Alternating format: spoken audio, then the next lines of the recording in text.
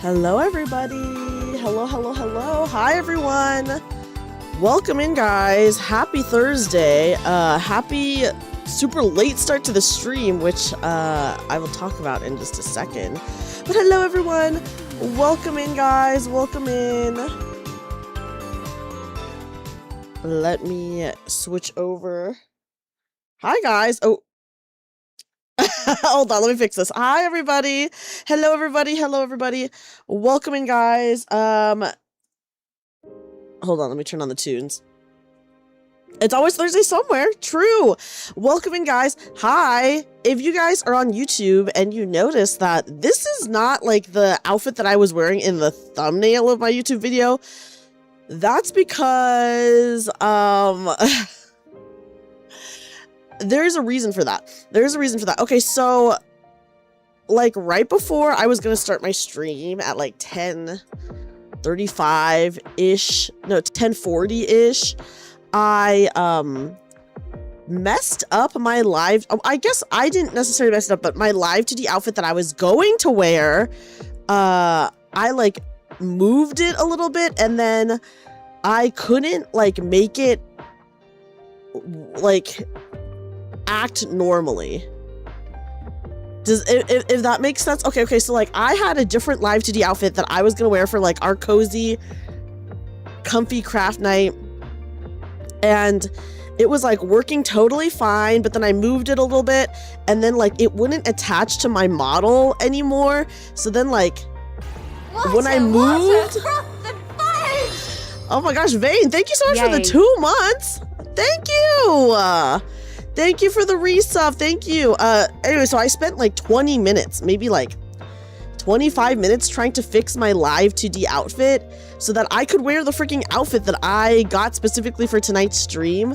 But it literally would not work, guys. It would not work. So like every time I like moved like side to side, it would like detach from my body, or like if I like moved up and down, it would like detach from my body, and I could not for the life of me get it to function again. So I started stream about like maybe 25 minutes later than I wanted to, because for 25 minutes I was just trying to figure out the live 2D outfit that I had gotten literally for tonight's stream. But yeah, it wasn't, I don't know, dude. I don't know. It was really cute. It was really cute. Here, let me go ahead and show you guys the thumbnail that I made. This was the outfit that I was going to wear tonight, and it just didn't work, man. It just did not work. So I was like, okay. Oh, it's like a really small image. Here, I'll put it on top. So yeah, so I literally had this super cute live 2D outfit. Oh my gosh, no worries, Inu Fluff. Even if you forgot, it doesn't matter because you're here now, you know? Like, I'm sorry, look at how cute that outfit is. It's very similar to this one, but it is slightly different. And it was working, like I said, when I took the screenshot for the thumbnail, it was working completely fine. It was like completely functional. And then literally right before I started my stream, I just borked it, and then I couldn't get it to. I know, Hazel, I was talking about how. Hi Digiton, welcome in. Guessing offerings to dark gods did not help. I listen, Vane. All I'm guessing was I was like ready to start doing that. Okay. Water. I was like, how the frick do I get this to 7 more work? months until I hit 3 whole years of being subbed to one of my favorite streamers. Whoa! Dreamy 30 Oh my god! Dreamy 30 Rave, Dreamy 30 Money, Dreamy 30 Eyebrows, Dreamy 30 Kazoo. I can't believe it's almost been 3 years. Thank you. First of all, thank you so freaking much for the tier 3 sub. Enu Fluff, it means so much to me.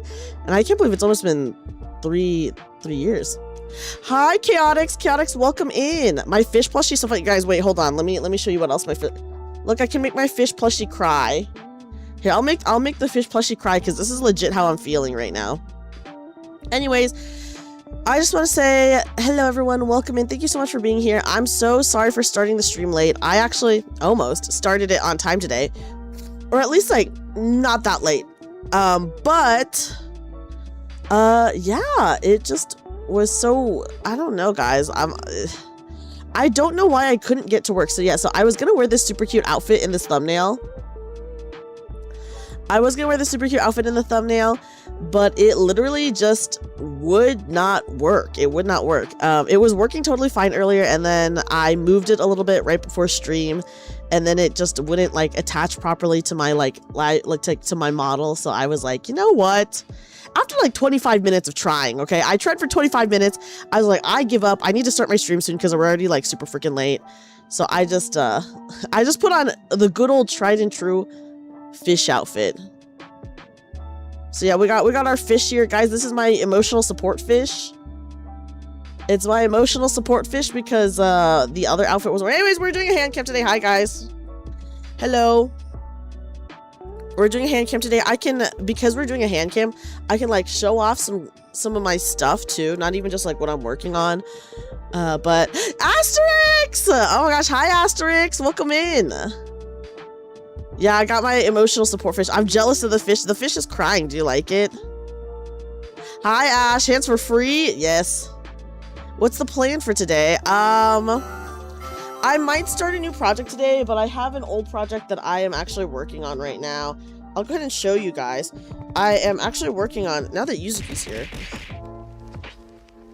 Asterix, how are you doing, by the way? Guys, I can show you guys something that I'm working on for my friend Yuzuki, which is I'm working on this granny square cardigan. It's not technically like attached yet, but I have to I'll show you the parts that are attached. Can I? Okay, sorry. I'm trying to figure out how best to show this. It's a nice fish. Plus summer reminds me of fishing. Exactly, guys. Do you like my emotional support fish? I need it. I need my emotional support fish now more than ever. After dealing with that one live 2D outfit, I was like ready to bang my head against the wall. Did you like what? Yes! Oh my god, Asterix, honestly, I'm not gonna lie, that was so funny because I did not see anyone's message until like a little bit after, and then I just scrolled back up to see you being like, not that this is a bad thing, but why is Dreamy in this group chat? And it was so funny. I was like, this is so funny. I'm happy that I got to be a part of it. I'll show off the cardigan now, guys. I've been working on this one cardigan for Yuzuki because I have a hard time making anything for myself, so I just like making stuff for other people if I can. So, am I excited for Nikkei Summer? I'm so excited for Nikkei Summer Vein, except I'm scared because last summer I was traumatized from having to spend all my gems to get the summer unit, so I'm excited, but I am a little bit traumatized. Okay, guys, I have a couple things I can show you. First of all, let me show you what I'm currently working on. So every square, this is a granny square, by the way. So as you can see, we got it in 2 different color variations. This is like a part of the front of the granny square, and then here is, like, you can see this is like the ribbing for the very front of it. This does not have like sleeves or anything attached, so this is literally just like the body of the cardigan. So like this is the front, and obviously like you can see like the back through it. So this is what it looks like so far. Sorry, the webcam is like really close. I guess I could, if I could try to lift it so you guys could see more, but then you guys would start to see my gross desk. So I'm like, well, how much do I want them to see? So maybe, and also there's my wires right here. So I'm like, maybe I should keep it a little bit close. But anyways, yeah, so this is the Greatest Square cardigan. This is I'll try to show it to you guys a little bit more. But yeah, so this is what they look like. As you can see, they're all like little hearts. It's really cute. This is crochet, so this is not my main crafting that I do. I should say I'm more of a knitter. Crochet is still really fun. I still like it. I'm pretty good at it still, but I think I'm really good at knitting in particular. Anyway, so that is like a very horrible preview that you guys got to see, but we have all the squares. I finished all of the squares for it. We need to weave in all the ends and then sew them together. So that's what I'm going to do tonight. But here, let me show you guys something that I finished knitting recently. And guys, this is where you guys are really going to see my pro moves, okay? Are you guys ready? I finished knitting this cardigan for my friend. Here is the very top of it. You can kind of see it. But I finished knitting this cardigan for my friend, and look at the, oh. Look at these, dude. Sorry, the camera's a little bit unbalanced, guys. It's a little bit unbalanced, okay? Anyways, look at these buttons that I attached. Look at these buttonholes, dude. Like, I freaking did these buttonholes. Look at that. Look at how pro. Also, these buttons are like ceramic. These buttons are ceramic. Can I like, hold on, let me see if, here, let me try to zoom out. I'll manually zoom out, guys. There we go. But yeah, so this is a cardigan that I just finished for my friend. I wish I could like show you guys more, but the camera's obviously really close. Hi, first name. Here's the sleeve. Here, I'll very slowly move it over so you guys can see. And also ignore the wires. I'll fix it in a minute, but yeah, so here is like the top of the cardigan. It is like a V-neck style, so it goes into the V-neck. Here, oh. Hold on. Okay. Here are the buttons. Hi, first name. Welcome in, by the way. Here are the buttons. Look at these. And then here, I'll show you guys the sleeves. And then here is like the sleeve. The bottom of the sleeve. I wish I could show it to you better, but obviously I just like don't have like that much room to show you. But it is really, I'm really excited. I wish I could show you guys more of this cardigan in particular because, okay, it's like a raglan cardigan. So if you guys look, I don't know how well you guys can see, but there's like, right here, it starts shaping for the sleeve. As you can see, like the stitches like split off and they start shaping the sleeve. And then this is a double knitted button band. Anyways, it looks really good. I'm not gonna lie, I feel very pro. I truly feel very pro. I truly feel very pro. Okay, I'm gonna bring this down again. Look at the frog with the ice cream, okay, guys? Enjoy the frog with the ice cream. But yeah. So I don't know, what can I say? I'm pretty proud of it. So we're gonna have another crafting night. We have a bunch of ends to sew in. And they are, my God, they're rough. There's a lot to do. But I think I can finish this weekend, honestly. But anyways, how is everyone doing? I hope you guys are all doing good. Thank you so much, everyone, for being here. Thank you for hanging out with me. Let me know if the music is too loud, by the way. I'm playing this random Square Enix chill mix. Lo-fi mix. But if it's too loud, just let me know. I can turn it down. It might be a smidge too loud. I'll turn it down a little bit. Okay. Anyways, yes, I want you to know that I was mentally going through it right before stream start. Anyways, everyone, please check out my wonderful friend Yuzuki. She's an awesome streamer.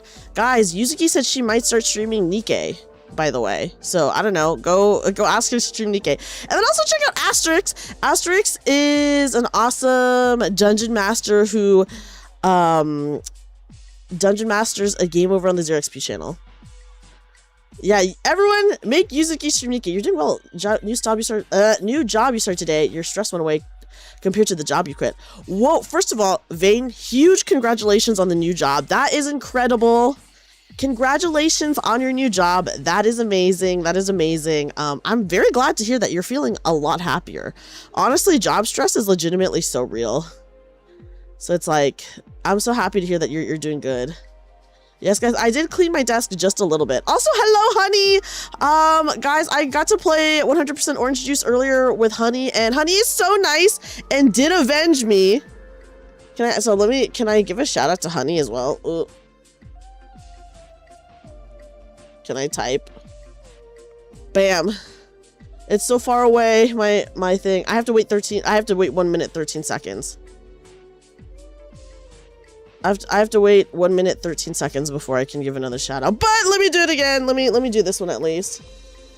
Thank you, Inu. Oh my gosh, thank you. Whew. Okay, anyways. Yes, Honey avenged me in 100% orange juice, which I'm very bad at that game. But anyways, guys, are you ready to do some crafting? We're gonna have a chill craft night. Hold on.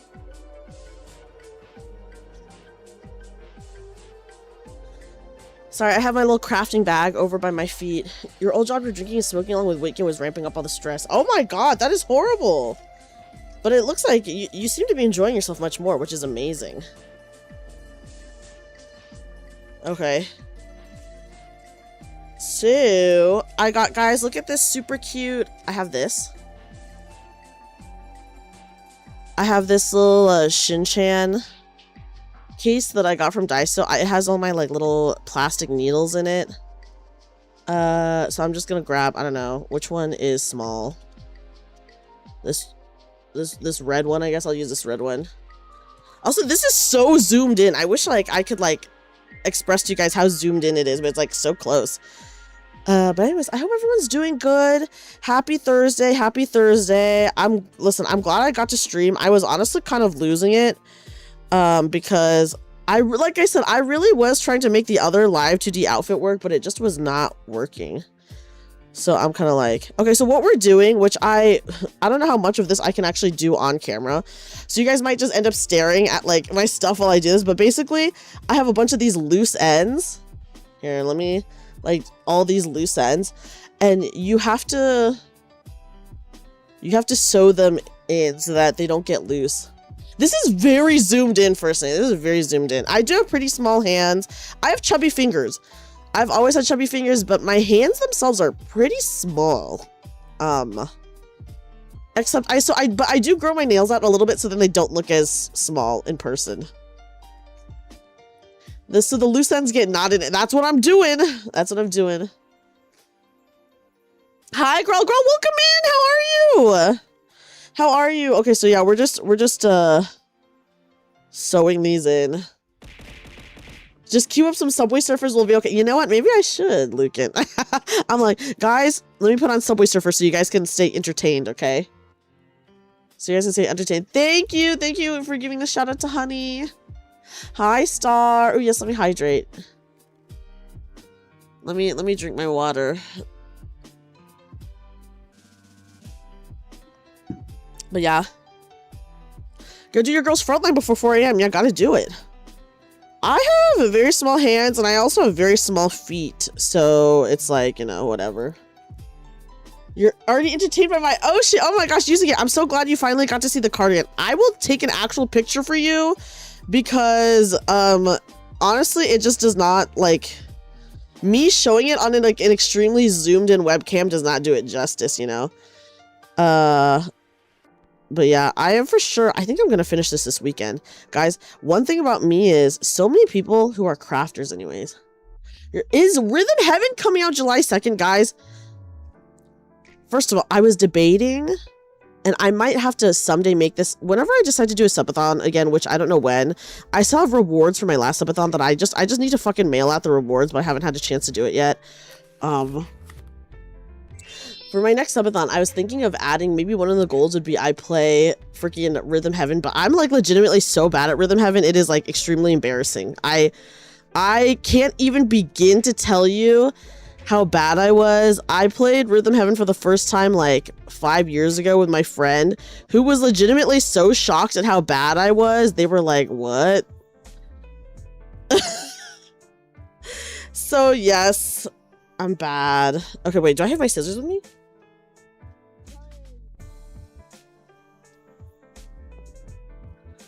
Guys, I don't have my scissors with me. You want to see that? It is, I will say, it is really entertaining because I will say my friend did have a great laugh watching me play Rhythm Heaven. No, I did not put work into the Nikkei rhythm game. I told you guys that I let my friend play my Nikkei rhythm game and they were the ones who got the high score, not me. I did not do anything in the Nikkei rhythm game other than be very bad at it. So yeah, and then everyone said I was cheating because I let someone else play the game. Okay, I'm gonna, in a minute, I have to get up to get scissors because whatever, like, anyways, you just basically sew this in enough and then you cut the rest off. Well, Zephyr, I truly am pretty bad. I played Poppin the other day, and I was not that bad at Poppin. But I will say Poppin has like so many buttons. I'm like, dude, I get like, as soon as I start messing up, I get so like, I legitimately get so messed up as soon as I start messing up even a little bit. But I do like it even if I'm bad at it. So I do like, my favorite is Sound Voltex. So I'm not good at Sound Voltex either, but I do really like Sound Voltex as well. You play 2DX at your 14 keys and turntables. Oh my gosh. The turntables, I will say 2DX has too many buttons for me. I can comfortably do 3 buttons per hand. Okay, 3 buttons per hand. I can comfortably do. And then as soon as they start having me do like multiple things at the same time, I'm like, oh god. It gets, it starts getting really bad for me. There's a KDA collab. Is there really a KDA collab? Wait, I kind of love that. There is a rhythm game that is coming out soon that I really, really want to play. I can't remember what it's called. I have to look it up, but I might end up streaming that, even though I'm sure I will be pretty bad. But I'm sure all of you guys will really love that. You know? I'm like, okay. I'm sure it will be bad, but I'm sure you guys will like it. Okay, so I'm like doing stuff kind of off camera because unfortunately so here's like my stuff, right? My mic is like here, I'll point, my mic is like right here. So it kind of like obscures my vision, so I can't really see. So I kind of have to do things a little bit off to the side because I can't see past my mic. But yeah. Do it? I might do it. Even though I'm bad. Honestly, sometimes being bad is a part of the fun, right? So I will, once it releases, I'll think about it. There's like so many really cool indie games coming out. Guys, it's the Steam summer sale. Is anyone buying anything? I added like a bunch of cozy games that I do not stream, I should say, to my Steam shopping cart. And I was like, maybe I should. I was thinking about it. Okay, has this made enough passes around that it won't get fucked up? Honestly, I do tie knots. They say that, like, to make it look really good, you shouldn't really tie knots into your work. But I'm like, you know what? Fuck it. I'd rather have my stuff never unravel than, like, worry about that shit. And also, this is, like, the inside. So who's ever gonna really see the inside? So I'm gonna tie a knot.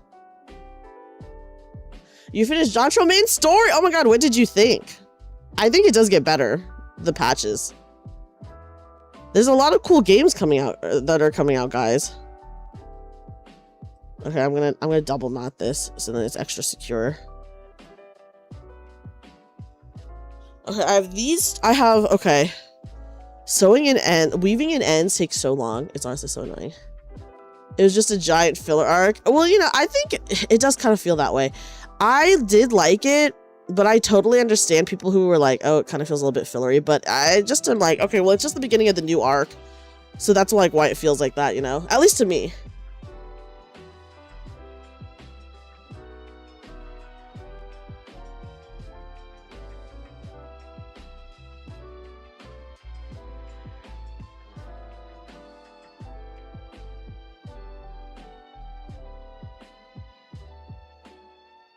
Okay, sorry guys, my allergies are acting up. Yes, it was fun and cute and sad at some parts. I did still enjoy it. The post-game stuff I do think does make it like a lot better. It's very fun. And then if you get a chance to do the raids, I legitimately think the normal raids are like the best normal raids that they've released. It is so fun. The themes are so fun. You could tell that they were having like a lot of fun with it. And yeah, I think everyone agrees that the Arcadian stuff is some of the best raid stuff. Hi, Nemu. You can't this year in terms of gaming. You're still shiny hunting. Oh my gosh. Oh, okay. What Blu-ray releases are you saving up for? You know, I want to know. Let's do this together. Yeah, let's do this together, bro. The BJ bros. Okay, I'm gonna double knot this. Guys, the power of double knotting. Just woke up from a nap. Well, good morning to you. Good morning. Okay, did I do? I did. I think I made this one. Okay, yeah. I need to do this one. Okay. We're sewing them in, guys. Anyways, welcome to craft night.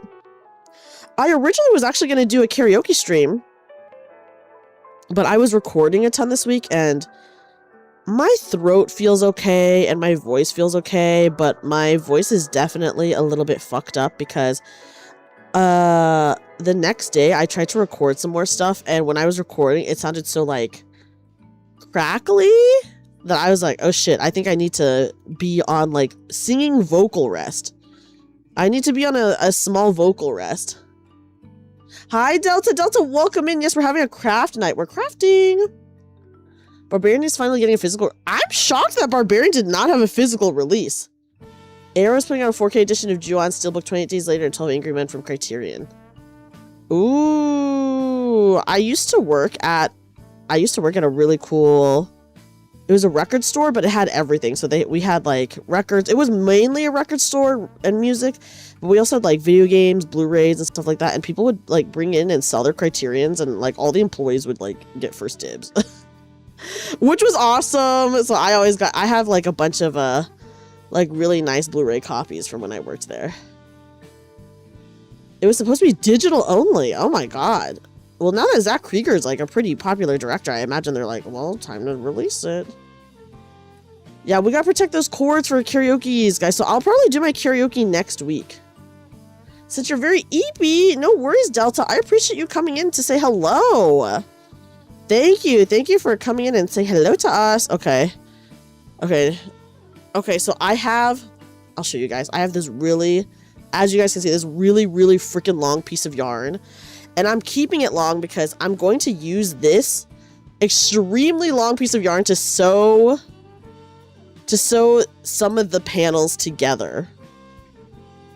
Is what I'm doing. So, yeah. I mean, you need to increase your disc anime collection. I have a pretty good anime disc collection, but I usually only get them when they're on sale. Because, like, at least Funimation, whenever they do their big sales, like, a lot of their shit is, like, so cheap. Versus, like, to buy anime regularly, I do think it's pretty expensive. But yeah. Any plans for 4th of July? Actually, I do, I guess I'll probably stream. Does that count? Whoa, we're gonna raid. Hello! Hello, welcome in, Raiders. Welcome in, Raiders. Oh my gosh. Hi, everyone. Hello, Fabled Hero. Welcome in. Does this count as a double? Welcome in, everyone. Welcome in. Hi. Hello. I'll wave to you guys. Hi, everyone. Hi, everyone. Welcome in, Raiders. My name is Dreamy, magical bunny girl turned part-time maid cafe worker. Well, today we're in our comfy clothes. We're in our comfy clothes because we're just vibing and crafting. Okay, I don't know what the frick song this is, but I'm sorry, this is not it. This is not good. I'm about to change this, because what the frick is this song? I'm like... but anyways, welcome in, guys. How's the crafting going? It's going slow. We're going slow, but you know, it's going good. It's going good. We're weaving in all the ends to this, and I have like 6 of these that I have to weave in the ends for, so it actually is, it's gonna take a while, guys. It's gonna take a while. You may hunt for a girls in Panzer set. Cute girls plus tanks. Ooh, you should. That sounds cute. Yeah, guys, it's cozy dream stream. Yeah, we're weaving in all these ends for all these granny squares. We're on, we need to do 6 of them. We're on square number 1. We're on square number 1, guys. And then hopefully we will get to sew them all together. You do have to lurk? Yes, no worries. Thank you so much for coming in on the raid and everything. Please feel free to lurk. Have a good rest of your stream. Thank you so much. Thank you so much. I appreciate it. I appreciate it. Okay, can I expedite this somewhat? I just want to make sure it's really secure, okay, guys? Yeah, anime Blu-rays are so ridiculously expensive. I do have a special Madoka Blu-ray set that I bought for like $50, but I think it's like $200. And then I have a lot of special, okay, because of my really cool previous job, I have a lot of like really special Blu-ray sets that are like literally like hundreds of dollars I got for really cheap. And you know what? It's probably good that I don't work there anymore because like legit all my money went back. It was really cool though. It was very cool. It was very cool. Okay. Let me just... We're almost done with this one, guys. Huge W from past jobs. I know. I do have like a lot of Blu-rays. I have like quite a big physical collection for like movies and stuff like that. And I'll probably never get rid of it because I don't know what's the point in getting rid of it. Okay, guys, we're done with square number 1. I do need to quickly run to get scissors really fast. Can I change the playlist first? Guys, I'm gonna change the playlist. They're selling standard 12 episode discs for $50. Yeah, I'm not surprised. Okay, here, let's listen to this. Okay, I'm actually going to pause the music now though because I have to do a quick BRB to go grab my scissors. I thought I brought it in with me, but I didn't. Okay, guys, I'll be back in like 5 minutes.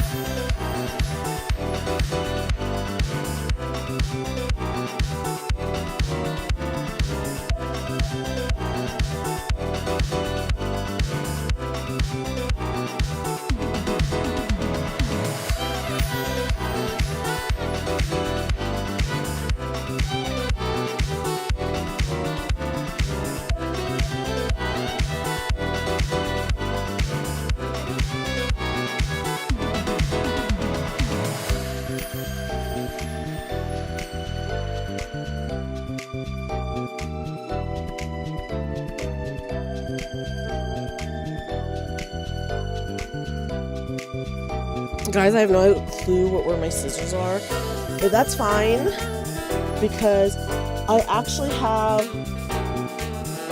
my small scissors. Oh, okay, I did find it. Okay, it was here. Okay, I found a pair of small scissors at my desk, so we're back. Thank you for the lurk, Fabled Hero. Thank you so much for the raid. I hope you have a great night, and please enjoy your food and your sleeps. Thank you so much. Hi, Shizu. Welcome in. Okay, guys, I'm putting on the new playlist. Okay. Oh, grabbing my scissors. Hold on. Okay. Oh, time to keep this organized. I'm so glad that Yuzuki got to... Oh, actually, I do need to sew this one in as well. Pause, guys. We're not done with the first one yet. We're not done with the first one. I need to sew this one in. I'm glad that Yuzuki got to see her cardigan. I need to take a better picture for her, though. Anyways, I am making this cardigan for Yuzuki as a gift. Honestly, maybe as several gifts. Hi, Rowdy. Rowdy, welcome in. Should I call you Rowdy now, or should I still call you Howdy, by the way? I'm so spoiled. Yuzuki, I'm so glad you're here. A part of me, I was like, since I was working on your cardigan, I was like, a part of me was like, maybe I ask Yuzuki to like join me on call or something. But then I was like, no, I don't want to force anyone to do that. Howdy is fine. Okay, I will continue to call you Howdy then. I know, because I noticed your username changed, so I just want to make sure that I'm calling you by the name you want me to call you. I know. I'm just so glad that you got to see at least a part of your cardigan. I told you it's not very purple coated though, which was like my main thing, which was like I don't think it's very purple, which is like my main complaint, I guess, for myself. It's very blue coated. Do you understand now what I mean when I say this is the Arthur square though? Is this not the Arthur square? Your mind wants to do activities, but your body won't give you energy. Oh no! You better be resting, Howdy. You better be resting. Okay, I'm gonna put my yarn scraps, I guess, right there. Just gonna snip these. Shove them right here, and then I'll throw them all away when I'm done. At the end of stream. Is this all? Nope. Okay, and then we leave this extremely long piece so that I can sew it together. Anyways, can you tell that it's a heart? It actually really looks like, on camera, you can really tell that it is a heart. Isn't it so cute, guys? You want to draw on codes so you're just here? Hey, you know what? Honestly, Howdy, I'm always glad to be able to entertain you. But yeah, ooh, Nemu, welcome to Twitch. It is very cute, right? Okay, guys, square number, we're done with the first one. We have 6? No, we have more than 6. We have, how many total do we have? We have 10. We have 6 of each color. I've already done 2 of this one. I already had done 2 of these ones previously. So we need to do 5 more of this one, 4 of these ones. So it's 10 total. 10 total. Honest, guys, we're 46 minutes into the stream. Does this bode well for my speed? I don't know. Also, where the frick did I put my... Oh, it's right here. The hearts are so cute, aren't they? I know it's pretty late, though, so... At some point, I do think it would be fun to have you on call, Yuzuki, but I was like, it's kind of late, though, so I don't really want to force her to be on call with me. Guys, my fish went away. Do you guys miss the fish? Should I bring the fish back? Hi, Rayo! Dreamy speedrun. Well, this is we're just honestly, guys. And then we can hang out. Okay, yes, take your time. Okay, guys, I'm not gonna lie. This is technically right now. We are not crocheting and we are not knitting either. We're literally just weaving in the ends. We're just weaving in the ends. Oh, okay, guys, this playlist is way better. This is the playlist that's playing right now. I actually used to play this quite a bit for my streams, and then it's been like years since I've played this playlist, I think. I turned ads off for this stream because I was like, well, we're gonna be like listening to tunes and just chatting anyways. So I don't want to have to like worry about monetization. Have you done a teaching stream with this before? I actually have not. I guess I could, if people really wanted to learn how to like knit or crochet, I could do a teaching stream, but the only unfortunate thing is you need to have the items. Also, Papa John, I did crochet these with the crochet hooks you gave me, by the way. They're pretty good. I did test them because I was like, I wonder like how good these are, and they're actually pretty good. You could do a stream where everyone buys the same DIY kit. Oh my god. Okay, competition idea. I do a stream where everyone buys the same DIY kit. I give a brief teaching. And it has to be like something pretty simple, I think. Or I have to make the DIY kit. I serve as a host. Everyone else sends in like a hand cam of them crafting it, and I judge based on my very cursory teaching. Wouldn't that be so funny? I do, yeah, it's very good. The crochet hooks were very good. And honestly, all the sizing is very useful. Right? That would be so fun, but my only thing is I know people would make some fugly shit. Not saying that about like anyone's skills, but obviously if you're doing a skill for the first time, the first thing you ever make is gonna be ugly as fuck, you know? Is it mean if I say this preemptively? Whoever is in my competition show, I'm sorry. I'm judging you already.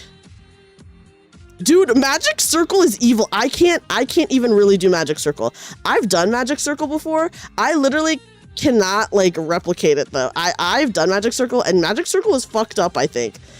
It's literally better just to chain 3 and then slip into the first chain.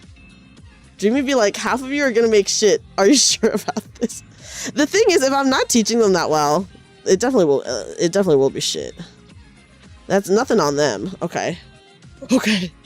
We're doing it. Put me in, coach. Hazel, Hazel, you're an artist, so I feel like that gives you kind of an advantage in crafting, right? That's part of the terms and conditions for entering the competition. You have to do the freaking magic circle. Dude, magic circle is evil. I hate magic circle. It is evil. You already know anything you make will look like shit, but Sniper Bear, you never know, actually. You might actually be very talented. You might actually be extremely talented. You're good with your wrists, not your fingies. But I feel like it's all in the flick of the wrist, if I'm being totally honest with you, Hazel. So I think you could. I think you could. Guys, I wish I was crocheting or knitting right now, but instead I'm just weaving in a bunch of ends. I'm determined to finish this weekend. I'm actually going to make Yuzuki 2 things. So I'm like, I need to, once I make my second thing for Yuzuki, then I'll mail everything out, but yeah. Saber, welcome in. Hi, Saber. We're doing a hand cam today. I'm weaving in ends for this project I'm working on. Okay, now we do this one. We do this one now. Okay. Did I do this one? Yeah, that one. Okay, and then the yellow one last. Adam, welcome in. How are you? Welcome in. Anyways, guys, hi. I can wave to you guys. It'd be more interesting as a teacher to have students who suck so they can actually, teach. And you know what? That is probably true. But I don't know. I'm not really confident in my abilities as a teacher, to be honest. It's midnight. Why is it 80 degrees? Nemu, it is like, let me see how many degrees it is here. And it's 93 degrees right now. It is midnight and 93 degrees for me right now outside. Isn't that freaking evil? Nice outfit. Adam, I had a cuter outfit. But I couldn't make it. It was working earlier on my model and then it wouldn't work again. So here, I'll show it off. For anyone who is just coming to the stream, I did start my stream late and it was really cute. Here's the outfit that I had and it was working totally fine earlier. And then right before I started stream, I fucked something up and then it wouldn't like attach to my model properly. So then, yeah, but look how cute it was. What if Sniper Bear is just naturally goated? That's what I'm saying, weeb. What if Sniper Bear is naturally goated? Sniper Bear, believe in yourself. The desert sounds like pure pain. The desert's pretty bad. I'm not gonna lie. It's pretty gross. I know. It's okay, guys, but we have this outfit, and this outfit comes with a fish. How many outfits come with a freaking emotional support fish? I need the emotional support fish now more than ever, by the way. Because, me starting stream 25 minutes later than I wanted to because I was trying to figure it out and I was like literally going insano mode. There are so many ends to weave in. It's true because it's so many colors, you know? 2 for each color. Sniper can't be a goat because he's a bear. And damn. That's right. That is true. That is just sorry, Sniper Bear. The best thing you made was a boat made out of clay. Okay, that's kind of cool. That's kind of cool. I'm always glad to see you, Sniper Bear. I know, like, you've been sleeping kind of early and stuff like that, and I know, like, some of the games I play aren't, like, super interesting for you, but I'm always happy to talk to you. Okay, that's good. That's good enough. Now on to the yellow. Guys, we're about to be done with... Guys, I'm getting a little bit faster. If I wasn't chatting, obviously, I would be getting through this even a little bit faster, but I already went ahead and Steam blocked these, by the way. So anyone, for anyone who is, like, not a fiber artist, eat the fish! The fish is already crying, Howdy. How could you say that about the freaking fish? We also want an art project to make something while blindfolded. Pause. That is actually a crazy art project. That sounds really fun, though. You did actually get made fun of by a teacher for your art in 6th grade. What the frick? What did they say? Should I kill that teacher? He's bullying the fish. That's what I'm saying. The poor fish. You might think it looked like something else. I'm scared. But I'm... You are grinding out the... Oh my gosh. Is Woowa having a collab with Cyberpunk? I did not know that. The fish is crying. You won't eat him? No, guys. I don't think the fish wants to be eaten. Unless you're just saying the fish wants to go in my mouth.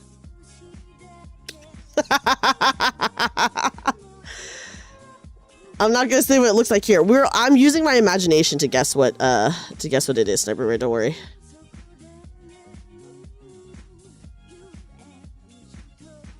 Okay. Hold on. Also, these plastic needles are so fucking goated because here, I actually have a metal needle here. Metal needles, they're cool and all. Obviously, like the tips are pretty sharp. But the plastic ones are goated because you don't have to worry about threading the yarn through this fucking tiny ass hole. Because you can just like, you can spread them wide and stick it in. They have Lucy, Rebecca, and Wua. And Rebecca is free. Wait, that's kind of cool. What a crazy collab. Hey, listen, guys. I'm just the messenger, okay? I'm just the messenger. Never mind! Dreamy 30 wave. Never mind. Thank you for 11 months. How are you tonight? How are you? How are you? Okay, I think that one's good. Maybe I'll double knot this one because it's at the very edge. Guys, we are almost done with square number 2. We're actually, why are we kind of zooming? Guys, okay, also, I just want to make a quick announcement. I'm doing good. We're having a fun crafting time. Guys, quick announcement. If you did not see my announcement on Discord, if you guys didn't know, my VTuber group, guys, and I'm kind of nervous. My VTuber group, Vivaria Virtual, this weekend, over on the Vivaria Virtual YouTube channel, we are hosting a tabletop RPG weekend. So, on Saturday, we are playing a game called Mouse Ritter. We've already played Mouse Ritter all together. And then on Sunday, we're playing a sci-fi horror tabletop called Mothership. And for Mothership, I'm actually the game master. So I will be game mastering it. In Mothership, though, you're called the Warden. You're not called the GM, you're called the Warden. So I'm gonna be the Warden in Mothership. So I'm a little bit nervous because this will be my first time ever on stream, essentially like GMing. But I'm really good at making shit up and really just rolling with it. So yeah, the mommy ship. What's funny is that in the Alien tabletop, guys, in the Alien tabletop, you're called the game Mother. Because if anyone's seen Alien, you know, like the computer system is called Mother. So you're called the game Mother. But anyways, so we're hosting a tabletop RPG weekend and we are, oh God, it's fucking huge. The reason why we're doing it is because we're trying to fund for some future music projects that we're doing. Hold on, I'm adjusting. So we're letting people either help us or really fuck with us by donating. So, so here are like the tiers. If you don't know like this amount, you could give an advantage or revive someone or just really fuck with someone if you want. You can add a complication to the game and really fuck things up. That's what she said. But yeah, so guys, I am playing a sexy hamster. I had a custom red bikini made for my hamster model. A red bikini asset made for my hamster model. So on Saturday when we're playing Mouse Ritter, at least come and check out my fucking sexy hamster, okay? Hi Xanthine, welcome. So guys, that's all I'm asking is check out my cute hamster model that has a red bikini asset that I got. Hi World War II, sexy hamster. You say yes, Xanthine. Oh my God, I'm not gonna spoil to you guys what it looks like, but if anyone saw my last Mouse Ritter game, I did say in my last Mouse Ritter game that my little hamster character was wearing a red bikini, so I did get an asset made. Cue the dominatrix hamster gif here. It made more sense for her to wear the red bikini in the last game we played because we were literally in a river race. But yeah, she was a science teacher. So we were all drawing class and you're doing an orangutan and the teacher was walking around. Is that what it's supposed to be? Oh my God, that's honestly so fucking embarrassing for your teacher, Inu. Like, that is disgusting. I'm sorry, teachers who are like that should not, first of all, not be teachers. And honestly, maybe freaking end themselves. The dedication to get our, I know, I can't wait for you guys to see my sexy hamster on Saturday.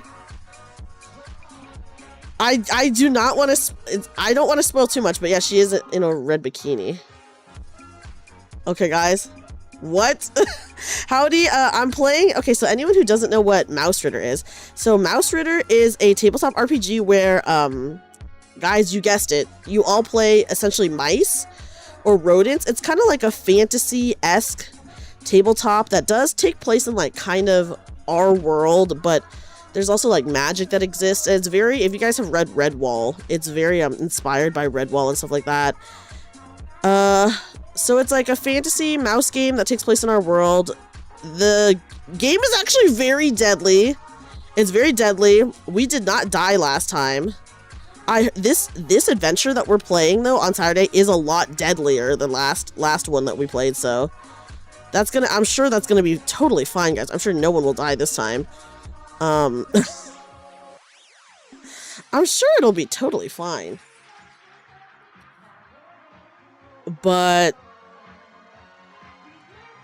I don't even have anything to say to that. Will there be a Holy Grail war? Well, we're gonna deal with a giant snake in the sewer is what we're dealing with, Saber. I'm so ready for the return of Sexy Hamster Dreamy. Hazel, did you get to watch my last Mouse Ritter game? Are you really a hamster if you don't die in some tragic, unexpected, strange event? And you know what, Howdy? That's a good point. We'll see if I die. My hamster did kill someone last game, by the way. Literally, in the last game that we played, there was only one casualty, and my freaking hamster was the one who killed someone. And also, we didn't even win first place. Okay, so I did get a rat boyfriend. I got a rat boyfriend at the end of my last game. Okay, so for anyone who did not see my last Mouse Ritter game, also I'm gonna take this off the screen so you can actually see my hand cam again.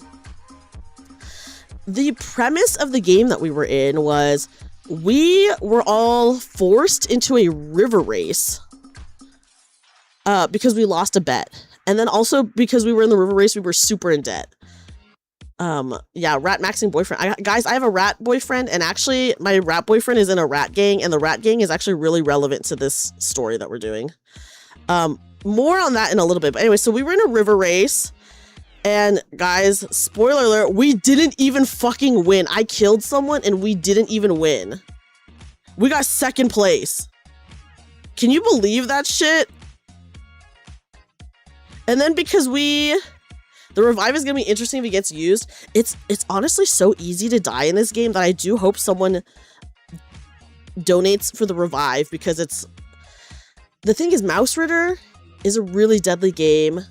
Mothership, which is a sci-fi horror tabletop, is also a really deadly game. So as the game warden, I'm going to have to make some extra characters in case any of the players freaking die, so that they're not just out of the game. I have to. 30 love, so close to 4 years. Oh my god! Curious, thank you for the freaking 47 months. One more month and it is 4 years. What the heck? Thank you so much for your support for all this time, Curios. Thank you, thank you. You generally pulled a dick dastardly with that kill. Yeah, guys, I literally killed someone and we didn't even win first place. Okay, isn't that fucked up? But anyway. Okay, guys, we're done with the second one. So yeah, I am my sexy hamster again. Okay, so anyways, we were in a river race. I killed someone in a really fucked up way, to be honest. So I have a disguise kit on my little hamster, and I used that disguise kit to disguise myself as a mouse that was the lover of another mouse on a different boat. And while we were in a cave, I convinced that other mouse to jump over to our boat, and then when she jumped over, I purposely pulled my little paws back so she fell in the water and drowned. Because I was trying to kill her. But I feel like, I think, you know, just killing her in battle would have been less fucked up than whatever the fuck I did there, let me just say. So yes, I disguised myself as her lover, convinced her to jump over, and then when she jumped over, I pulled my paws back, and then she drowned. Anyways, I killed someone, and we didn't even win the freaking race. You know? I'm really hyped for Mothership. I'm hyped for you guys to see Mothership. I'm honestly really nervous. I have GM'd before, and my friends all say that I'm a pretty good GM, but I don't know. You never freaking know, right? What if I'm actually really bad? I know all of that for second place is crazy. Can you believe that? If that's okay, so anyways, so guys, we got second place. We really needed first place because one, we were 1,300 pips. Pips is like the currency in the game in debt. Second place only gets you 500 pips, okay? First place gets you 1,000. So a rat won first place, and he had to win first place because he was trying to enter a rat gang, and that he needed to win to be like initiated into the rat gang, right? So when he won first place, I had my little sexy hamster in her red bikini go up to him and flirt with him to convince him to give us the money, which he did. He gave us the money really fast, but first prize also gets a wish. So the race, okay, so the module that we played is called Song of the Frogacle.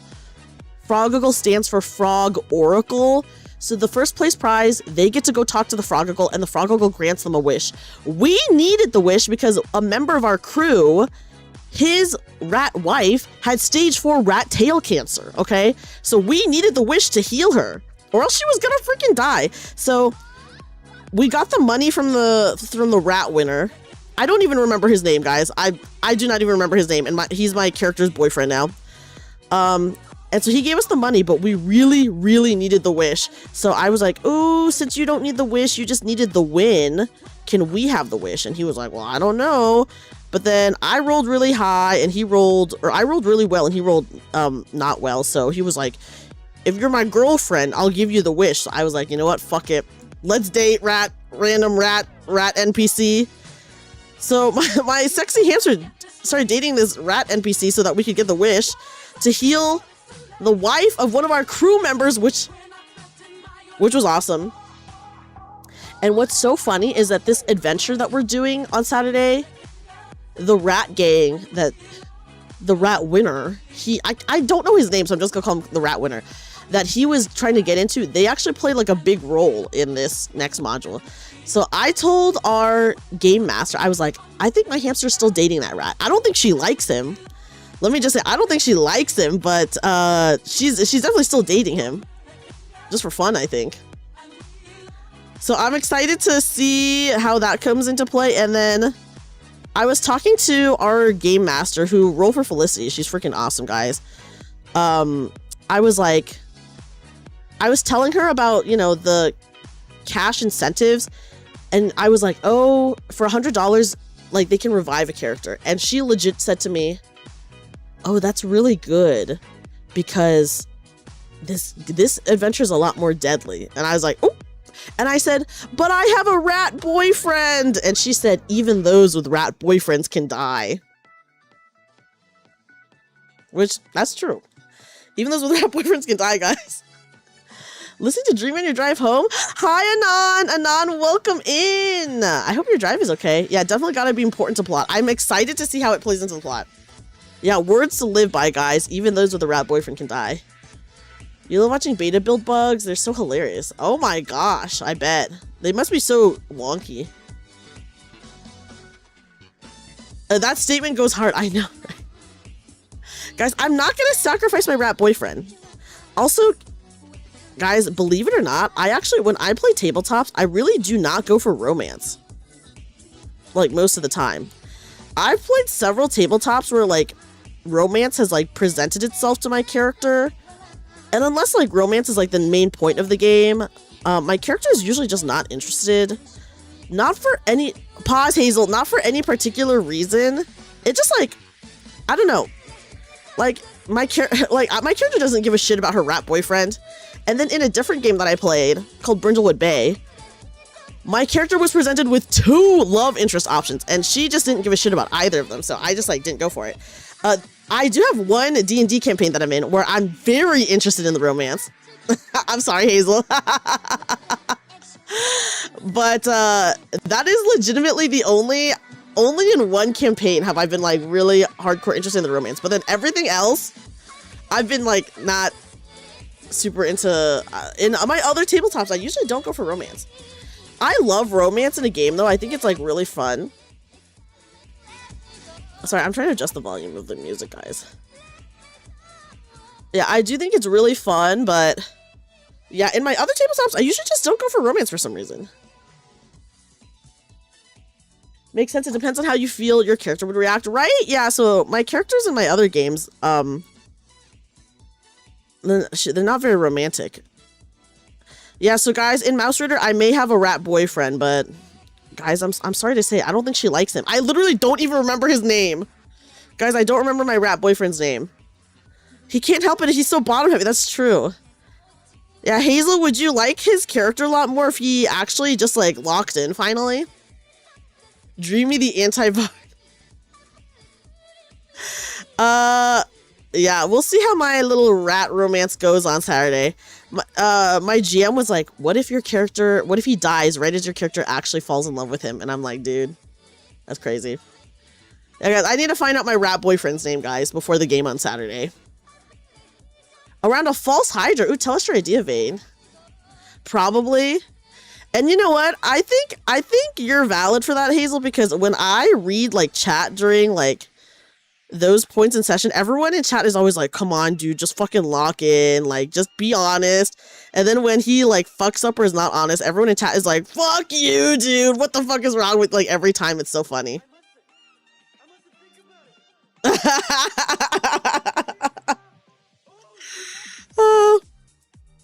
It's so funny.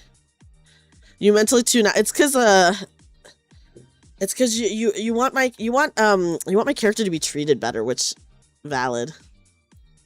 Guys, make a prediction. Will I fall in love with my rat boyfriend on Saturday, or will he die with my character not giving a shit?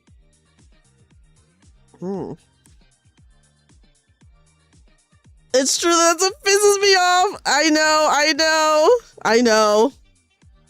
It's so hard to have such a hot character and yet have her romance option in a game that you're playing be, I think it's fun and interesting, but I could see how, like, it is also frustrating.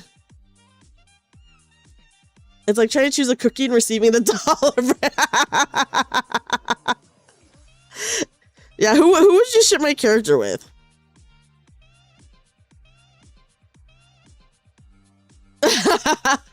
The story goes that you exploit the meticulous note taker and a player.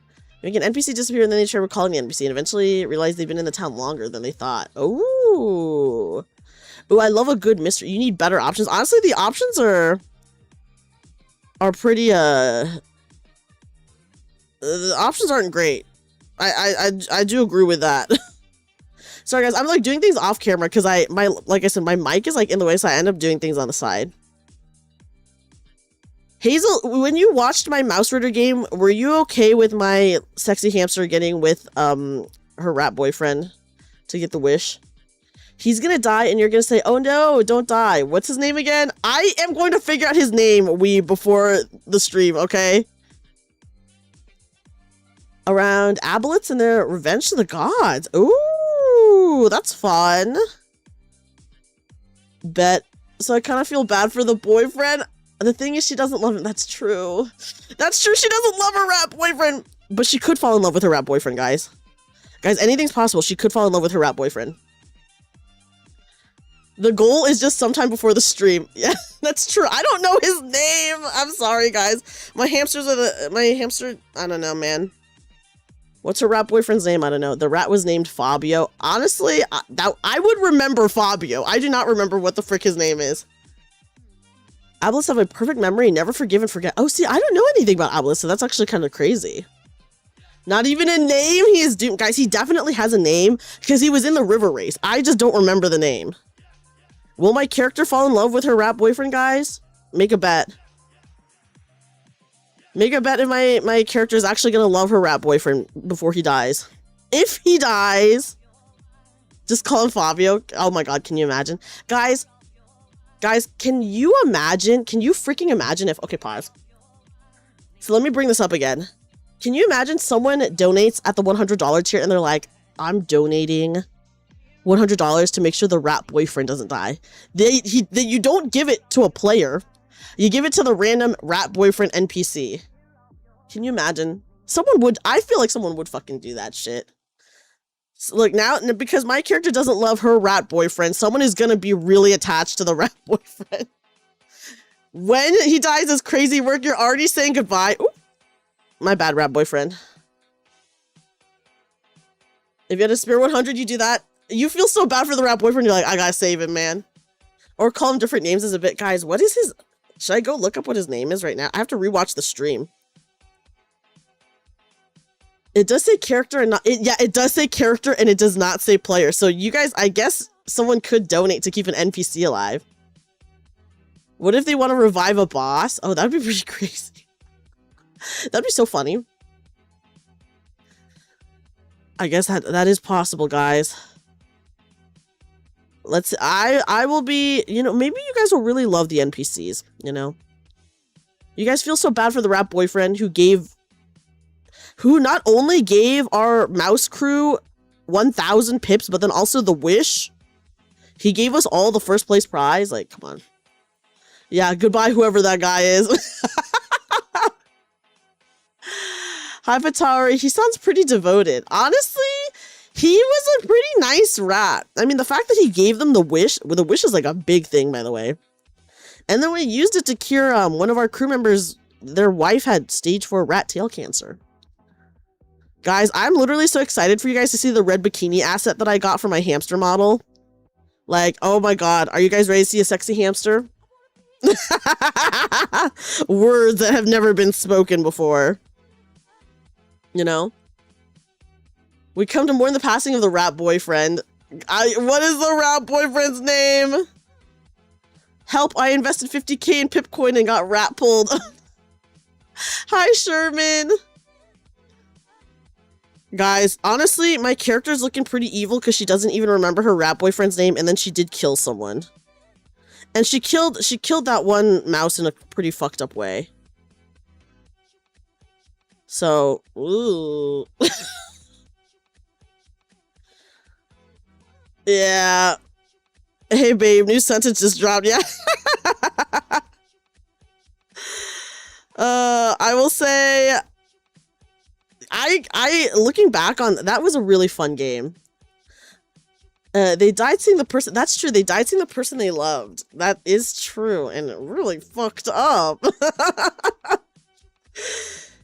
Could I have done it in a I don't know, guys. Sometimes shit just happens, you know, and you kill someone in a river race by pretending to be their lover and convincing them to jump over to your boat, and then when they jump over, you pull your paws back so then you don't pull them up and they fall into the water and drown. You know, sometimes that just happens. Oh my god, sorry. I keep hitting the cam.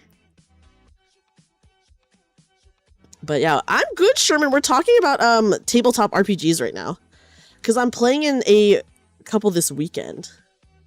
Ablets are scary as they are psychic. Ew, that is crazy. Things happen in the heat of passion, Jimbo. I had to win that river race. And we didn't even win the river race is the worst part, weeb. Guys, all of that just to get second place in the freaking river race. Can you believe that? Like what? It was such a fun game. I will say, I really like Mouse Rider. It is legit such a fun game. And Taylor, Roll for Felicity, she's such a good game master. Guys, everyone please check out Taylor if you can. Widowed someone for a silver medal. I know, dude. I know. Crazy, right? And guys, would it be crazy if I said I do not remember the name of the rat boyfriend, but I do remember the name of the mouse that my character disguised herself as, who didn't even appear in the one shot. He was just mentioned because my character disguised as him. Yeah. Damn. You know, the things you do for a second place prize.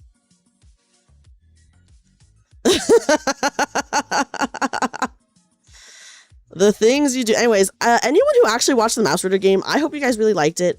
We recently got a really, really nice comment on the VOD for that stream. Justice for my brother with no name rat boyfriend. Guys, I will find out his name before the game, okay? I think I might have read it on stream for you guys, but we got a really nice comment where someone who has no idea who the fuck we are, they were just like, Oh, I was looking up just Mouse Ritter actual plays, and I came across your game, and you guys all like had so much fun, and it was so fun to watch you guys and stuff like that. And I was like, dude, this is so nice. Like, that's really nice. He is so dead. We don't know that he's gonna die. He might live. Someone might donate to revive him, Rayo. If you're the only one that gets that reference, it's okay. If you're getting my walker. Guys, pause. Let me look a rat boyfriend's name. Crap. What if someone revives the rat you drowned? Oh my god, they can't do that. It's already too late. We're already way past that. Can you imagine if someone did that? They're like, I donate $100 to bring back the freaking mouse that I drowned forever ago. Oh my god, that would be actually very scary, I think. That would be we'd be breaching into a new genre, Yuzuki. A scary genre. Guys, and I think, guys, yeah, new boss material, the rat or the mouse that my character drowned in the first game. Guys, I'm honestly, can I be so for real with you right now? I'm honestly a little bit worried for my Mothership game because none of the characters chose like any combat shit. So like if they have to fight, I think they're gonna fucking die. So like, so all of the players, none of them chose any combat, like none of them chose the combat class. None of them even got a gun because you can spend money to get a gun. They did not spend money to get a gun. So I'm like, dude, I'm a little bit worried because I have to create some backup characters. I'm like, do I create 2 backup characters or do I just in case create 4 backup characters? How much to do that? $100 a non. A bunch of nerds with pencils and wrenches are about to face an alien. Yes, dude, literally. I think the best weapon they have, one of them has a crowbar. Ooh. It's a little bit concerning, to be honest. I didn't say anything when they were doing it. Dog, I know. I better dude, I know, dude. They have a freaking crowbar. Technically, 2 of them do have explosives, but you can't really use the explosives as like a weapon in combat because you have to set it up. You have to set up the explosives. So like really you can like break shit and maybe do damage over like later, but you like that's a lot of planning in advance. I think you need to prepare backup. I think I do. I'm a little bit concerned. I already have ideas for how I want the story to go. Cause I don't know. I don't know. I love making shit up, you know. I'm pretty good at improv. In other games that I play, I'm better at improv than like in D&D, in my opinion. It's in the Aliens universe. And the party does not know until it's too late. You know what? Were you using the Alien tabletop for that? I really am. I'm extremely interested in the Alien tabletop. I'm not gonna lie. Okay, guys, we're done with the 3rd square. Guys, we only have 7 more to go, dude. We're doing so good. We're legit doing so good. Are they gonna Grand Theft Auto? I do not know their plan. I don't know their plan, and to be honest, I'm a little bit concerned if I'm being so for real. I am a little bit concerned for them, dude. Okay, there's only 4 classes in Mothership. I do have like extra. Oh, guys, speaking of Mothership, let me show you guys. Hold on. I have it on my desk. Hold on. I have to move shit. Guys, I have so many cool modules for Mothership. They're just all on my desk, by the way. Look at this. Here's one. So these are trifolds. Oh, oops. I keep accidentally freaking turning this on. Okay, there. Oh, it's because I keep accidentally pressing my space bar. And here I have this one. I have so many stuff. Like, look at all this. This is all for Mothership. Oh, this is a new class. This is a new class. Hi, Alaskan Hybrid. I'm making a cardigan. But look at all this. Here's another class, because there's only 4 classes in Mothership. So some of the third-party modules that people do, they add more classes. So like this is for a corporate one. Here's an agent. So these are not a part of the regular Mothership classes. Yeah, just like a bunch of cool scenarios. The scenarios are pretty cool. They leave it very open so that you could honestly do a lot of stuff with it. This adds 2 classes, the celebrity and the fool. And then I have this bigger book. Oh my god, I really want to run VR Dead. I really want to run, this one's called Archiver. Yes, we're making a cardigan. I'm just showing off some other stuff right now, but I'm working on some granny squares for a cardigan Alaskan hybrid. The fool sounds cool. I know the celebrity and the fool, it's like streaming based. So I thought this one, I really want to do Archiver at some point because Archiver, what's interesting about Archiver is, okay, so most situations with sci-fi horror, you're kind of going into a situation that you don't know anything about. With Archiver, you play the role of a documentary crew. So you kind of know what you're getting into. And you are incentivized to basically do really risky moves to get footage of what this, like, whatever thing is happening. And then under the skin, guys, I'm not gonna lie, I am already thinking about some shit that I want to run on my channel. I was gonna do a Vampire the Masquerade game as a part of my Donathon goal last year, but I think I might change it to Mothership. Oops, sorry. I might end up changing it to Mothership just because, I don't know, I love VTM, but I feel like VTM's hard to run. Even though I have run VTM before and it was totally fine. I just get like really nervous about VTM. So I might do a Mothership one. And I already know I'm 1000%. I'm going to do a Christmas one. Guys, we're going to do a Christmas one. And I might want to do other ones. Do you guys want to know about the Christmas one? VTM is mainly political to run. I know it, like, VTM is very political. The thing is, VTM is very, very political. So I feel like sometimes it's harder to tell shorter stories with the VTM unless, like, they're just solving a mystery. Just copy what the second game did. Just get rid of the M. Wait, what second game?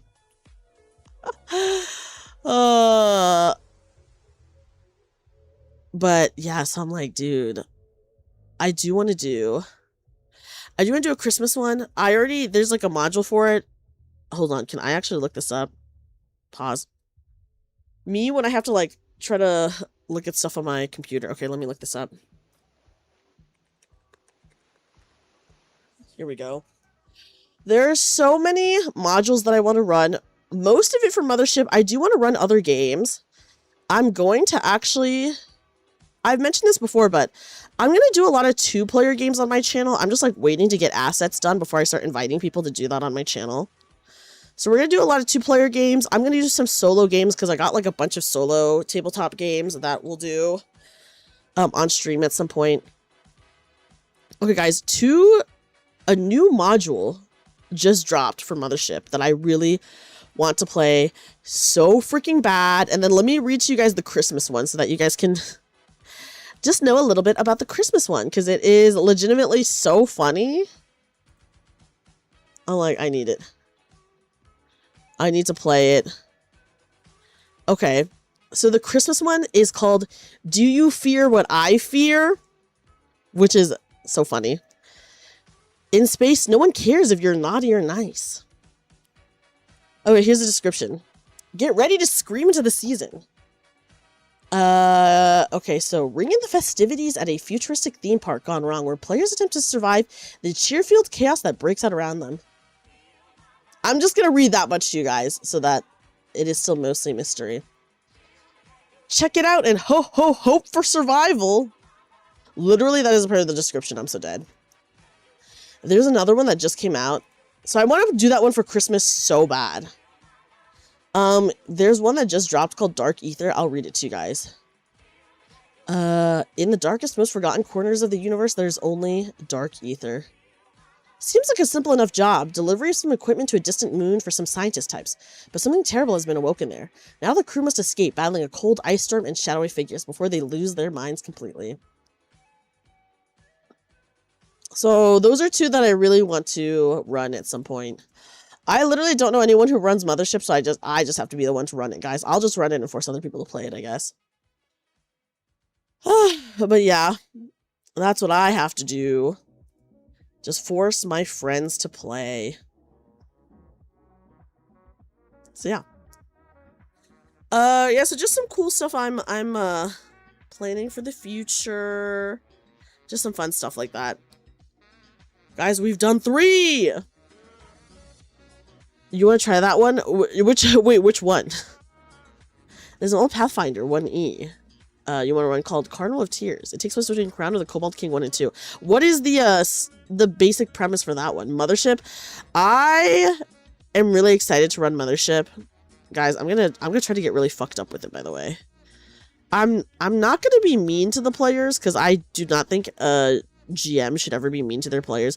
But the thing is, I fear that their roles might be bad, and they might end up being mean to themselves, because honestly, guys, I hate to say it, but their stats are not that good. We were rolling for stats, and I'm not gonna lie, they were not that great. Hi, Julie, welcome in. We are weaving in ends for granny squares, making a cardigan. And yes, I agree with you, Sniper Bear. I think a mean GM makes it hard to have fun. I hate it when GMs are mean. First of all, I hate it when people are sticklers for the rules. Because, like, yes, you should follow the rules, like, 60 to 75% of the time. No, 60 to 70% of the time. Like, I would say you just gotta roll with it. The other, like, 30 to 40%. Like, I believe in the rule of cool. You really got to do whatever to make it fun for your players and stuff like that. So I hate it when GMs are mean. I hate it when they're a stickler for the rules. Because I believe in the rule of cool. Yeah, rule of cool, exactly. But I do fear that they might die. I'm honestly really concerned because I think their stats are pretty bad. Guys, their stats are pretty bad, and we're in Mothership, you roll on a D100 system, so you roll a D100 and you have to get under your stat number. So if their stat is literally at a 40, they have to roll under a 40 to succeed. And then every time they fail, they gain a stress. And if they have to make a panic roll and they have a lot of stress, it's going to be real bad. It's going to be really bad, guys. Carnival Tears. The Falcon's Hollow has been long watched by the vile fae of Dark Moon Vale. They've lingered in their woods, seething with anger at the townspeople for defiling their land. When the carnival arrives, the fae finally see their chance for vengeance. Whoa. Is combat a bigger part of the system, or can you make it more dialogue-based? I think that you can make it more RP-based for sure. Because really, the thing with, like, horror in general is that you really don't want to be fighting the monster if you can help it. Right? Because, like, the enemy is always, like, something bigger, badder, scarier than you could ever, like, in-game imagine. You know? So it's like, well... Also, hi, Jamie. Jamie, welcome in. Stress rolls? Yeah. Okay, so so stress rolls are fun because every time your players fail, they get a stress. And then, at certain points, they have to make panic rolls. And what you have to do with that is... Let's say you have 5 stress. 5 stress is actually pretty low. You roll a d20 and you want to get over however much stress you have.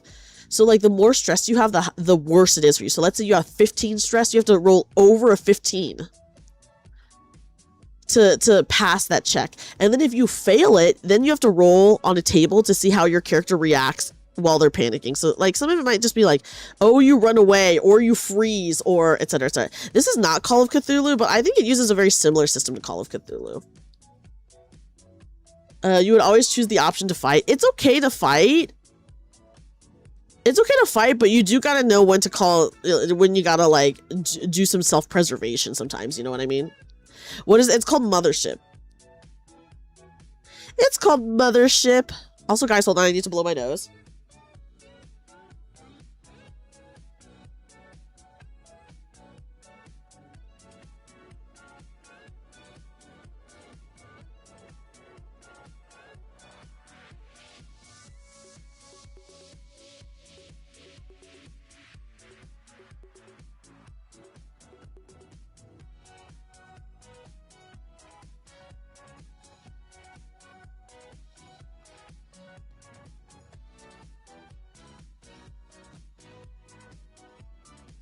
Okay. Okay, guys, I'm back. I'm ready. Ooh. Sorry about that. My allergies are kind of acting up today, so I'm trying to just be chill about it, okay? Okay, sorry, just seeing what we still have to do for this. Okay, this is not that bad. This is not that bad. Okay, cool. I see. You don't want to go to work? Oh, me neither, Ash. I feel like this week I've just been so lazy about working. I'm like, really just, I don't know, really not wanting to work. I did take off Tuesday next week. So I don't know, maybe I'll stream. I probably won't because I actually have to do a lot of recording stuff, but you know, I might since I will have Tuesday off. But I don't know. Don't know. We'll see. We'll see how I feel. If I do have another maybe I would just have another chill one like this. Whoa, we're getting a raid. Hi. Hello, J Raiders. Welcome in. Welcome in. Hi, Raiders. Hi, Raiders. Hi. Hello, everyone. Hello, everyone. Welcome in. Welcome in. My name is Dreamy, Magical Bunny Girl. But today we're in our comfy clothes. We are just currently crafting. I'm weaving in all my ends for this project that I'm working on. But welcome in. How was your stream? Oh, hold on. Let me move this actually. Okay, there we go, so that people can see. How was your just chatting? Uh-oh, agile. Ruh-roh. I need an oil baron rat boyfriend to not ever work again. Wouldn't that be so? I wish. But guys, even those with rat boyfriends can die. You know? But anyways, welcome in. Welcome in, Big O. Welcome in, everybody. Welcome in. I will, you know, wait to say officially hello to everyone until I guess like I get confirmation that everyone's out of agile. But I hope you guys all had a great stream. We are just chilling today. Crafting. I'm crafting. I wanted to have a chill night, and I have this very awesome hand cam that I was actually gifted, by the way, as someone bought it off my throne. And yeah, so I was like, I need to do more hand cam streams. It was a silly stream. What were you guys up to? What were you guys up to? Oh, thank you for the follow, prayers. Thank you, thank you. I hope you. What were you guys up to? That was so silly. We're talking about tabletop RPGs right now, so we're getting a little bit silly with it. We're having fun with it, you know. I'm telling everyone about like some fun tabletop stuff I'm doing this weekend, and I don't know, just some funny shit.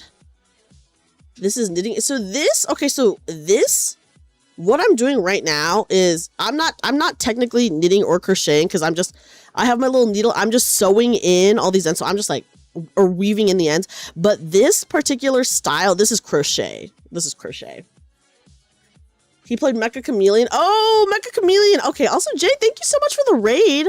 Welcome back. Welcome back. Thank you so much for the raid. I hope you had an awesome stream. We're just currently crafting.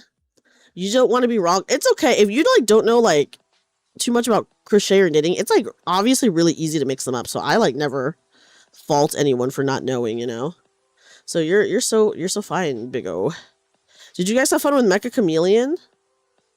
Crochet? Yes! Oh my gosh, Komiko! Komiko, welcome in. Yes, I am crocheting. Look at these cute granny squares. I'm weaving in the ends right now. But look at my cute granny squares, dude. To have you in a maid tabletop. Oh yes, that would be really fun. I am technically, if you think about it, Vane, I am technically, you guys can't tell right now, but I am a maid usually. Okay, I'm gonna actually, before I cut these, maybe I should just cut them as I go. Okay. Such a cute, I know, I'm making a cardigan. I already have most of the cardigan together. These are just for the sleeves. So I'm just weaving in all the ends, which obviously, it's like the worst part, but you know. But anyways, hi Komiko, how are you? I hope you're doing well. I'm always happy to see you. I also have like knitting stuff. I might start a new knitting project today if we have time, but I think this is going to take all of our time because I was like, oh, well, I do kind of want to knit on stream, but guys, we just gotta lock into this. And you know what, Big O, you can make yourself a blanket. It's actually really easy to learn. Crochet, I think, is really easy. I mean, I think knitting is really easy too, but crochet is a lot more accessible, I think. You have several one-shot campaigns that are hilarious, like Maid turned into a fake game. We called it Maid Stay Night. Okay, tell us more about Maid Stay Night, please. This always looked confusing to you. I think it's like, if you watch like the right videos, it's okay. I will say, years ago, hopefully everyone has had a wonderful day today. I hope you had a wonderful day today. I've been having a chill day. I'm just excited to be working on my little crafts, you know, on my little cardigan. I will say years ago, I did crochet, or I did learn how to crochet and knit, but I was like not good at it. And then a couple years ago, I took it up again, and for some reason, I like just understood it the second time around. I don't know. Komiko Big O says, I hope you had a wonderful day. Yes, we all hope you had a wonderful day. As always, we are glad to see you guys. Everyone, please check out Komiko. Komiko is super funny, does a lot of variety content, and just very chill to hang out with, honestly. Okay, I'm gonna tie this into a knot.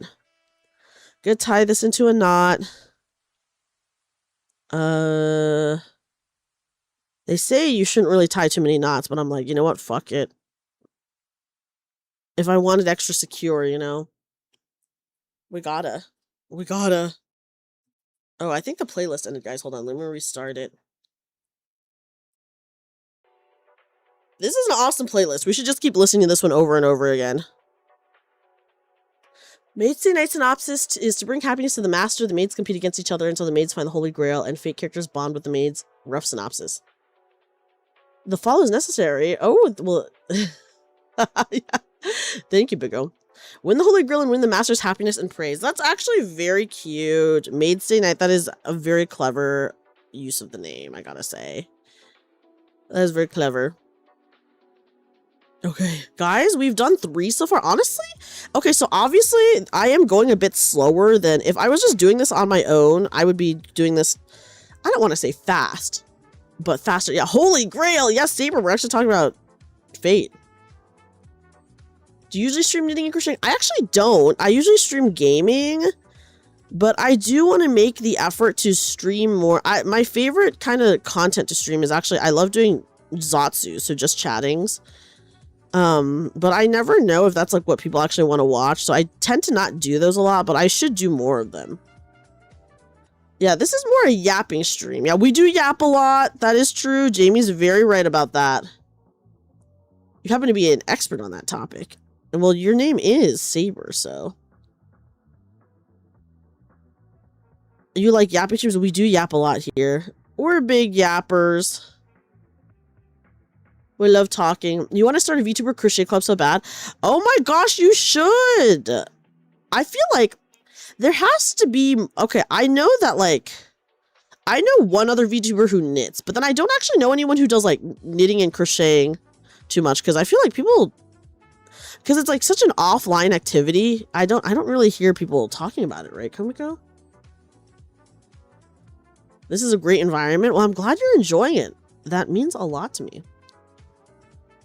Can't be as weird as running worldwide wrestling tabletops. That's fun, though. Glad Jay rated. Well, I am very appreciative of Jay for rating in, honestly. I'm honestly extremely appreciative of anyone who chooses to rate in. It really means a lot to me. Okay, guys. 2 more colors, and then this one is done. And then once we do 1 more, then we're halfway done with all the granny squares that we've done. I already blocked these. Okay, so anyone who is not in fiber arts, what that means is when you block something, you either, you basically get it steamed, or you like soak it in water so that you then can put it out on like a board and like stretch it until it's like, it's perfect shape. And then the drapiness is a lot better. The flowiness is a lot better. So I just steamed these. I steamed these and I put them on my little blocking board, and they were really stiff and kind of like curly before, but now they're like really soft and like floppy in like a good way. So like the drape is a lot better. The drape is a lot better. So I've already blocked these. I did it before stream, a couple hours before stream, and I just put them in front of a fan to dry. And then I put them in front of a fan to dry. Okay, here we go. I feel so bad. I was like, Yuzuki, if you want to join me, you can. But I feel so bad asking her when it's so late for her. I'm just happy to be working on something for my friend, you know? Okay, guys, we're doing it. We're doing good. We're almost done with this one. If we can get through... Okay, we are about almost 2 hours into stream. Yuzuki, just take your time. There's no rush. Literally, there's no rush. I would not want to rush you before bed. Okay, guys, we're almost 2 hours in. I feel like if we can finish half of them by 2 hours in, that's actually pretty freaking good. Pretty good. Okay, there we go. Oh, I'm actually free. Oh, okay. I'll sleep when I'm dead. And you know what? You're so real for that, Hazel. Me too. Me too. Me too. Yeah, Yuzuki, if you want to join or anything, please let me know. Or if you just want to chill, let me know too. I'm okay with whatever. I'm just chilling. I'm just working on this. Good night, Ash. Ash, good luck with work. Good luck with work. I will see you hopefully tomorrow. Yes. Okay, cool. I'm down for whatever. Do you want me to just call you? Hold on, let me change my stream name to say with guest Yuzuki. Can I type with Yuzuki? Okay, here we go. Here we go. Okay, I updated the stream so it should have Yuzuki's name there. Okay, cool. I will call, and then I have to grab I have to go on Fuji Tech to grab your, like, a little link to your PNG. Okay, guys, we're about to bring on our first guest. I usually never do this, but I love my friends. Hello? Hi, Dreamy. Hi, Yuzuki! Guys, everyone say hi to Yuzuki. Everyone say hi to Yuzuki and follow her on YouTube. Specifically to get her to 1,000 subs. Specifically, very, very specific. Yes. Volume's a bit low. Okay, let me adjust it. Hold on. Boost me. I can also eat my mic a little bit. Oh, no. Okay, I think you are a little bit boosted. I'm gonna maybe boost you just a little bit more because I can on my end. Okay, go ahead and say something. Hi. I'm saying so many things. I'm saying hi, Hazel. Okay, Hazel, perfect. even though you slander my goat, I understand why you slander my goat.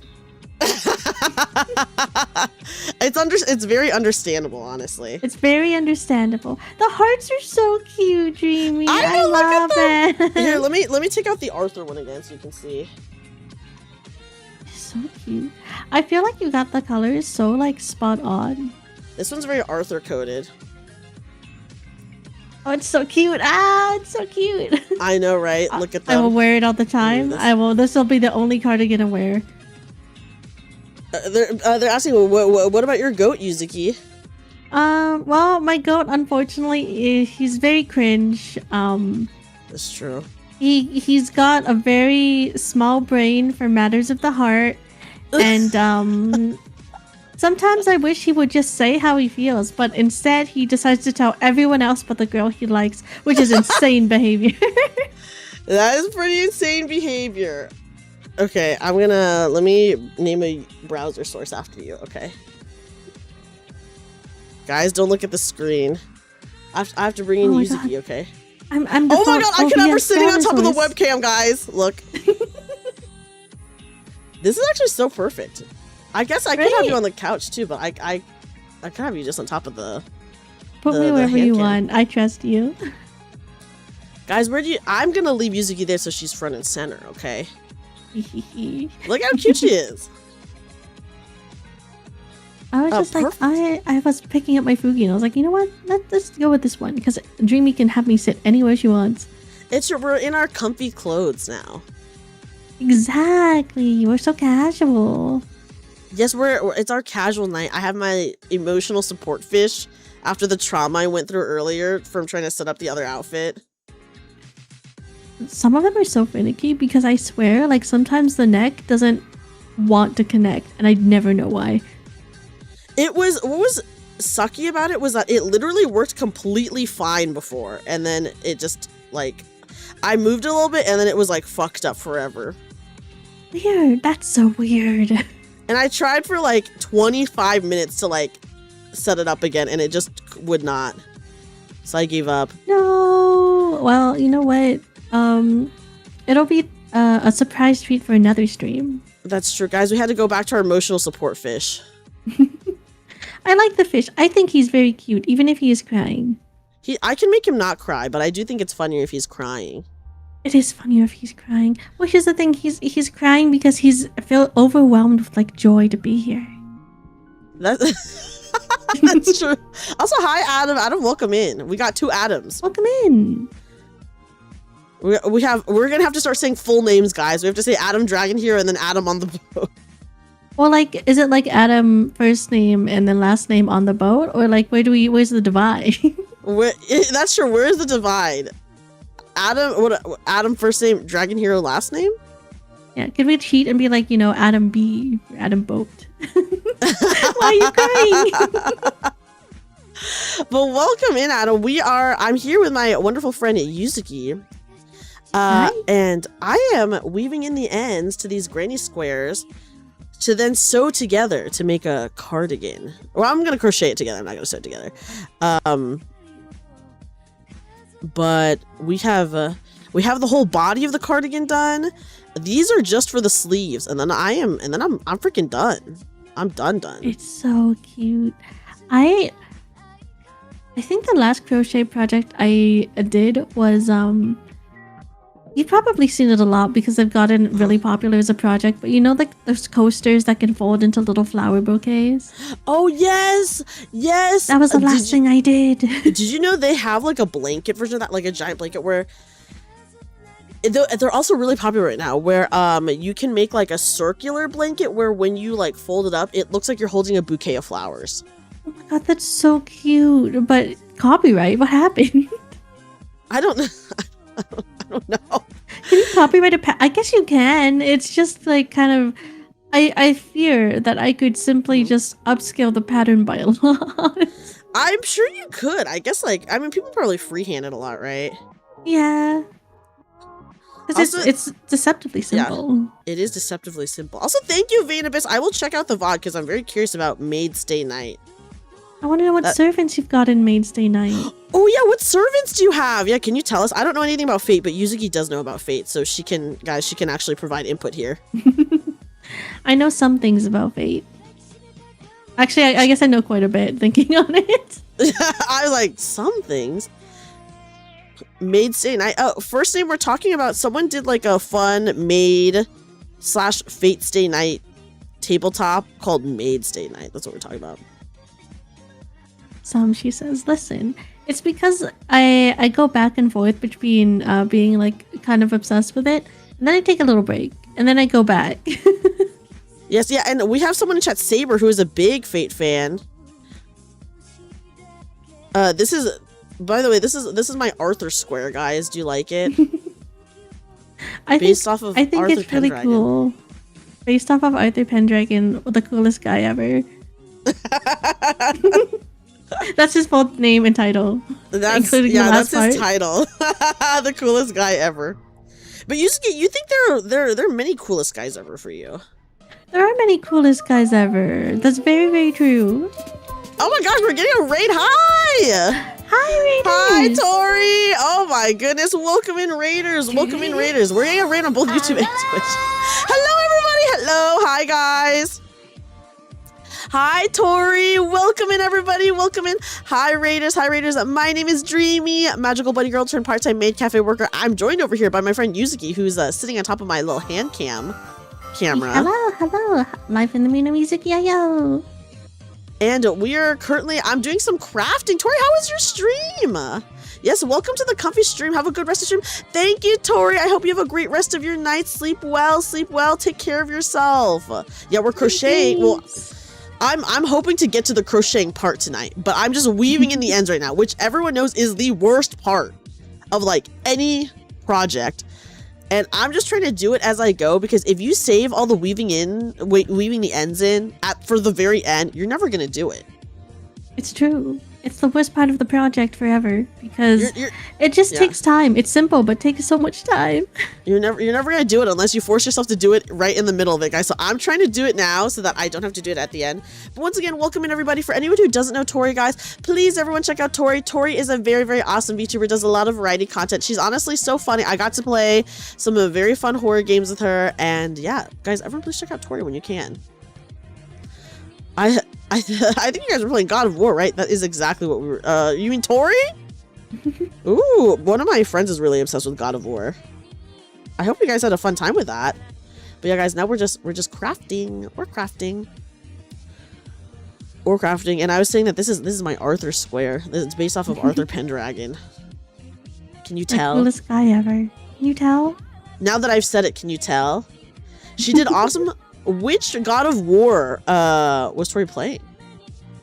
You think Lancer showed up in Maid Stay Night, but as usual he dies. Which Lancer? Aren't there multiple Lancers? Yuzuki, is this true? Are there multiple Lancers? There are multiple Lancers, but I can only assume it's Ku, which you know that guy. I do know that guy. I do know that character. Just like in our campaign, it sounds like he died in that one too. Ruh-roh. It's the Ranky luck. Ooh, 2018 God of War. Ooh, I heard that I did not play that game, but I did have a roommate who is very into God of War, who was playing the 2018 God of War, and then for some of the axe puzzles, she did make me do them, even though I definitely did not want to do them because I'm also very bad at it. But did you finish them? I did do the axe puzzles for her. I did do it, but I was not happy about it. Yeah, good old Ku. Okay, wait. Someone is asking, are we talking about Proto Saber or someone named Arthur? We're talking about Proto Saber. My full username is Izuki Proto Saber Fan 42069 IO. Why the numbers in the middle? I wanted 2 funny numbers because he deserves more funny numbers than just 1. That's fair. That's fair. Tori struggled with the puzzles too. Dude, those axe puzzles, I wasn't even playing the game, but my roommate forced me to do it, and I was so stressed because some of them are really hard. Some of them are really hard. Yeah.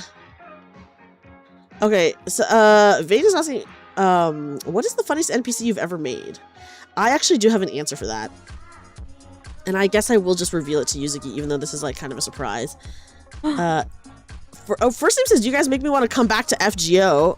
Don't do it. First name, isn't FGO like really rough? Yuzuki, do you know? It's kind of rough, but at the same time, I feel like it's in a better place than it has been a little bit lately. They are pretty good at making sure that you can still use like older servants, so power creep is less of an issue. Oh, that's good. That is actually nice. Plus, the story is in a nice place right now. Yeah, Rose has no quality of life. LOL. It's 10 years old, and unfortunately, it does show. Yeah, guys, I'm sorry. 10? It's probably definitely more than 10. Guys, it's no Nikkei, okay? Which you guys all know I love. Okay, the funniest NPC I ever made, and actually, this is so funny. Okay, so I kind of mentioned this earlier, but I'm like, for some reason, for Vampire the Masquerade, I'm like really intimidated to run it. I've said this for a while now, but I'm like less intimidated to run games that I've literally never run before. Versus Vampire the Masquerade, I have actually literally ran like a small campaign for, and it was like great, you know? But I'm still really intimidated to do it. I was supposed to run 2 one-shots for Yuzuki, which I will still do. I just feel like so much time has passed. I feel like kind of bad now. I mean, I think we all get it. Scheduling is like the #1 thing that is so hard to do with a D&D campaign or just really any TTRPG. That's true. And then also, I did have so many roofing incidents. Like I don't know why you have so many. I know. What happens? Dude, I don't know. It's a curse, I think. It is truly a cursed situation. But anyways, the funniest NPC I ever made was in my mini campaign when I ran Vampire the Masquerade. I had this character. I will not say too much about it because his name was Leo, and he was an emo cowboy character. And he was very funny. And the players could not for the life of them figure out what vampire clan he was from. That might be a hint. Anyone who knows Vampire the Masquerade, that might actually be a hint as to what vampire clan he's from. And I loved him so much. I was like, when I was gonna do the one shots, I was like, what if I brought back Leo? I think you should. I love the idea of an emo cowboy. Yeah, so he's an emo cowboy, and I did speak in a southern accent, and he was oh, okay, so okay, I'll tell you guys a little bit about what he did, but yeah, the one thing that always gets in the way of a tabletop RPG group is life. It's true. And also for anyone who doesn't know about any of my roofing incidents, guys, I've lived in this apartment for like less than 10 years. I've been at this apartment for a really long time, but I've had like literally 4 instances where I had like a hole in my roof, in my ceiling. Yeah, water incidents, storm incidents, roofers putting a giant crack in my ceiling. I don't know, guys. It's never ending, dude. Anyway, you know, at least when that really bad storm happened, it was like a narrow miss. So maybe this is like the price you pay. Your roof is a little weak, but everything else is perfectly fine. That's true. For anyone who doesn't know, last October, a giant storm that only lasted like 5-10 minutes, by the way, came and like fucked up my entire apartment complex. My building did get messed up, but it missed my apartment, so I got really lucky. I got really lucky. So yeah, you went home at the time when it happened, right? I was at the grocery store, and I remember the power of the grocery store was flicking on and off, and I was like really mad because I was in self-checkout. And I was in self-checkout, and I was like, dude, am I gonna be able to purchase this? And then I would look out, and then I was able to check out because they have a backup generator that turns on like the registers and like some of the lights. Most of the lights were off. And then when I was like standing at the door, I could see the storm, and it was like such a heavy storm that it was gray outside. You could not see past it, and I was like, what the frick is going on? It's terrifying. But yeah, so anyways, the story behind Leo, my emo cowboy character, is that okay, so my players, what they did was they were investigating this one town, and they had specifically gone to the house of who they knew was a vampire, and when they got there, they found, like, honestly, a lot of weird shit. But then while they were there, another group of vampires came who they didn't know whether that group of vampires, if they were friendly or not or whatever, right? So they got into a fight with them. Oh, before the group of vampires came, a human came, and she was the ghoul to the vampire who lived at that, the house they were at. And so she came, and they were hiding, and then a group of vampires came, and then they couldn't really hide, so they decided to fight them. And at one point, one of the main vampire guys that they were fighting, he went to attack one of the player characters, and the player character was like, okay, I'm gonna grab the human, because she was right there, and use her as a meat shield. And I was like, okay, this is fucking crazy, but okay. And then I rolled to see if the NPC that I was controlling, if he could stop himself. But he couldn't stop himself, so he fucking slashed her. Oh my god. Dude, I know.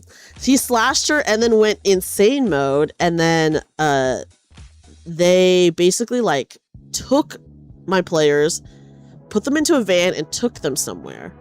And they had no idea what was going on with the human that got slashed. And so when they woke up and they were let out of like the box that they were put in, my vampire cowboy Leo was there, and he was like asking them questions like, what were you doing at the house? Like, did you do something to the vampire that lived there, etc., etc.? And then I dropped why did you kill this human? So she died from getting slashed. And and because like they didn't know who like Leo was, so they were like giving vague answers, but I had him have a cattle prod, so he was like cattle prodding them. He just carried one around? Yes, he just carried one around. And then when I was like, why did you kill this one person? Like, why did you kill this human? And my player, who was the one who used her as a meat shield, he was like, just fucking shock me again. Because he had no answer to that. It was so funny. Hi, Kitsune. I like it. It's like standing on business. That's true. That's true. It was really funny though. Yeah, guys, it was really funny. It was oh my god. I will say, yeah, no good cop there. It was all bad cop. And I will say, in that campaign, the one who killed someone, he ended up having to seduce like someone else later on down the line, which he did, and he was actually not there for one of the big fights because he was too busy distracting the sheriff. Basically a vampire prince, his second in command is called the sheriff. So he was distracting this vampire sheriff so that the others could kill this one guy because they went to this art gallery where there was like a lot of suspicious things going on at the art gallery. And it was like all vampires. And their task was to kill like these two twin vampires, right? And so there was like a situation where they ran into the twins. They were named Perry and Indigo. So they ended up running into Indigo, and she like revealed a lot of information to them about like some like behind the scenes stuff that was going on. And she was in distress, so they were all like, "We'll help you, Indigo. Like, we'll help you. We'll save you from the situation. Whatever." So they end up setting up a fight to fight Perry at like an abandoned gas station because they were like, "Oh, we kidnapped your sister, so you have to come here together." And I had one of my NPCs previously say something like, "Oh, Indigo's really smart." Just a throwaway line. I want you guys to know. That's a freaking throwaway line. And so at the gas station, they incapacitated Perry and like the goon that he brought. And then they were like, "Well, we got to burn this place down because like, you know, that's one of the ways to kill them." And then they were like, "Dude, we have Indigo locked up in the office right now. Should we just kill her?" Because they weren't going to kill her at first, but then they were like, "But didn't you hear this other person say that she's really smart? So maybe like she has some weird freaking plan." So then they freaking killed her as well. Imagine she's just like book smart. Dude, even though they spent so much time like gaining her trust and being like, "We'll help you, Indigo, we're gonna help you, like we'll protect you," like, dude, and she like totally trusted them. She was like, "Yes, like you're gonna help me, like thank you," like all this shit just for them to freaking burn her, dude. You know, maybe they just got murder hungry. Yeah, maybe they got murder hungry. And it was, I will say, it was really funny. They were really funny. Because I feel like they made a lot of questionable choices, and I love it when people make questionable choices because I really just run with it. I recently ran a game of Good Society where I just really ran with some of the horrible choices that they hinted at, and then I made it worse, and it was really fun. Well, like, here's the thing. Doing whatever you want is the joy of, like, TTRPGs, right? That's true. Just go for it. That is true. But yeah, so that was, like, just a really funny situation. They were not even trying to be murder hobos, guys. I think they legitimately thought they were being very smart about the situation, is the thing. Because they were talking about it for a long time. Yeah, they were talking about it for a long time because they were like, "But we promised we'd help her, yada yada." And then they were like, "Yeah, but didn't you hear what they said about her? She's really smart. She's already figured us out." Yeah, so they were like, "What if she has like some crazy plan?" And I'm like, dudes, I don't know, man. So they just killed her. You were sitting there like her crazy plan was to be helped by you guys. I don't know. Yes. Well, I did. It's okay that they killed her. I didn't mind it because the original plan was to kill her. Yeah. That was the original mission. But I did have like a backup if they decided not to kill her. Like, what would happen? So then I really thought they weren't going to kill her because they had spent all this time promising that they were going to help her. And I was like, okay, so then we'll end up going with this like other plan that I have like set up for her. And then now they killed her in the end. Well, I feel like that's also a thing that happened with a lot of like GMing is like You prepare for every choice, and at the very last moment, the players are like, actually, we want to do something completely different.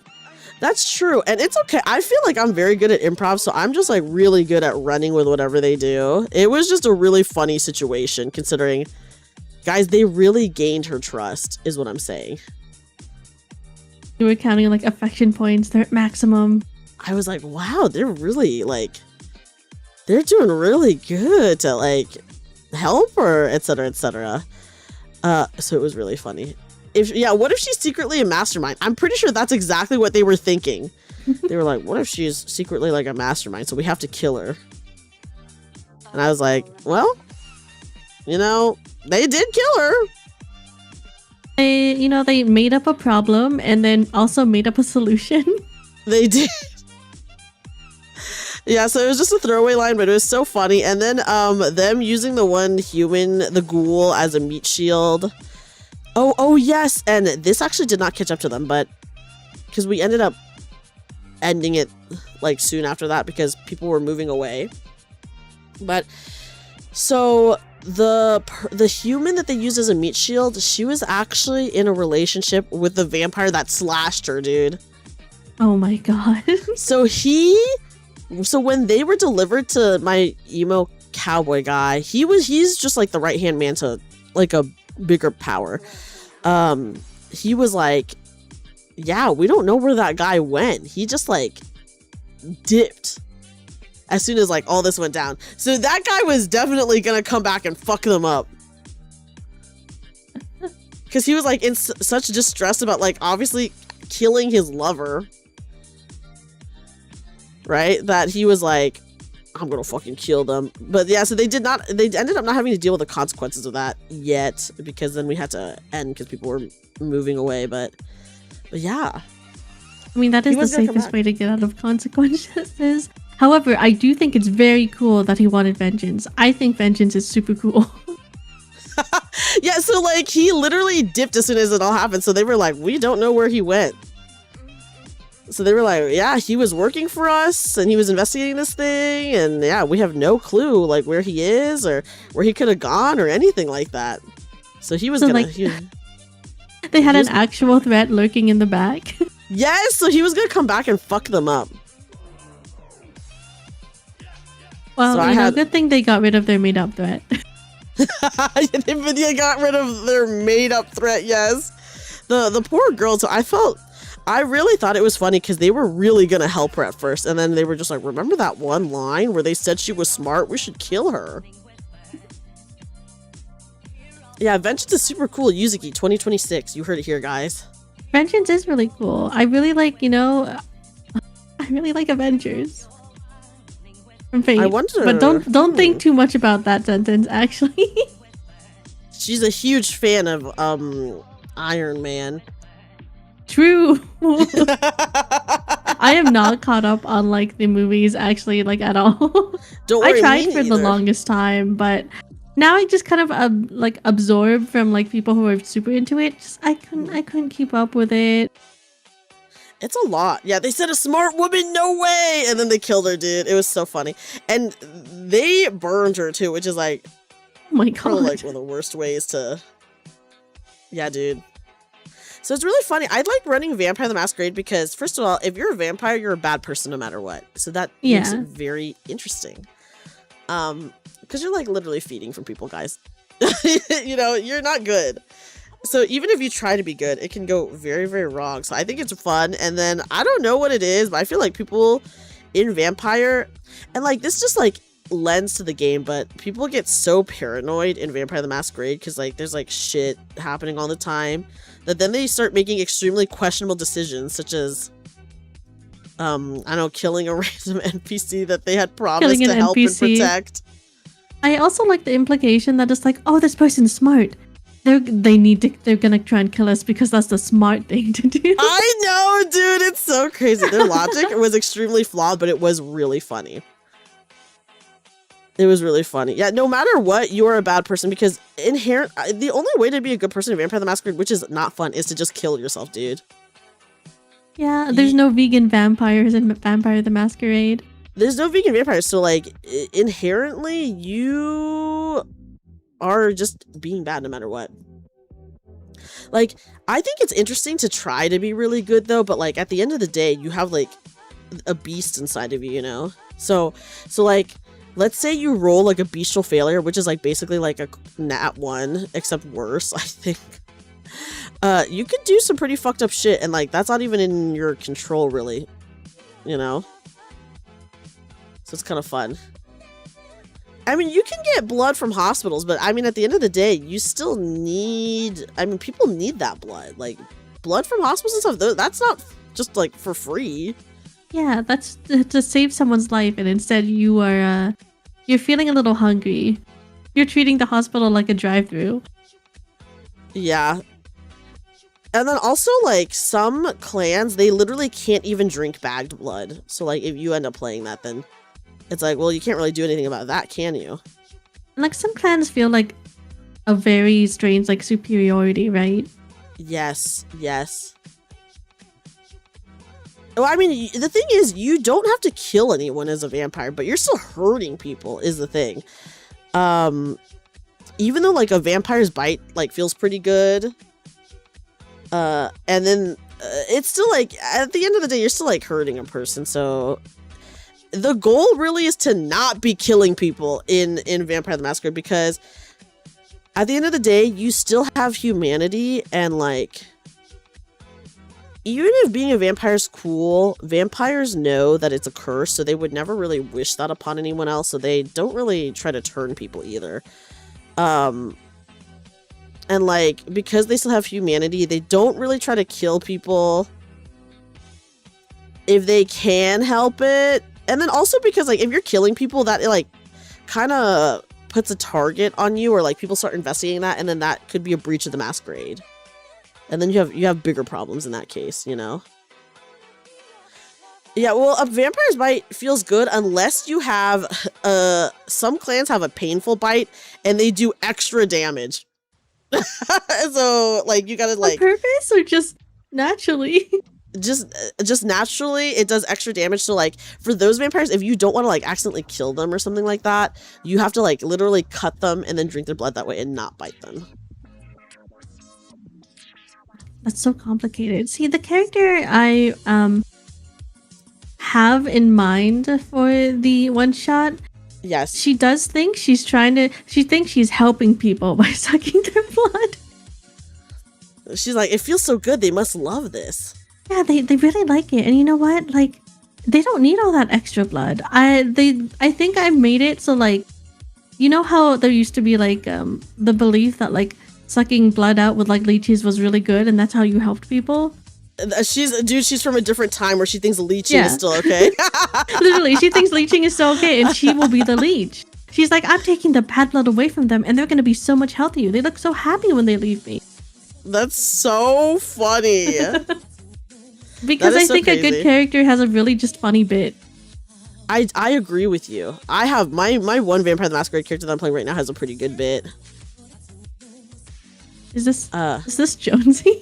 It is Jonesy. My boy Jonesy Bones. Oh, he's such Jonesy a freak. Bonesy. He's literally such a freak though. I play a vampire that is like literally such a freak, guys, and honestly he's like pretty despicable, but he's like a funny guy. And I will say we're in like a lot of political strife in our game right now. So my coterie, my vampire group, in our game, we're the biggest fence sitters in the entire universe. It's like, I didn't think we could be more fence city, but we got more fence city, and I'm like, dude, I don't know what the fuck we're gonna do. Apparently because the guy who's running it, the storyteller, he has other tables, and it all takes place in the same universe. And the other people have already decided their faction, by the way. They're like, yeah, we're committing to XYZ. What's happening between your group? Like, are you just like playing the field, or is it more really, like, I don't know? We're really playing the field because we're like, we're like, we don't really feel strongly either way, but we don't want to be stuck in the crossfires of something bad happening. But I think we are leaning a certain way, but whoever is winning is who we are really gonna align ourselves with. You can't just wait till someone wins. You have to make someone the winner. Dude, I know. I told you, we put ourselves in a really bad situation. Because eventually they're gonna be like, oh, these guys don't trust nobody. We can't have them here. I know. So we're horrible fence sitters right now, guys, in my Vampire the Masquerade game. We're horrible fence sitters, but it is kind of funny. It is like, because it's so crazy, it is kind of just as funny. And it's like, dude, some like horrible shit is happening in the city right now, and we're just like, well, I guess we should go check this out, but then we should go report back to this other person. So we're really just going around pretending we're okay with everyone. You're taking every side quest. We are taking every side quest and talking to everyone still. But I'm sure like some of them are like sussed out by us, where they're like, what the fuck are they doing? You know? Yeah, the city is burning, but we can't pick a side. And you know what? We still haven't picked a side. We're in the middle of 3 sides, and we were only in the middle of 2 sides, and then we found another faction who was doing other stuff, and then we're like, you know what? Let's work with them too. Oh my god, a 4th. Well, like, okay, here's the thing. Are all of the sides like against each other? Yes. Oh my god. Yes. Well, hopefully they just never find out. And if they do, good luck. I know. So we're like, well, it's okay to be fence sitters right now, but honestly, I think we're setting ourselves up pretty badly. You know? I think you can fence it for a little bit, but like the longer you fence it, the more the fence starts poking back at you. It's true. The worse it'll be for sure. But right now, it's really funny. It's really funny because it's so goofy. It's okay. You can maybe as a group you will decide to decide. I think that's a very powerful thing to do. That is a very powerful thing to do. I hope we get to it, but we're just like we're maybe too into self-preservation, you know what I mean? Which is like the main issue here. I mean, I feel like just by the nature of the game, I feel like that's the #1 conflict. We gotta take care of ourselves. We gotta take care of ourselves. Yuzuki, do you have... Okay, going back to what Vane was asking earlier, do you have any crazy characters that you've played? When I played Call of Cthulhu, I played a character who thought she was the reincarnation of Jesus Christ. This is great. And she would try and just convert everyone she met, no matter what. And then when she did face like an otherworldly being, she was like, "It's my duty to get rid of you. This is what my father put me on Earth for." What? And then she almost died. And then when she didn't die, she was like, "Oh, I passed another trial for my father." This is so funny. Because, like, I knew it was a one-shot, and I also knew, like, Call of Cthulhu is, like, super-duper deadly. Because of how hard the checks are, because you roll, a D100, and you're trying to get below your skill level. Yep. So I was just like, I want to die as the funniest character I possibly can, and she didn't die. That is so good. That is really funny. I mean, she's not actually the reincarnation of Jesus. She's just a girl, but she really think she's that self-important. That is so insane, and I love that for her. That is a really good character. Oh my god. The crazy ones do live the longest, so really, I think I should have planned for the crazy ones do live. Planned for that. I hope you get to play her again. That's so fun. I hope so too, because I accidentally made her super duper cute. Wow, that's really good. Because I gave her a little church girl outfit, and I was like, "Oh, look at you! You're ready to defeat sin." It's hard to top that. I think that is really funny. I assumed I was gonna die within the first 5 minutes, so I was like, "Okay, I can't wait to be like a secondary character," and I never had to even touch the secondary character. Crazy, she lived the whole time. Yeah, I feel like I do also lean towards funny characters, because that's just like what I like to play. I like to laugh, so I like my characters to be like pretty funny. And I've said this on stream before, and I've definitely said this to Yuzuki many times, but I was told recently by one of my friends that every single tabletop character I play is just a version of myself if laws did not exist. And also you had superpowers. Sometimes. I just love being guys, the thing is I just love being a crazy guy. I love being a crazy little guy.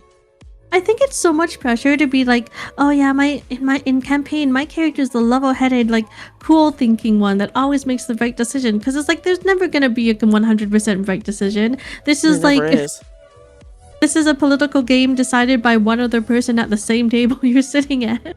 It's true. Yeah, I'm unfiltered and unrestrained, guys. Literally, in my Brindlewood Bay game, I did kill someone. I'm always killing people in my games. Are you like an elderly woman? I'm an elderly. I was a granny. I'm an elderly granny who knows capoeira, and I threw a katana that I had through someone's windshield, and I said that I wasn't trying to kill her, but anyways, I rolled really high and then I did kill her. But my granny was also how were you planning to do that non-lethally? By just saying that it was non-lethal, but. Have you tried not killing people for no reason? There was a reason, and it was that she was following us. So she had to die. But she was a part of the cult that was like after us. And my granny was 1000% a criminal. And I said that she was not, when we started the game, I said, okay, so she was the owner of a mahjong hall, and I said she is not a criminal. Literally at the beginning, I said, guys, she's not a criminal. But then, slowly throughout our campaign, I kept like drip feeding stuff where she was definitely a criminal, guys. Drip feeding. Yeah, like 1000% was a criminal. But I told them, guys, she's not a criminal, but she was 1000% a criminal. And in the last session, we got to go to her mahjong hall that she owned, and she took everyone, including this one guy that we had, into a very strange hallway with many doors. And then because we had a guy that we were interrogating, and she took him in one of the rooms, and in the room was just a chair that was bolted to the ground, and that was it. Wow, that's a totally normal room to... Totally normal room. And also, maybe she was tired of the chair moving. Who knows? I was capoeiraing everyone's ass, too. It was really funny. It was so funny. Specific. Yep. Oh, and then literally in our first mystery, I found a bag with a Rat King in it, and I was using that Rat King bag to attack people. Oh, a Rat King? Yeah, you know what a Rat King is, right? The rats with all their tails tied together. Yeah. Oh, I was just laying there? It was in a bag. Okay. It was in a bag that was also used as the murder weapon, and so she took the bag, and I said that she did slam the bag against the wall to subdue the Rat King, but then throughout the mystery, she kept like attacking people with the bag or throwing it at them, so they were getting attacked by like a Rat King bag. Oh, I know, that just smelled so bad. Yes, we did release the Rat King at the end. We untied their tails. Someone did. I can't remember. They were still alive? Yeah, they were still alive. Oh my god, that's even worse. Yeah. So that is my character was really crazy, but she was so funny. She was really funny. Crazy characters are fun. That's the problem, because it just does feel like I'm letting demons win. I let the demons win all the time. This is why I go funny over serious all the time. That's why, like, my characters well, I guess we haven't played like, like Lucrative Company enough to say. Yeah. But at least in our other game together, I do tend to go funny. I'm noticing something. Are you sure Dreamy is your most normal character? Dude, yes! I think she is, because my sexy hamster killed someone.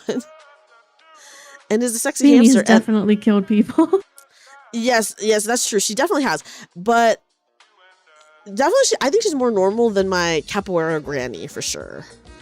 Okay, that's fair. And I think Reginald exists. Reginald does exist. I think Reginald is actually my most normal. He was very funny, too. I'm trying to remember the line you said about, like, oh, I was prepared to... Because wasn't he, like, bed rotting? Okay, so guys, for anyone who doesn't know, me and Yuzuki played an offline game of this game called Good Society. Good Society, Papa John says, how do we know Dreamy hasn't killed anyone? I would have too much of a taste for blood, so I'd be killing so many people if I killed one person, Papa John. It's like giving a mouse a cookie. She will not stop at just gonna keep going. It's just gonna keep going is what I'm saying. But anyways, we were in a game of Good Society. So for anyone who doesn't know what Good Society is, it is this tabletop RPG that is based off of like Jane Austen. So like think Pride and Prejudice, Sense and Sensibility, Emma, all that stuff. So yeah, capoeira is very specific, but very funny, let me just say. So the main point of Good Society is everyone has a goal that they're working towards. Yeah, Clueless, which is Emma.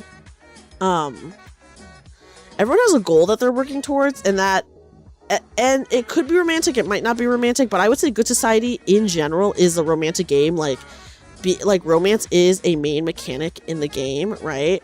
And so I was playing a dude named Reginald who was engaged to someone else, but my goal was to be with the person that I truly loved, which was actually Yuzuki's character, who was secretly a really rich author, but she was like a maid. And at one point we had a moment where like Yuzuki revealed that she was this author of like all these books that my character was really into, and we kissed, I think. Did we kiss then, right? Yeah, we did. We kissed, but then she rejected me. I don't remember why you rejected me. I'm sure it like made sense in the moment. And so my character, I think what happened was like, it's like, oh, we can't be together. I'm just a lonely maid. Yes, and my character was like a duke. Oh, and I think what was happening is like, Freestar was playing your character's like fiance.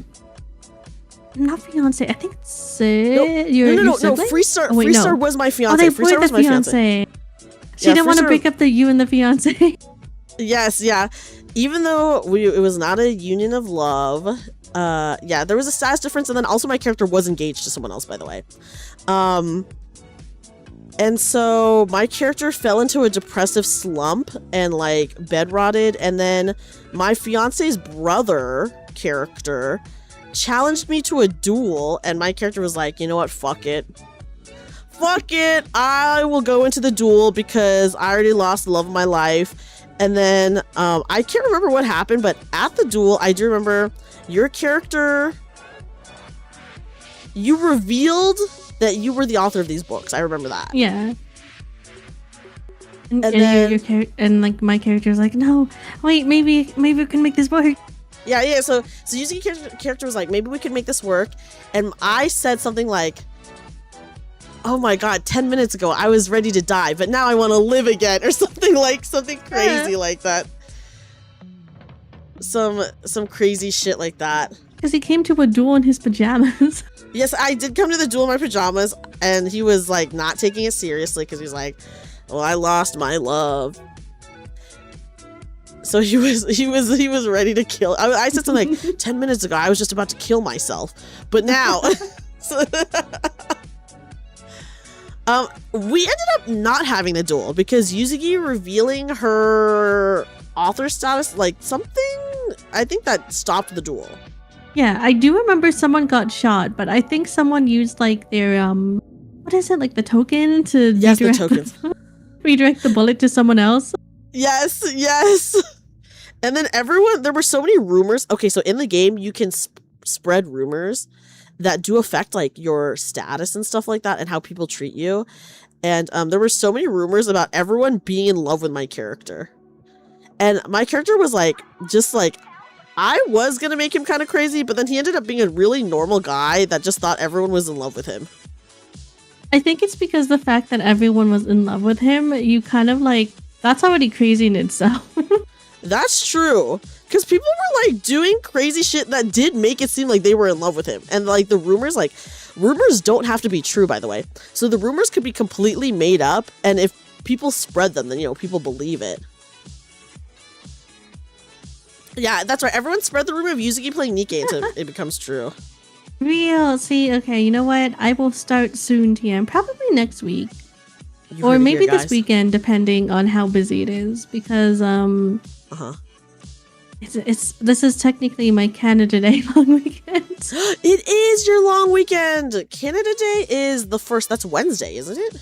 It is Wednesday, but my work was like, we'll give you the weekend, and also still Canada Day, which is very kind of them. That is actually really awesome of them. That's cool. Whoa. Rayo is trying to spread a rumor that I'm 4'9". Rayo, that's crazy. That's my mom's height, okay? You get it right. You get it right.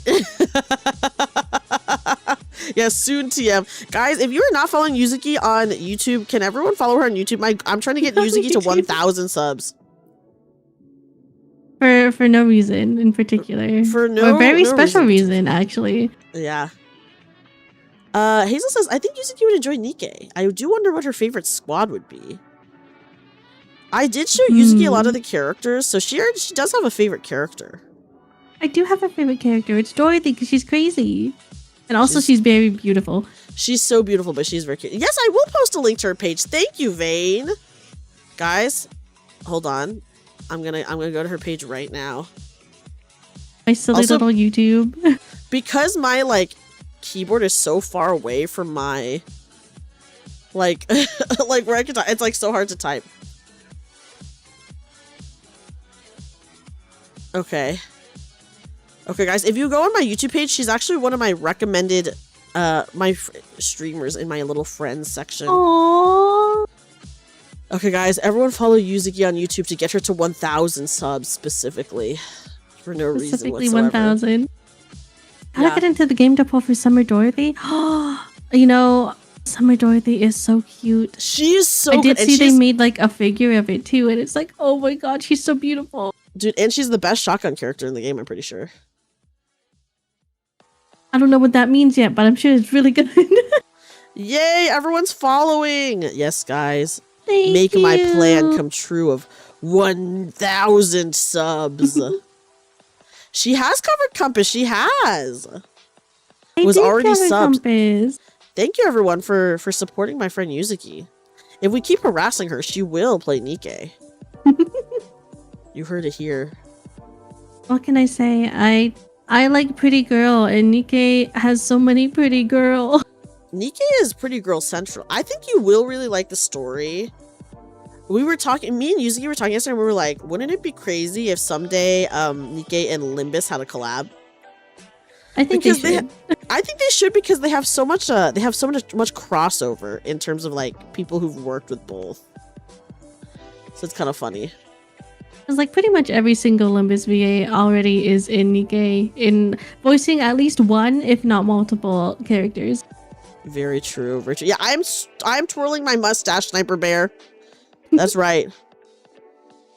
The shooting poses would be insane. Okay, so if they had a collab, it would be Faust would be the 5-star character. Maybe they would have 2 5-star characters. So Faust and Rhodia would be the SSR units. And then I guess Ishmael would be the 4-star, the SR unit, is my prediction. What about Dawn and Otis? I think they're good too, but I don't think they're as popular, to be honest. Yeah, that's fair. maybe I feel maybe freebie Dawn. Maybe Dawn would be a freebie. Also, good luck with Woo Vane. Thank you so much for talking tabletop with us. It's always so fun. And thank you for sharing Maid's Day Night. Yuzuki based pretty women are great, and ain't that the truth, guys? That's the real truth of this world. That's Pretty women are great. Pretty women are great, and you can still die even if you have a rat boyfriend. 2 rules to live by. 2 rules to live by, yes. No, Nikke is very generous. You can get basically every character. They go on the standard banner, but so once their banner is done, they go on the standard banner, but you have a wish list. So you just make your wish list for the standard banner, and every time you pull an SSR unit, it is 100% someone on your wish list. So not only is it the most generous gacha game I've ever played, but then you can get everyone, no matter other than the only units that you can't get are the summer limited units and then the winter limited units.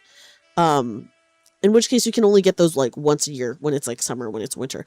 But those are like very obviously few and far between. But like every character, including like the meta characters, you can get just on the standard banner. Just put them on your wish list. Is there like a maximum of how many characters can be on the wish list, or like a minimum?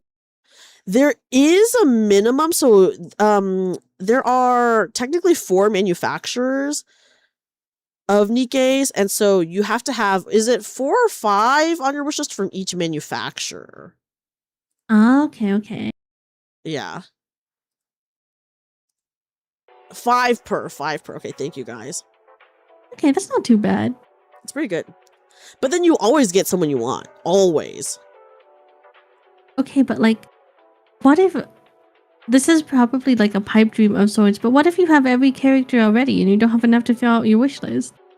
Oh, well, you would just put someone on your wish list that you want copies of. Oh, I see. Because Okay. once you get... Whether you want copies of them because that makes them stronger, which obviously it does, or you just want to get 3 copies of them so you can have their burst animation wallpaper. Listen, so many of those wallpapers are super cute. They're really cute, so it is worth it. Yeah, so you would just, even if you have them, you can still have them on your wish list, so then you can get copies of them. Because it is worth it to get copies of them. Like, not having copies of them does not make or break it, but having copies of them is really nice. You got Neons? Oh my god, I have to look at Neons, because I'm so curious as to what her burst wallpaper looks like, actually. But yeah. Who did you go ham for? Oh wait, is it Summer Sakura that you went ham for the wallpaper, Hazel? I'm trying to get more copies of Anise. Even though I already have her gacha skin wallpaper. So yeah, it's very generous. Like, it's nice because you can really get anyone other than the seasonal units, but like I said, those are like very few and far between. Hazel, I'm looking up this character and I have to say, this is a Hazel character. So Summer Sakura, she's very cute though. She's super cute. Hazel was saving up for her for a long time and was not pulling like on anyone. What do you mean? What does that mean? You know what it means. Wait, who are the hosts for the summer stream? We will be doing a summer stream watch along tomorrow, by the way. Ooh. Why does everyone say that? What is the Hazel core? Hazel core is like kind of like the rich girl energy, but very like goal oriented, very driven, but kind of hides their feelings a little bit. Oh my goodness. You know, I hate to say this because he won't like it, but imagine if Varian was a woman. Hazel's gonna hate that. I know. Oh my goodness. For my life. Oh my goodness. Stop. But I'm right. Oh my gosh. Yeah, guys, tomorrow is the Nikkei summer live stream, which we will be watching together. It looks like Matisse is the host, which I'm not surprised by because Matisse, they were in Arc Rangers. And apparently, the second half of Arc Rangers was just like so much main story stuff. The attitude would still be killer. Do you like a Tsundere character, Hazel? I think it's more that a lot of the character tropes that go into like kind of like the haughty, like rich girl, like goal-driven, determined character types. Usually they are really Sun. They usually are very Sun, that's true. It's more often than not that they are. Guys, I'm scared for the summer event because I have trauma from last year. What happened last year? I spent all my gems trying to get freaking one character. And I did get her, but I was mentally fucked up from it. How many gems does it take to pity like a particular character? Or are you doomed to like the wish list? No, you can pity them because I told you that every time you do a 10 pull, if you don't get the character, you get... Okay, so it's 60k gems. Thank you, Brawl. Oh, that's so many gems. That is a lot of gems, but I told you they never expire. Okay, I mean, that's not bad if they don't expire. Yeah, so they never expire, so like, whenever you don't get your character, you get a gold ticket. And then, you know, when you do get the character, oh, well, you like got like, maybe you did 80 pulls, so you have 80 gold tickets. Those don't ever expire, so then on the next banner, you accumulate more, and then you accumulate more, and then you just have like a shit ton at some point. Yeah, luckily the pity system moves through banners, unlike every other gacha game where it ends with the banner, which I freaking hate. It ends with the banner, which is gone forever. Scary. It feels like so bad when it ends with the banner, like truly. Hoyo verse.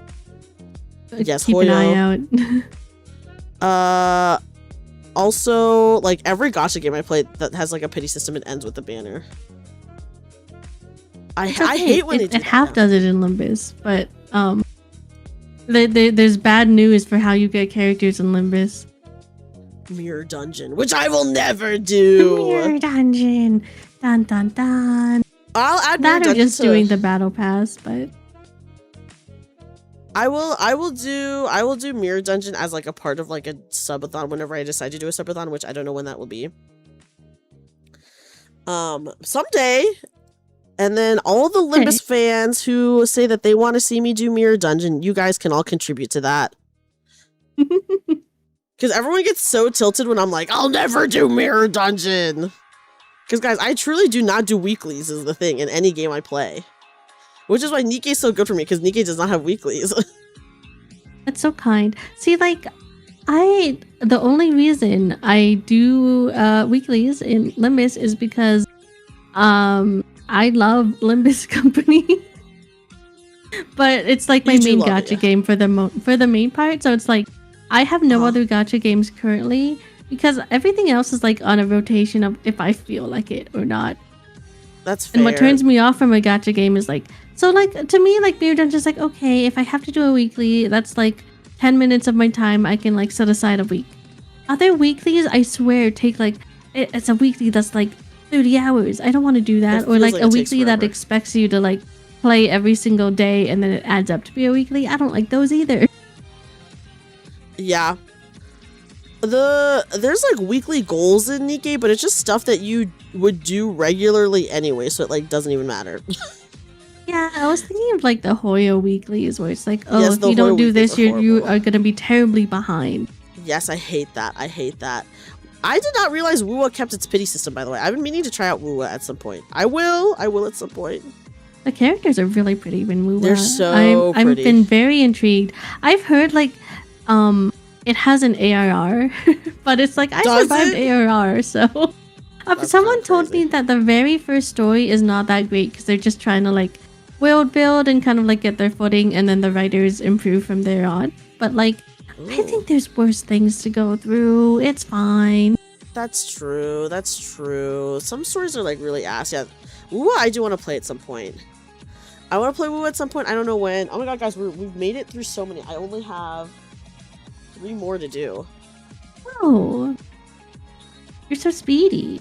They're all the Arthur ones now. The rest of them. Oh my god, my favorite guy. Look, guys, do you think this is Arthur coded? I think it is. I think it's really Arthur coded. Look at these colors and tell me it's not Arthur, guys. This is literally the blue rose suit that he has.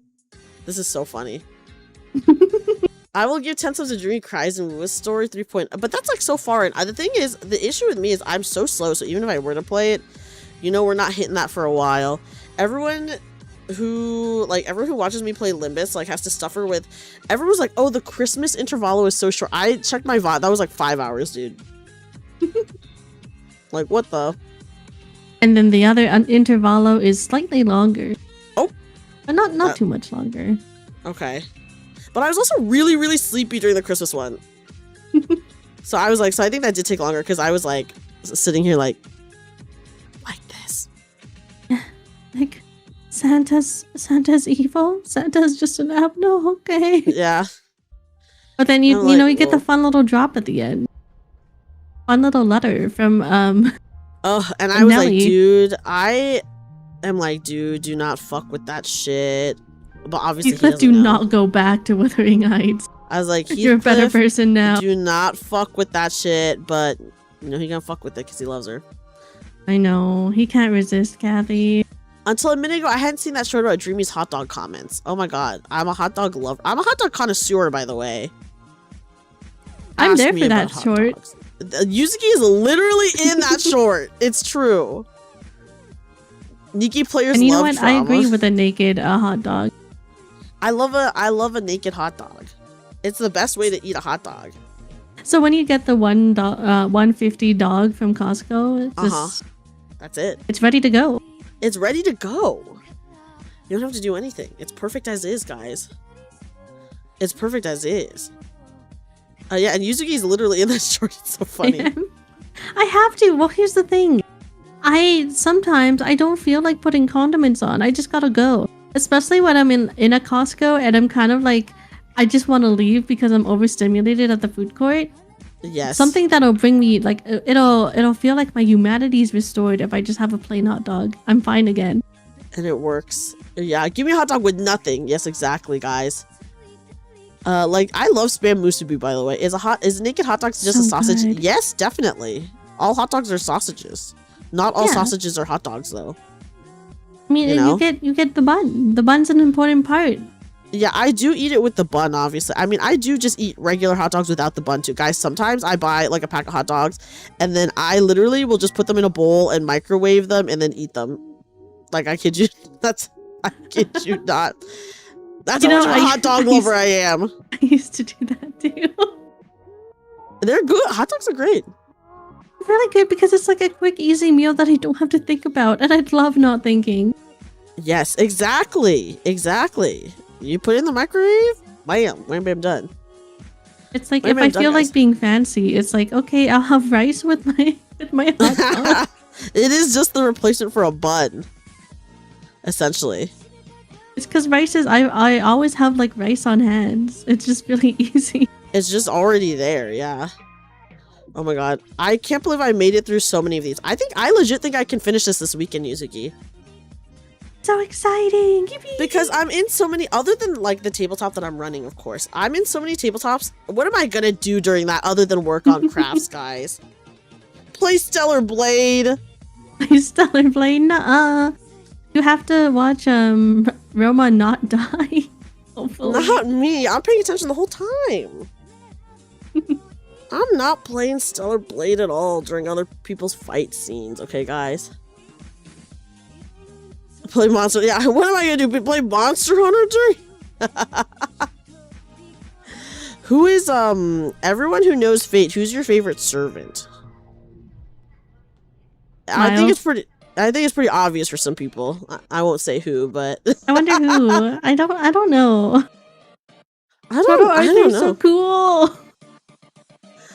Artoria, okay. Padaru?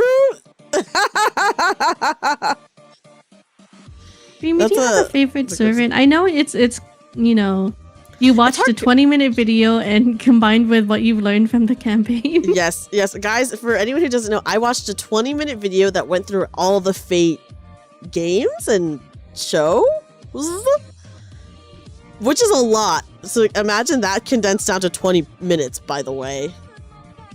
So I basically learned nothing is what it is. Do I have You a said favorite? you would be an expert after. I know about so many of the other games now. When I say Was it? I so don't much, remember if it was.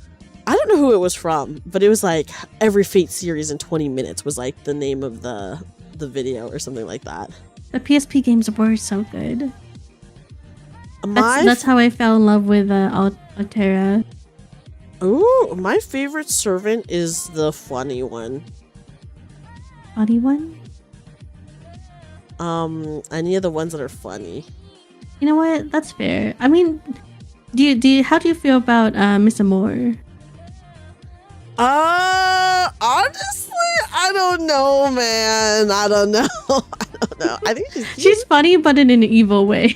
she's kind of evil, yeah. So I mean, I'm not like actually evil because she's like, I know she's like good aligned. Yeah, not or whatever, actually but evil. She's just a little. She's a little bit of She loves to stir a pot.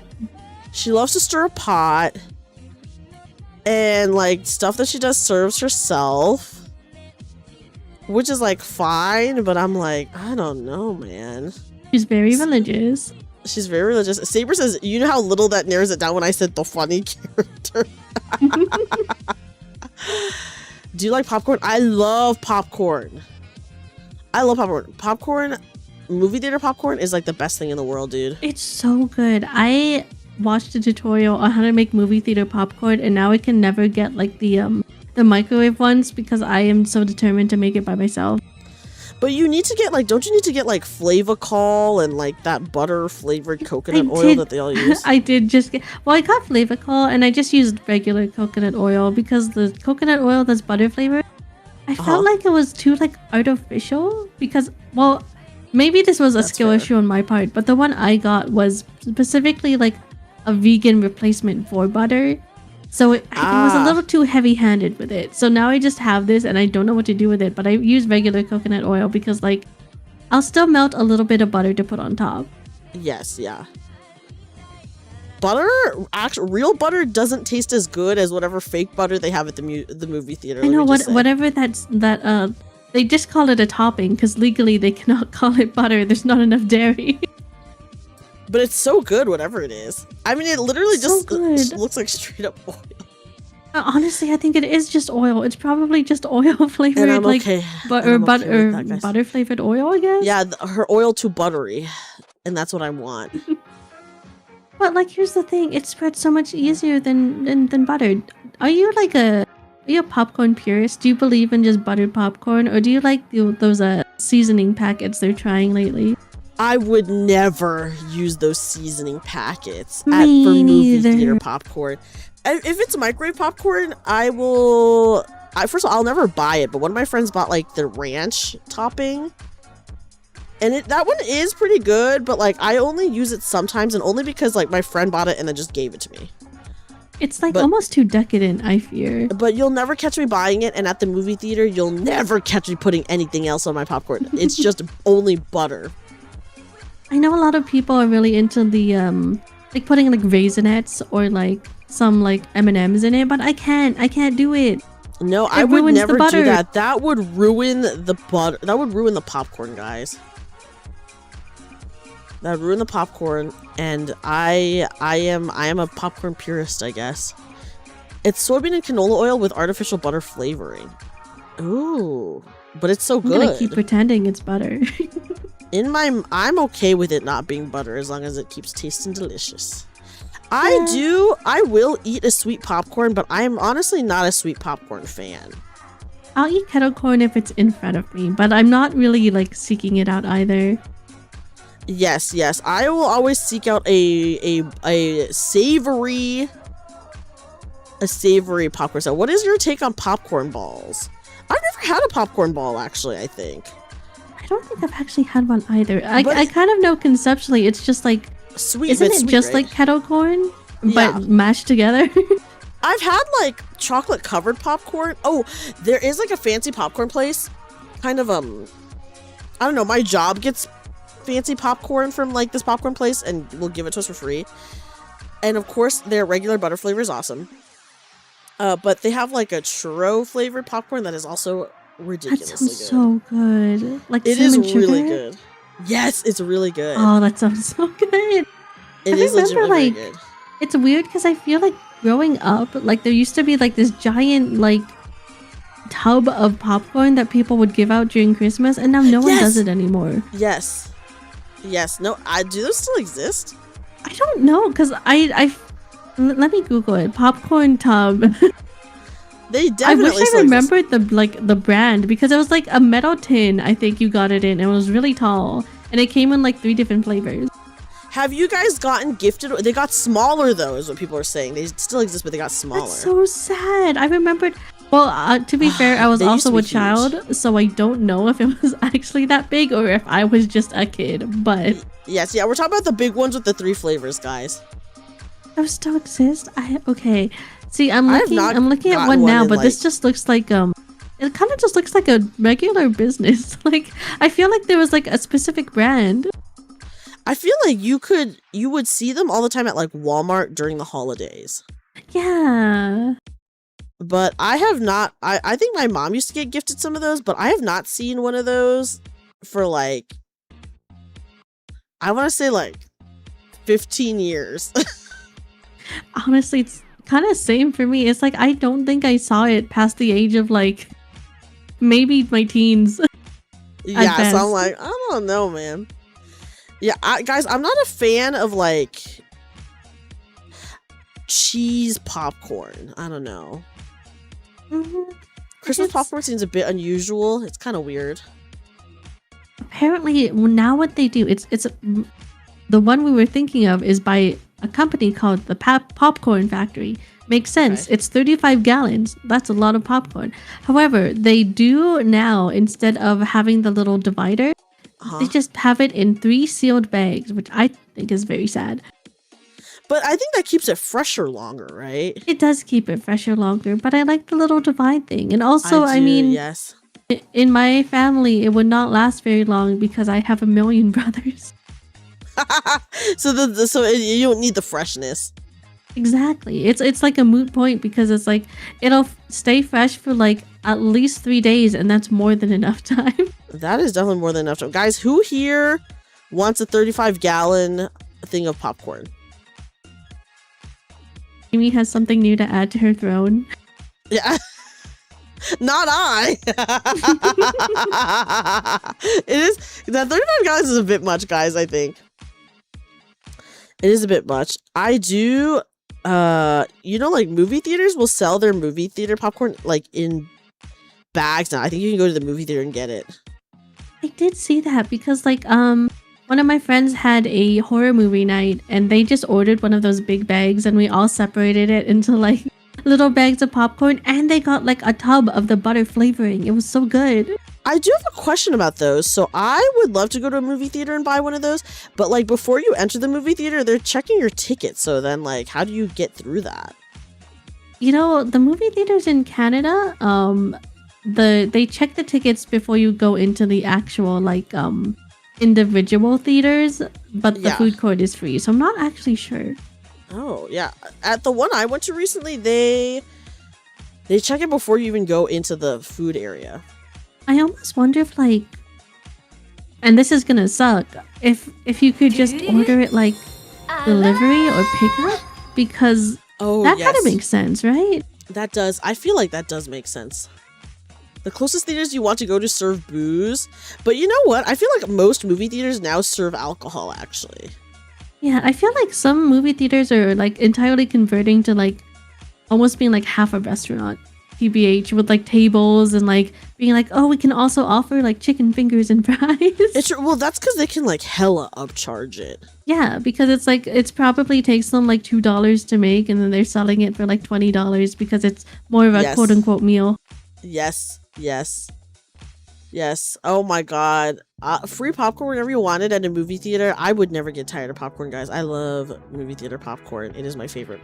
And I will say, I will get like an extra large, and I'll be that shameful person who right before I leave, I will get it refilled. No, because I'm the same. Well, if I paid $10 for it, I'm getting $10 worth of popcorn. I'm getting $10. Oh my gosh, I need to go to a movie ASAP to get movie theater popcorn, guys. So good. And you know what? At least there's actually good movies coming out this summer. Yes, guys, Yuzuki watched Obsession. It's so good. It's so good. Even though people's take on the movie makes me very mad. Yeah, popcorn does come with refills depending on the size you get. Yeah, some people, I don't know if they are just like purposely dumb, but some people do not understand. Media literacy is truly in the toilet, guys. It's gone. It's dead. It's over. How about my take about wanting to neck the MC? Well, you mean, when you say neck, you mean kissing? I do want to mold about it a little bit. Well, because here's the thing. It's just like, I feel like the movie is so good at presenting every single little point it has to make, and then instead people walk out and they're like, oh, but like, what if I ignore all that and instead decide that this is a movie where no one did anything wrong? It's so stupid. No, strangling the dude? Well, Rayo, that's actually a very valid opinion. That is actually very valid, and I think you're very in the right for that. You pay for popcorn and tell them to bring home the refill. Oh, that's nice. That's actually so nice. Guys, did you know Obsession is coming out to streaming on the 30th. Oh my god, that's so soon. It's very soon. It's coming out on, I think, HBO Max and Amazon Prime. I mean, you can probably buy it on Amazon Prime, you know? Yeah, that's true. I feel like movies are just popping out of theaters these days, because that was like, when was Obsession even first released? May 15th? So it's like a month and a half. A month, yeah. So not that long. And the reason why I remember the date so specifically is because I kept seeing ads for Obsession, but I was like, I don't think I'm ever going to see this movie. So I kept checking Wikipedia to see if someone uploaded a summary, and then I kept checking before it came out, and I was like, where the fuck is the summary? And then I would check, and then I would like wait a week and I'd check again, and I was like, what the fuck is the summary still not up? And then it would be like literally the day before it came out in theaters. You guys watch Toy Story 5? Hell no. Nuh-uh. Oh, wait, did you enjoy it, girl? I know you said that you went to see it, right? I've only seen Toy Story 1 and 2, and I will not go past that. I think I've seen up to 3, because 3 was probably the last Toy Story I watched in theaters, and then after that, I gave up. I heard 3 ends it really nicely. 3 does end it really nicely. That's why I wasn't excited to watch 4, because I was like, I don't think we needed more than that. I think even 3 was pushing it a little bit. Almost cried? Okay, yeah, so I feel like a lot of people did not like 4, but maybe 5 brings it back. But I'm still probably not going to watch it. I'm not going to watch past 2, I think. I know Nabu said that 5 made him cry. But he also cries very easily at movies. So it's like, I don't know if I can trust your opinion. I'm kind of a movie crier too, actually. I think it's like, I'm a weird mix where it's like sometimes it'll get me just because of like the music.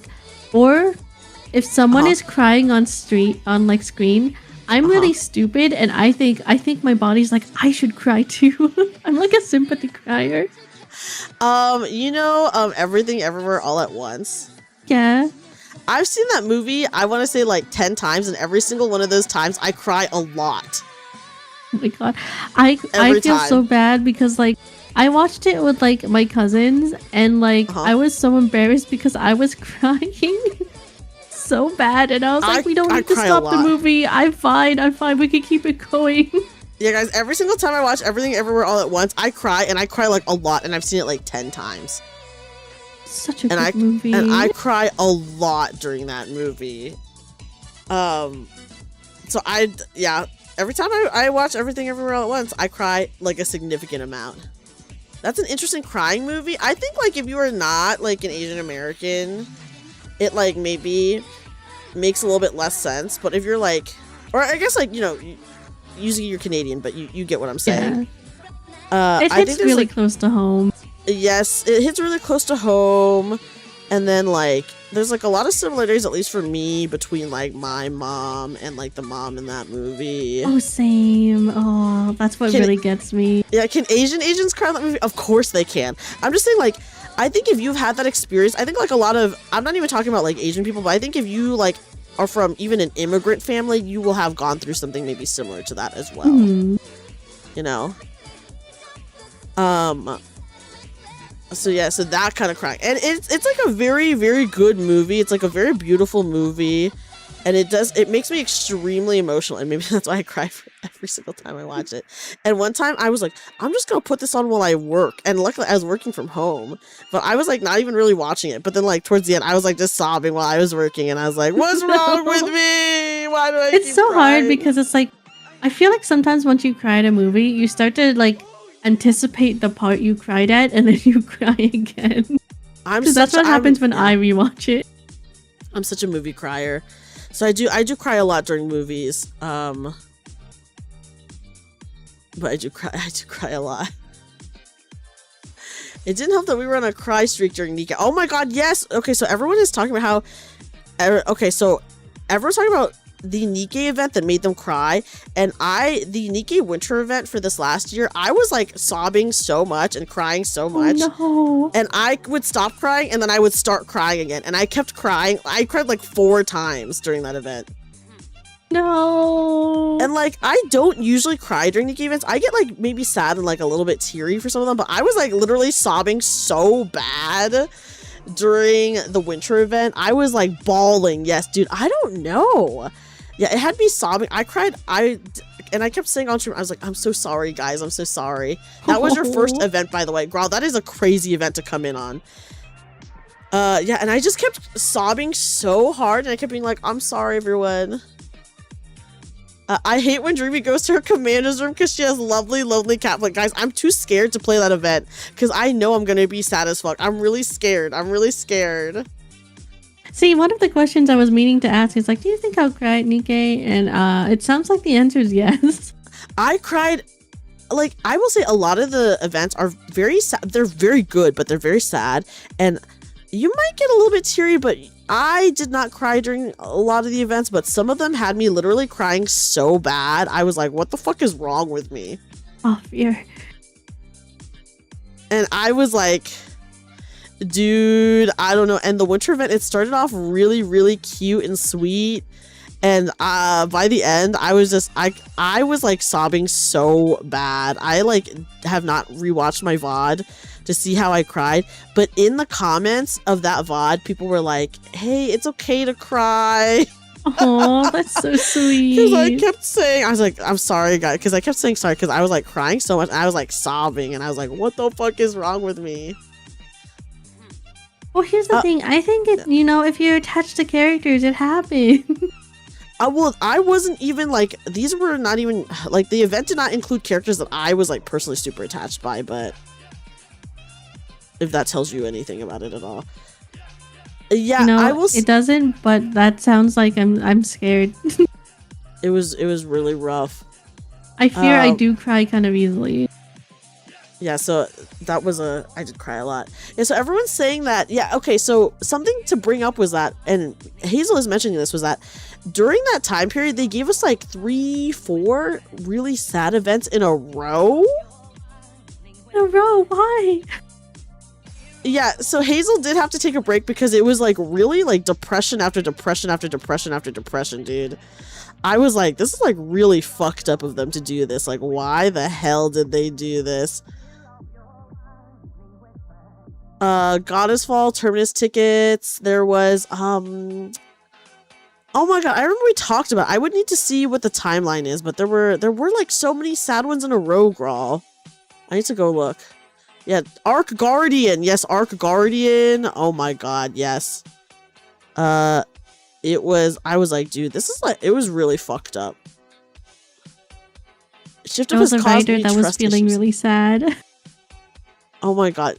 Pretty Star. I mean, Pretty Star came out a little after, like, at least a couple happy events, let me just say, but dude, they love making you fucking sad in that game. Oh yes, the Stellar Blade event was freaking sad, and that was a freaking collab event, dude. I was like, what the crap? The collab event was sad? Why? It was really sad, actually. It was really, really sad. And it was really sad. It was really sad because it gave like a lot of lore, and then oh my god, it was truly depressing. But it was very good. It was very good because it's their own property, so I knew it'd be good. But I was like, this is fucked up. Pretty Star is like the most uncomfortable event I witnessed being a VTuber fan and all. Pretty Star was really sad.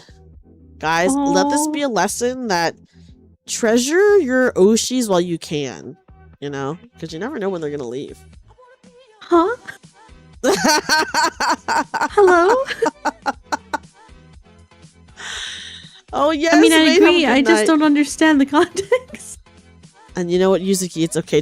Guys, everyone treasure your Oshis before they stop streaming forever. Due to XYZ reasons, you know? Streaming is like not a longevity activity, you know? It's like the light of a star. Yes. So you gotta cherish your Oshis while they're still around. Yeah, but luckily Dreamy will be here forever. We don't know that, but No. Adam just said this is her last stream, guys. Dreamy's been dropping hints slowly and surely. Yeah, I'm like, guys, cherish your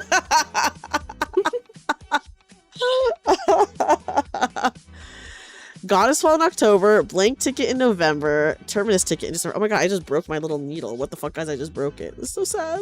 No. Yeah, I collabed with Persona 5, so I gotta go now, guys. So are you saying we have to cherish Dreamy and buy every throne gift? Got it. You know what, Vane? Yes. I will accept that, of course. Yes. Of course. It's exactly what you gotta do. What is on your throne currently? You know, I want to take a peek. I think my throne is not updated, but what I should put on my throne is I should put my guys, and I guess this is an indicator that I guess this is not my last stream, but I should put on my throne my rigging goal for a rig. Oh. For a new outfit. You should put a cover goal on here too. I think I do have a cover goal. Oh, you on do? Here. Yeah. Yes, I do like to put out a lot of covers, but they are pretty spancy. Guys, I broke my freaking needle. Look. Oh, do you have a spare? I do. I have a ton. Split in half. Oh my god. I have a ton. Where's my little Shin-chan bag? Oh, it's right here. Look, so I have this. So cute. Just a cute little bag. Yeah. That's a perfect size. I know, right? Okay, time to use this pink one, guys. It's okay. These are made out of plastic, so I don't really expect them to be like that sturdy, to be honest, you know? Yeah, R.I.P. needle. R.I.P. It's okay. I'll buy more later. You can never have too many of these. Probably because they're made out of plastic. You have to treasure your needles while you can.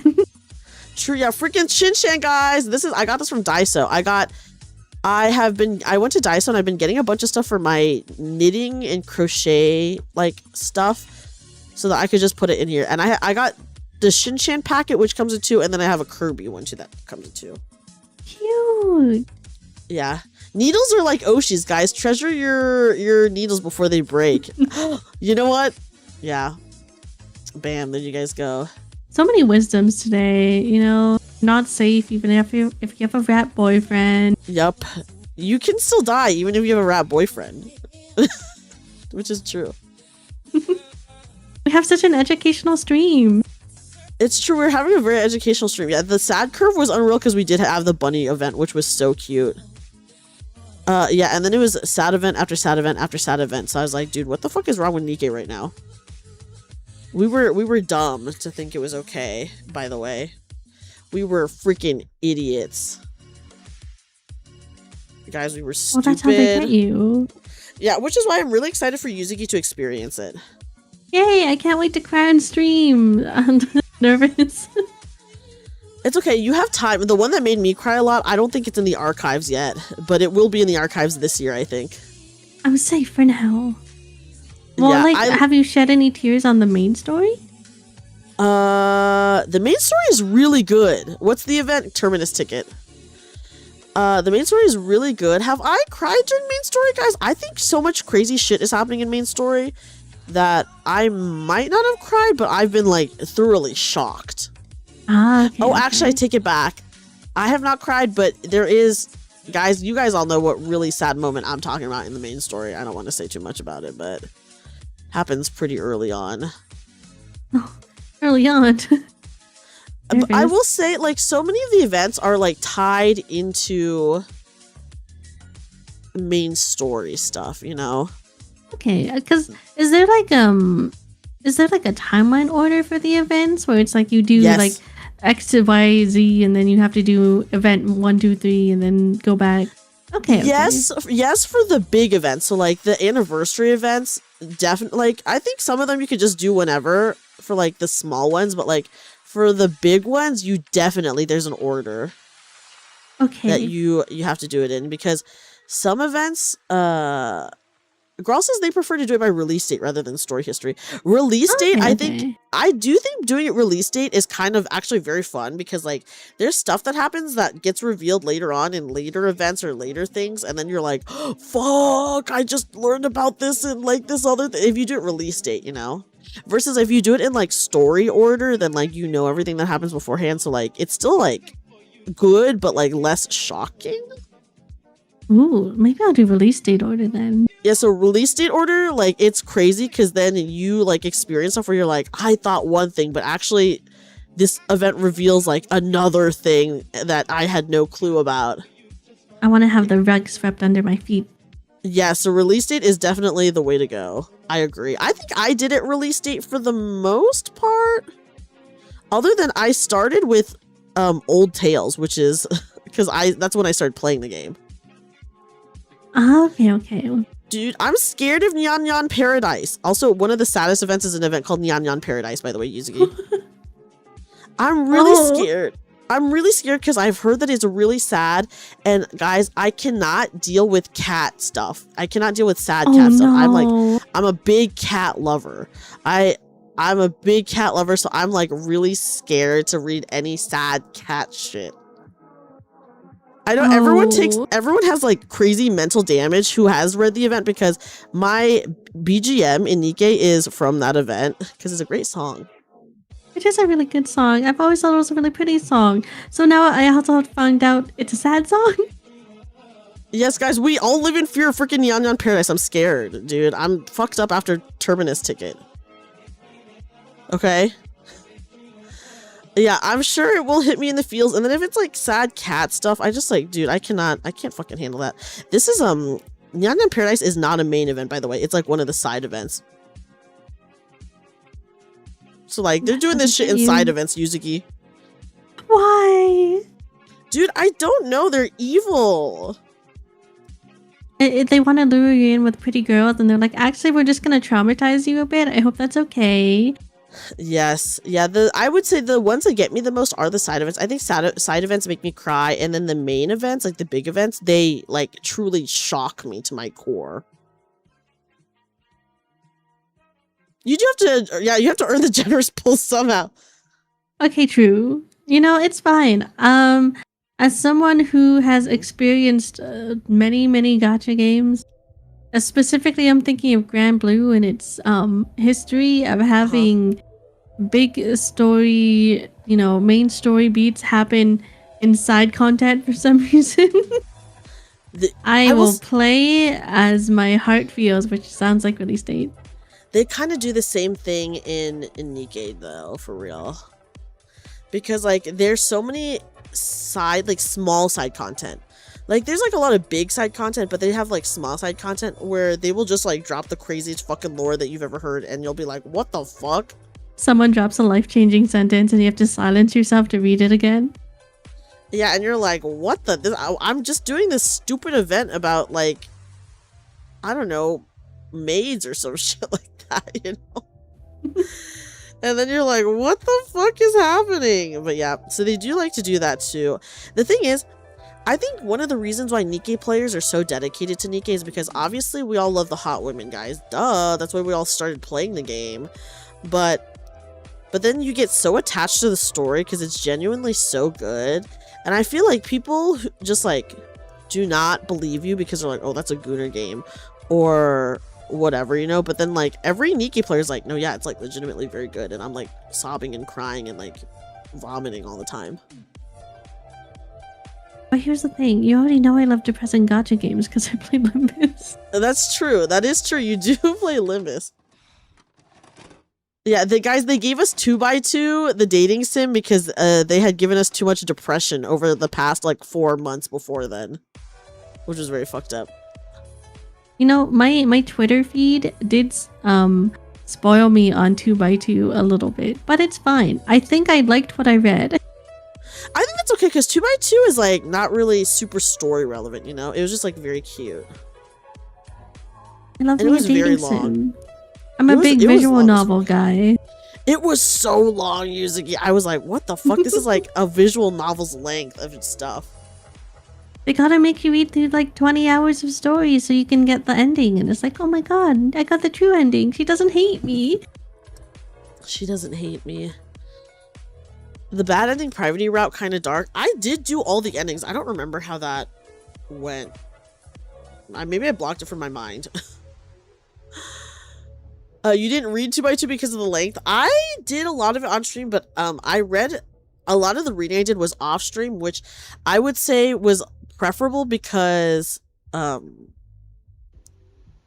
it was preferable because I can like, obviously reading out loud takes like a long time. Yeah. Versus like reading in my brain is really fast. You don't know how to explain it without spoiling? Okay, that's fair. In her room. Oh, okay, I think I remember. Yeah, but the story's really good. So I started on probably one of the strongest events is when I started the game. How long have you been playing Nikkei now? Over a year and a half. Ooh, okay. So shockingly, not as long as you would think. Not as long as you think, but yeah, usually if you want potentially Summer Dorothy, you gotta start at least during the summer event. You know what? You're so right. And I do want her because she's beautiful. She's beautiful and she's a very good unit is the thing. She's very good. She's very good. So it's like, you gotta. Oh my god, I have finished weaving in the ends for everything. Oh my god, you're so fast. I am pretty speedy now. I'm gonna start fusing these together.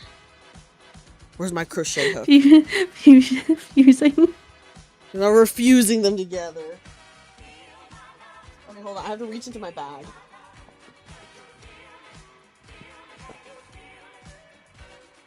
Order that you did is canonically the event order from Red Ash to Overzone is timelines-wise correct. I see.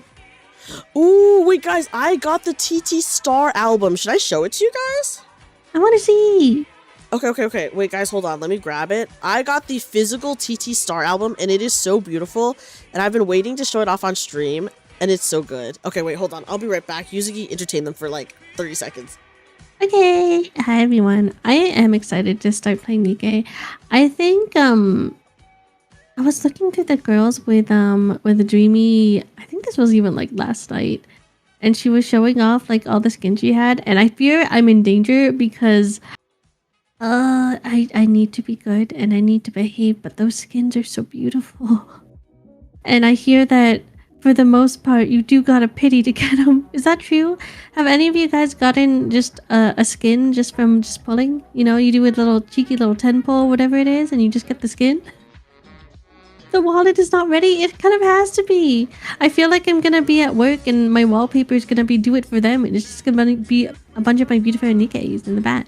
And that's so valid of you. Anyways, here I am back. Here's the album, guys. Also, this is so zoomed in, so I'm so sorry. It's so pretty. It's a box. Okay, hold on. Okay, wait. I don't know how the fuck I'm supposed to show it off because it has like a 3D component inside here. Okay. Okay, 3D. Here, guys. Hold on. Let me move up my mic. Look. It says like a little pop-up. So this is the inside lid. See, look. Hold on, can I? So cute. Pause. Hold on.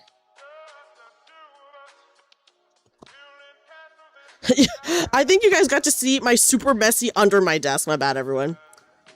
But it's fine. Okay, here we go. I raised this. Hold on, can I turn on the light again? Okay. Stanley Cup reveal. Oh my god, yeah, you got to see my Stanley Cup. There was nothing to see, luckily, other than, guys, under my desk is kind of messy, but it's like whatever. Okay, here. Okay, so see, like, you have like a little stage.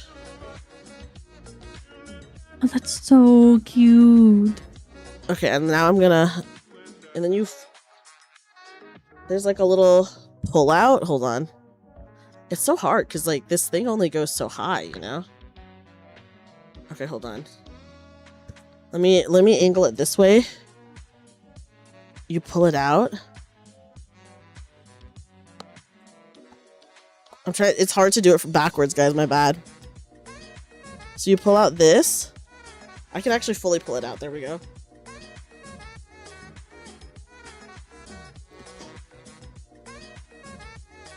Okay, here we go. And then inside, oh, okay. Oh. You have the TT Star button. You get 3 acrylic standees. Ooh. So that you could put them on the little stage, and then here's the album right here. That's so cute. Right? So yes, that's the TT Star album, guys. It's so worth it. Yeah.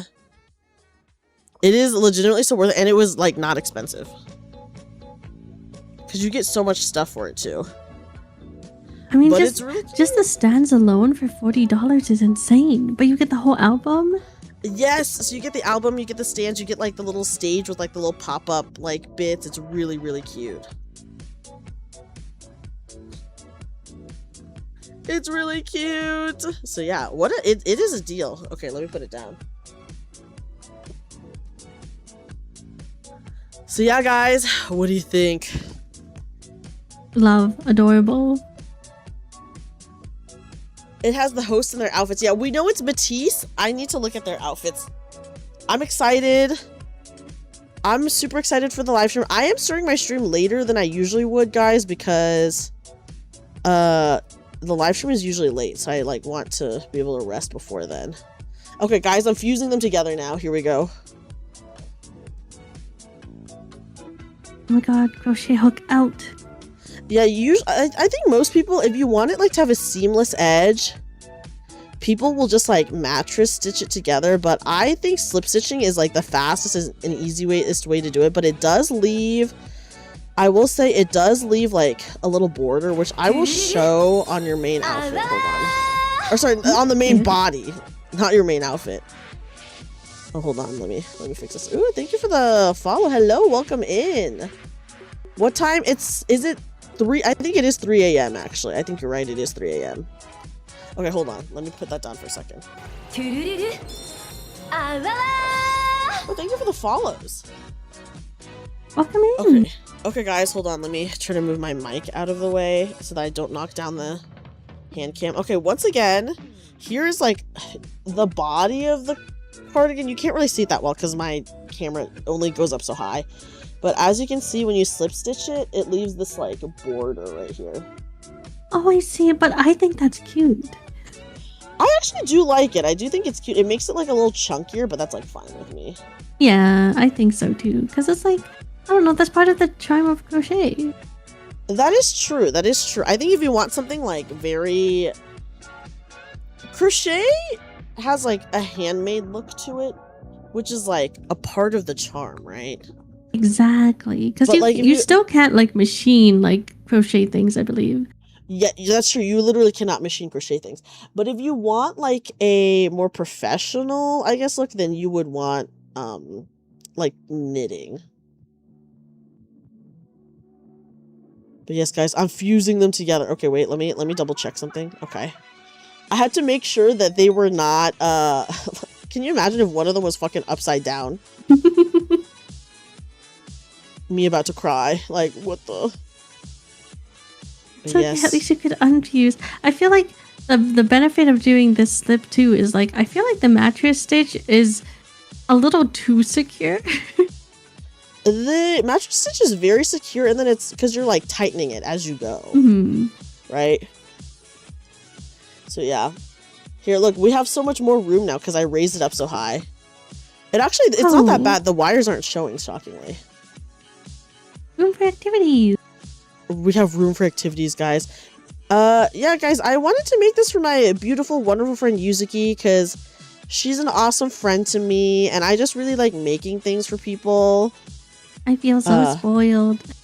And then I was like, Yuzuki, do you want me to make something for you? And she said, yeah. So I said, bet. Yes. Choose between these options. I did give her options. And she did choose this granny square cardigan. I'm a sucker for granny squares. It's because it's like, I also was like really into quilting, and I feel like this has the same vibe.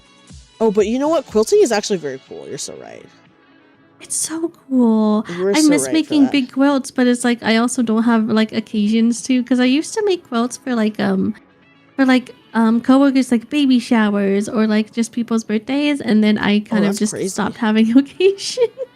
Whoa! Everyone already got a quilt. Though. Everyone already got a quilt. Oh my gosh. That and like fabric got really super expensive. Fabric is expensive, and then quilting does take like a long time. I feel it's like a lot of work. It does take a long time, and it's like it's a lot of patience because like if you mess up like one stitch, it's like minus like 20 more hours of work. Oh my god, that's horrible. Yes, guys, I appreciate all the kindness and support and love you guys have all given us. Cherish your Oshis before they disappear forever. Every time you say it, it sounds like a threat. Everyone's like, oh god, what is she saying? Is Dreamy okay? Stop saying that. You never know what's gonna happen to your Oshis, guys. She loves threatening us. I do love having a threatening aura. Cherish them before they do a Persona 5 collab. I mean, you're so real for that. Isn't the Persona gacha game still ongoing? Does the that still gacha count? game, is it essentially dead? Reliving a Nikkei. You're gonna trigger our clingy side. Yes, get clingy. Someone told me that the first event for Persona for Phantom X is not that great, but then it gets like really good because then they get a bunch of people who actually worked on Persona to chip in with the story. They just added Miku to the Persona gacha. Did they? Oh my god, I want to see what Miku looks like. Oh my god, it's still going Persona strong. Gacha. Guys, that's Miku. crazy that it's still going strong. Guys, see, look, they're connected now, look. Oh my god, cute! It's so cute. Wait, what? Anon! Wait a second. Anon, what the heck? Thank you so much for the gifted memberships. Oh my gosh. Thank you. She wants it. You heard her, boys. You're literally a VC with the guy playing the Persona gacha right now. Is he okay?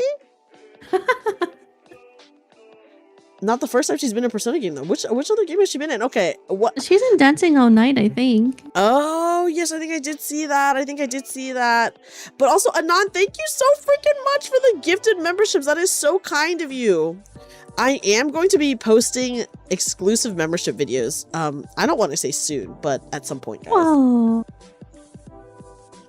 So be on the lookout for that, because they will be happening.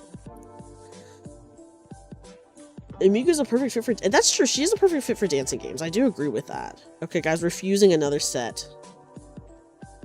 I had to adjust the pattern because Yuzuki, I think, has short arms like me. We're the same, you and I. Yeah, so I am adjusting this. Wait, for YouTube memberships or Twitch too? I don't know how to do just a Twitch one, so I can only do YouTube. I was thinking of, at some point, for anyone who saw my Idol Heat stuff, I was thinking about uploading my Idol Heat videos as memberships only on YouTube. You should. I will release like an actual cover for those, with like art and stuff like that, but for the video from the show, I was thinking about posting it as a membership only video once I post the cover. 410. 410? You know, that is an increase from 4'9". Rio's spreading rumors about my height. It's true. That is an increase, though. That is better. But yes, I might do that. Guys, we're connecting them. You're seeing it in real time. Wow, it's like magic. Hatsune Miku has been your fave since 2017. Ooh, I got to see Miku in concert a couple years ago. That was pretty cool. Oh, like Miku Expo? Yes, Miku Expo. It was really cool. I think the venue sold out pretty fast. So they ended up adding a second day, which was very cool. And then the second day tickets were really cheap. So I know some people went twice. I mean, if there was a local Miku Expo shot near me, I would go. 100%. That's fair. You're kind of saying you missed an Iron Mouse event and Ando in your country. Wait, what was the Iron Mouse event? I'm trying to do more VTuber events in my state. So that's why, I don't know. Guys, I can't say too much, but I have some very exciting plans in the works for some events in state. Otto. Oh yes, I got to see Otto. And okay, so I got to see Otto in concert. I could not buy her light stick though. That shit sold out like immediately, let me just say. But what was really cool, and I don't think any other venue did this for Otto, but so the Otto concert took place in like the basketball stadium. It's like a basketball stadium that they can convert for concerts. And it's like the home of like the Suns. So the venue gifted Otto a special basketball jersey with her name on it, and she posted about it, and it was very, very cute because I was like, dude, like I don't think any other venue has done this for her. That's so sweet, and I feel like that's something that like she would remember. Yeah, because like it's like literally customized to her, you know. It is. I know, that's awesome. It's customized because I saw her. She posted about it on her Twitter, and I was like, oh my god, they did this for her, and that is actually legitimately so cool that they did that for her. And it's like they don't like, you know, like venues, even if like they get sold out, they don't really like Otto. I mean, maybe someone at the venue does like know who Otto is, but I feel like people who run venues don't typically know like someone like Otto, right? Even though she's like crazy popular. Yeah, it's like, typically they're just there to organize things and make sure that their venue does not get damaged in whatever's happening. Yes, exactly. So the fact that they like got that for her, I was like, dude, this is crazy sweet of them. Like legitimately, I was really happy for her. Ado, A-D-O, A-D-O. Not Otto. Okay, guys, look. Guys, look. They're connected. Look at this. Look at this magic. I feel like this is always the best part of like any kind of fabric work. It's all coming together. It's all coming together. I'm like, should I weave in the ends right now? Or save that? Because these ends aren't that bad to weave in, so it's like, I could just save that for the end. I think you could save it to the end because it's like okay. it's like a nice finishing touch. True. Okay, so now we're on to the next panel, which is going to be 2 Arthur ones and 1 Yuzuki one. 2 Arthurs, 1 Yuzuki, and then we connect those 2.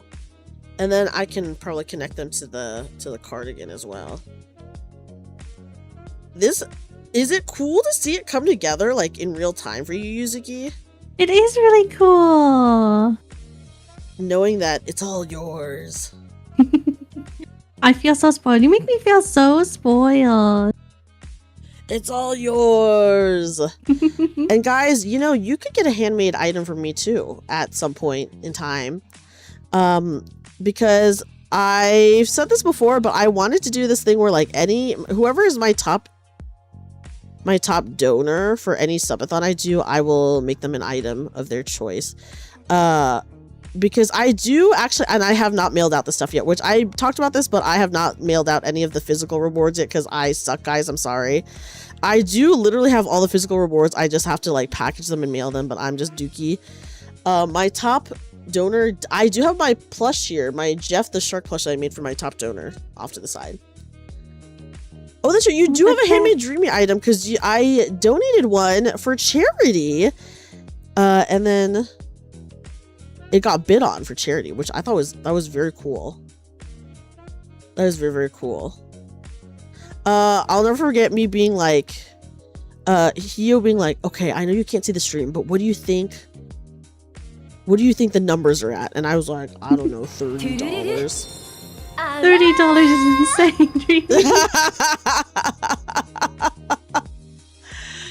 Thank you for the follow, by the way. Yes, it was for charity. It killed you that you couldn't compete for handmade plushie from Hio's auction. Don't worry, Anon. There will be plenty more opportunities in the future, so I wouldn't stress about it. There are plenty of opportunities to come, luckily. You fought your life for that plushie? I really want to know who the other person fighting you was. I'm very curious. 30, yes, I literally said $30. No, I think I said 30. Maybe I said 50. But I think I said 30.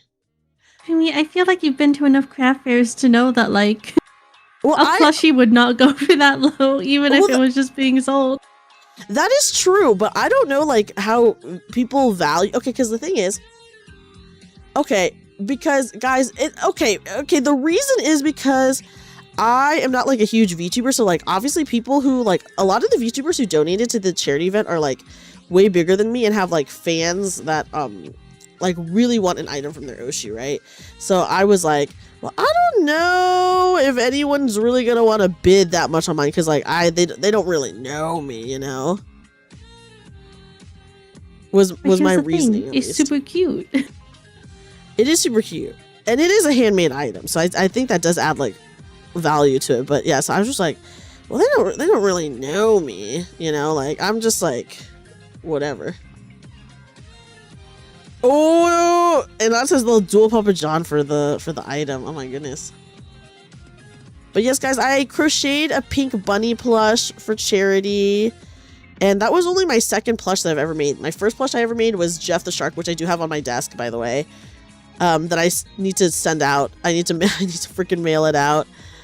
But yeah, so I make more garments. I do a lot of garments. I don't necessarily do plushes, but I can do plushes.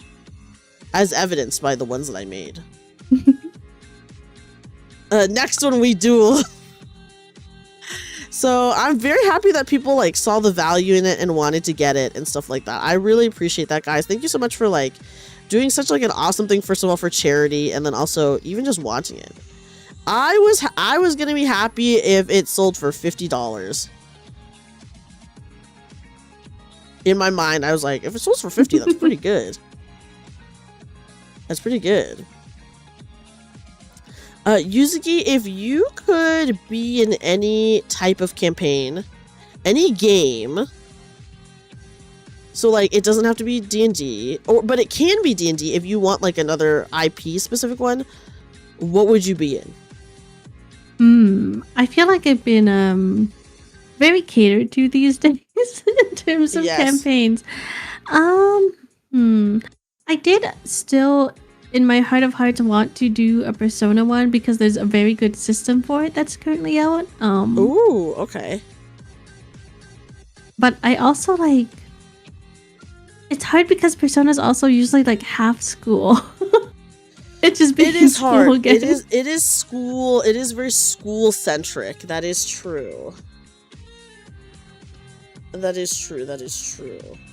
And then like I just want to do anything in Daggerheart again because I really enjoyed the last time I played a Daggerheart game. Daggerheart is so good. It's so good and it's so fun. Daggerheart is so fun. Agriculture campaign, that'd be crazy, Zuli. You can't beef with Papa John. They volunteer at animal shelters. You're right. That's fair. That's fair, Mon. Yeah, Daggerheart was really fun. I played Daggerheart, and I actually invited Theo.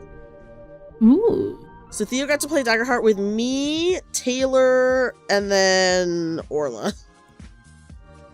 I just feel like it's so... I like the idea of like co-collaborating on like making a world. I think that's so fun. I do think that's really fun, and maybe that's why in Brindlewood Bay you do a lot of that too. And I also just love the hope and fear thing. I think it's really cool. Hope and fear is really cool. I agree. There's so many like good... Sorry guys, I forgot to sew in the ends for this one, so I have to do it really fast, but I'm gonna take it all the way to the end over here. Yeah, I really like Daggerheart. I think Daggerheart was really good. I know that the other game they released, Candela Obscura, had like a lot of issues, so it got like pretty mixed reviews, you know. But oh my god, there's a knot in this. What the crap? Okay, I'm just gonna try to pull it through. It looks like it's too tight for me to do anything about it, so I'm just gonna pull it through. It's working. Kinda. It is working! Okay. Yippee! Nice. But yeah, Daggerheart is really cool. Would you want it to be like a completely original story? What are you looking for it? I guess I should ask. I think I'd rather do like a completely original story for Daggerheart.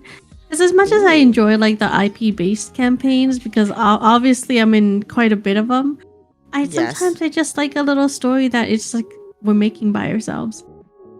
Yes, Yes, or like maybe if it was like a scenario that I'm okay if it's like a scenario that is like already exists, but like obviously like the story itself would still be like original to your group. Daggerheart is really fun. When did you get to play Daggerheart?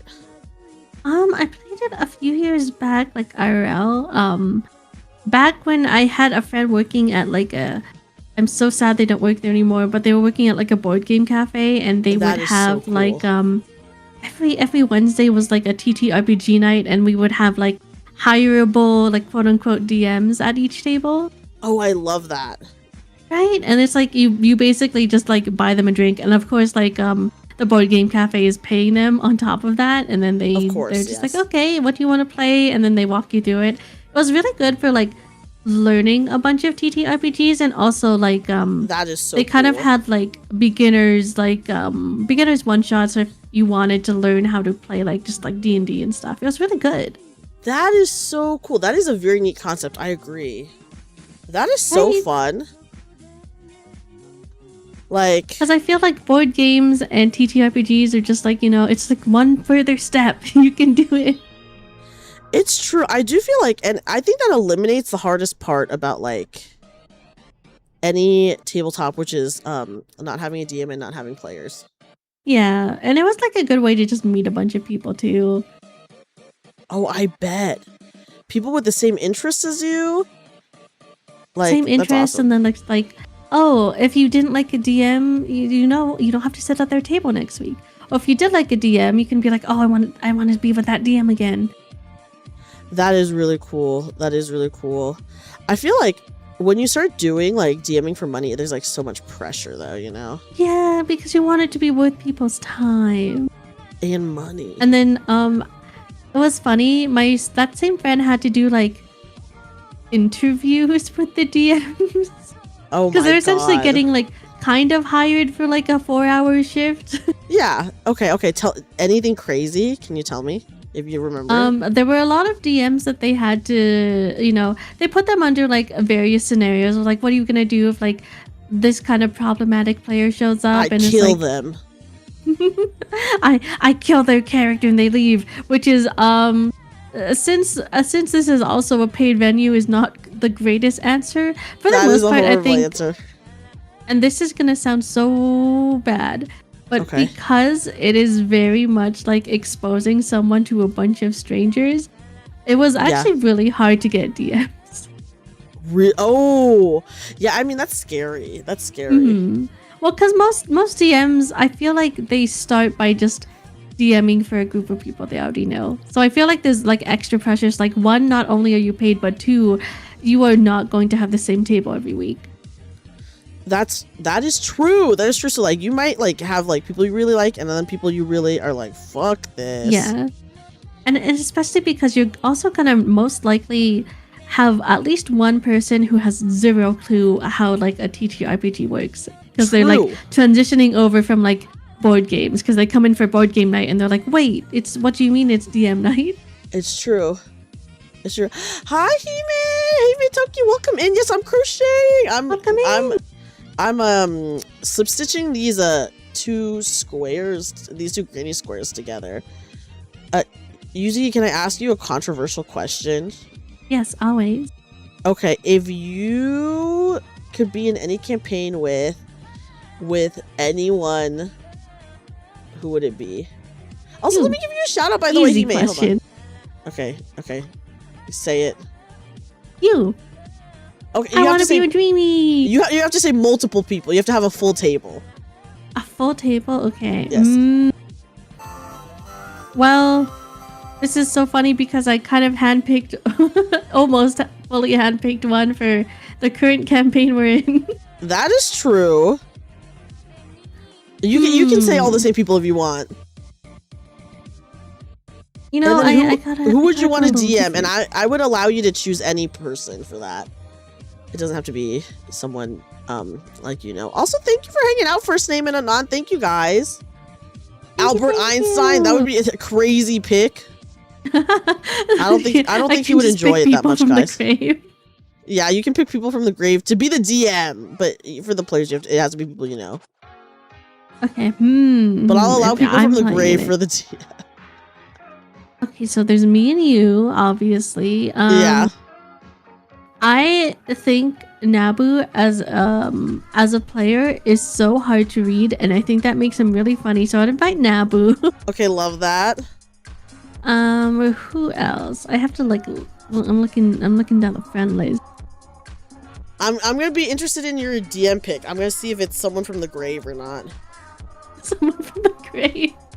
Yeah, Well, actually, my DM pick is Arthur Pendragon. The real dude. Do you think he'd be good at it?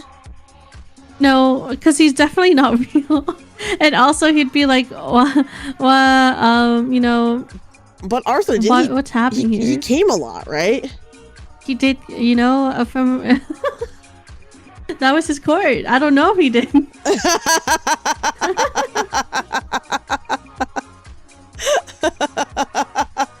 He came a lot. You know, he sure did. I wanna play with Orla because I think Orla is so cool. Orla's very cool, and actually I'm gonna tell you about her tabletop character in just a second.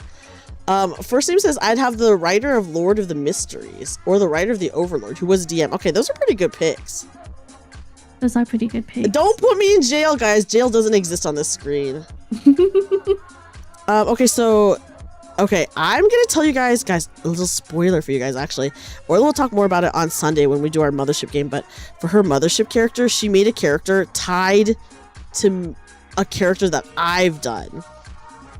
So, her character is obviously Mothership takes place like hundreds of years in the future, by the way, but her character is a descendant of my capoeira granny from Brindlewood Bay.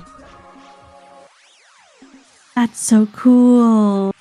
I know. So she was like laughing. She was like, okay, I'm gonna. So when she was doing that, I was like, dude, that is so freaking funny.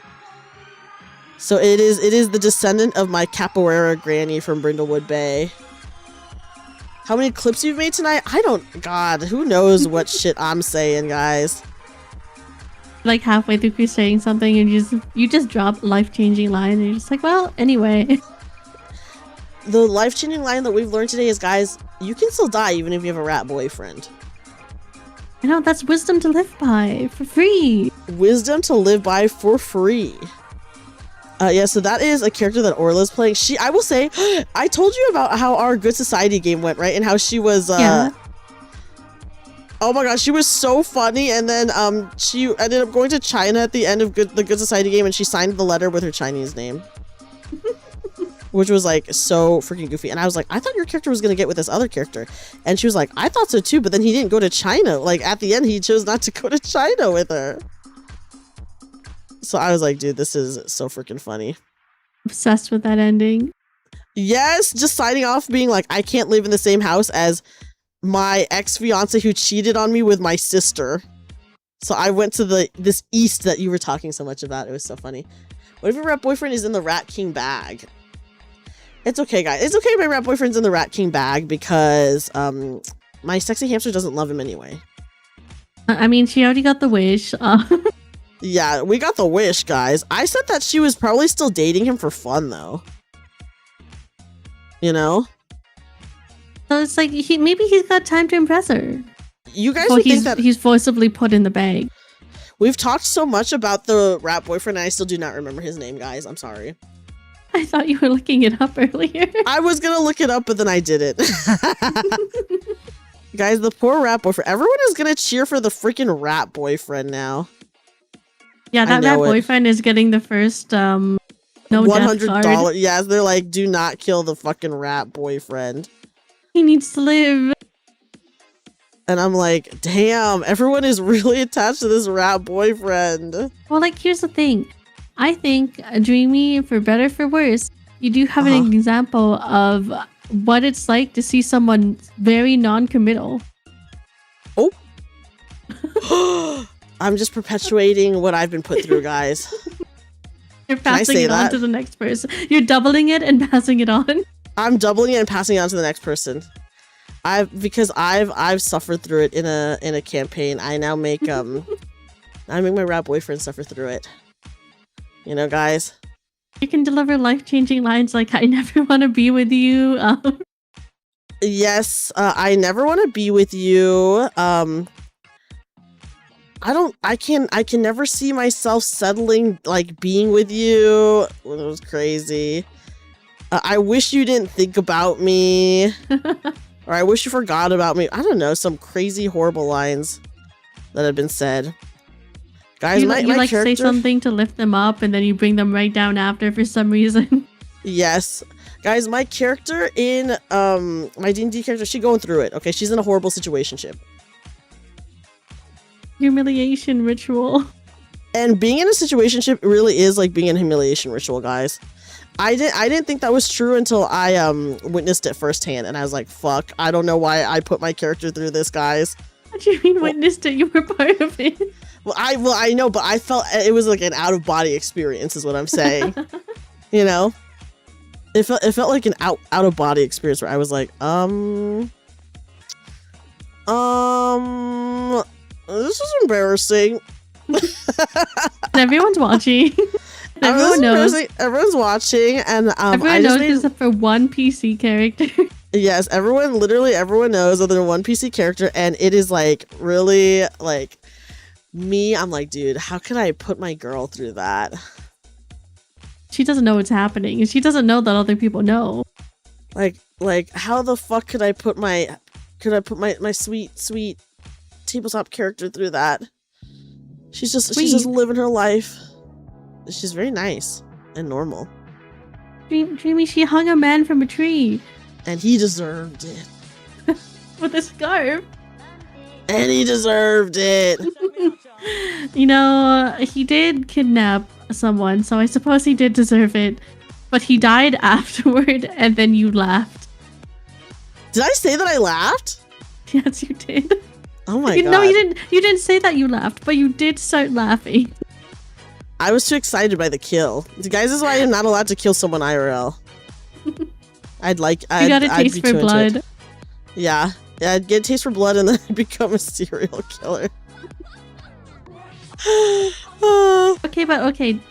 And you know, I'm saying this so it can never happen because we'd all know. Okay. Yes. But if you were a serial killer, what would be like your tell? My calling card? Yeah. I was gonna say something that only you would know. Uh-huh. I leave the body in a poop cage. Oh my god. But then where'd you get the poop? You know what? I don't know. That's a great question. I have no answer to that. The poor police officers trying to investigate this. Well, I'm ACAB anyway, so I don't feel bad about them having to deal with it. They signed up for the job. They knew what they were doing. That's true. That's a shitty way to go, but that's good, Jamie. That's good. Rayo says, I sure got bodies in the 6-7 stance. Oh. Was my answers, was that a good calling card, you think? You know, I think that's a really unique calling card and one that I think I would instantly know if I saw in the news. That's true. Would you report me to the police? No, of course not. Okay, I would just be like, you know what? Good for her. Yuzuki's a real one, guys. She would not report me to the cops if she saw your dream. The news. Yeah. Even though Multi said that he would report anyone. Yeah, and he I'm like, would. dude, what the frick? But he's not being a girl's girl. He's not being a girl's girl, that's true. But Yuzuki, guys, you heard it here. She would not report me. Of course not. She would not report me to the cops. It'd be the same if you got like a death note and you were making people die these horrific yet comedic deaths. They would be very comedic, that is for sure. Would you? So you would know it right away. It's me, though, right? I think it's a concept so unique it could only be you. And you know what? That's fair. That's fair. This is yeah. I've checked the VOD. The rat's name was Grack. Thank you, Papa John. Okay, you have to remember Dreamy. Grack. That's my rat boyfriend's name, guys. You know, unfortunately, that is one letter away from Grok. That is extremely unfortunate, honestly.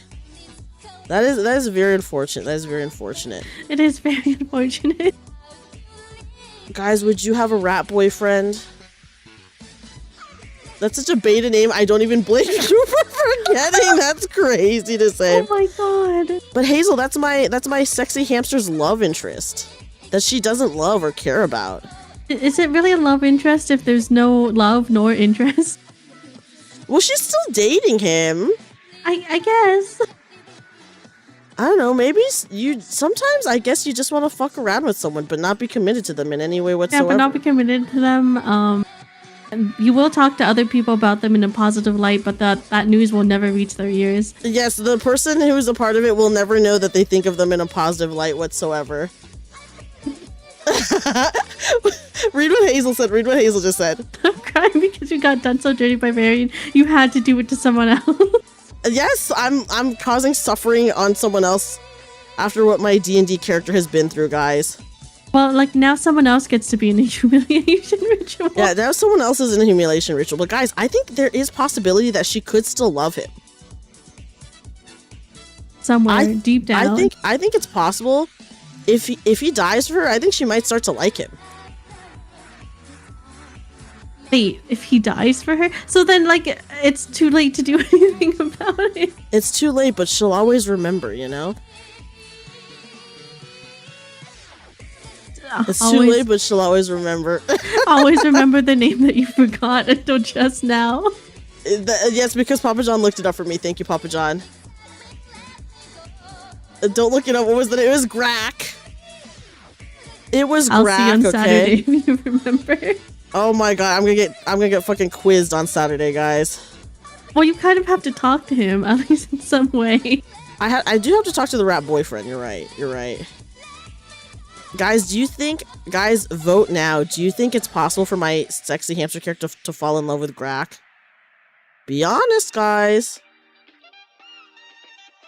I don't know. Be What real. if that's like, what if they're like a prince of a nation?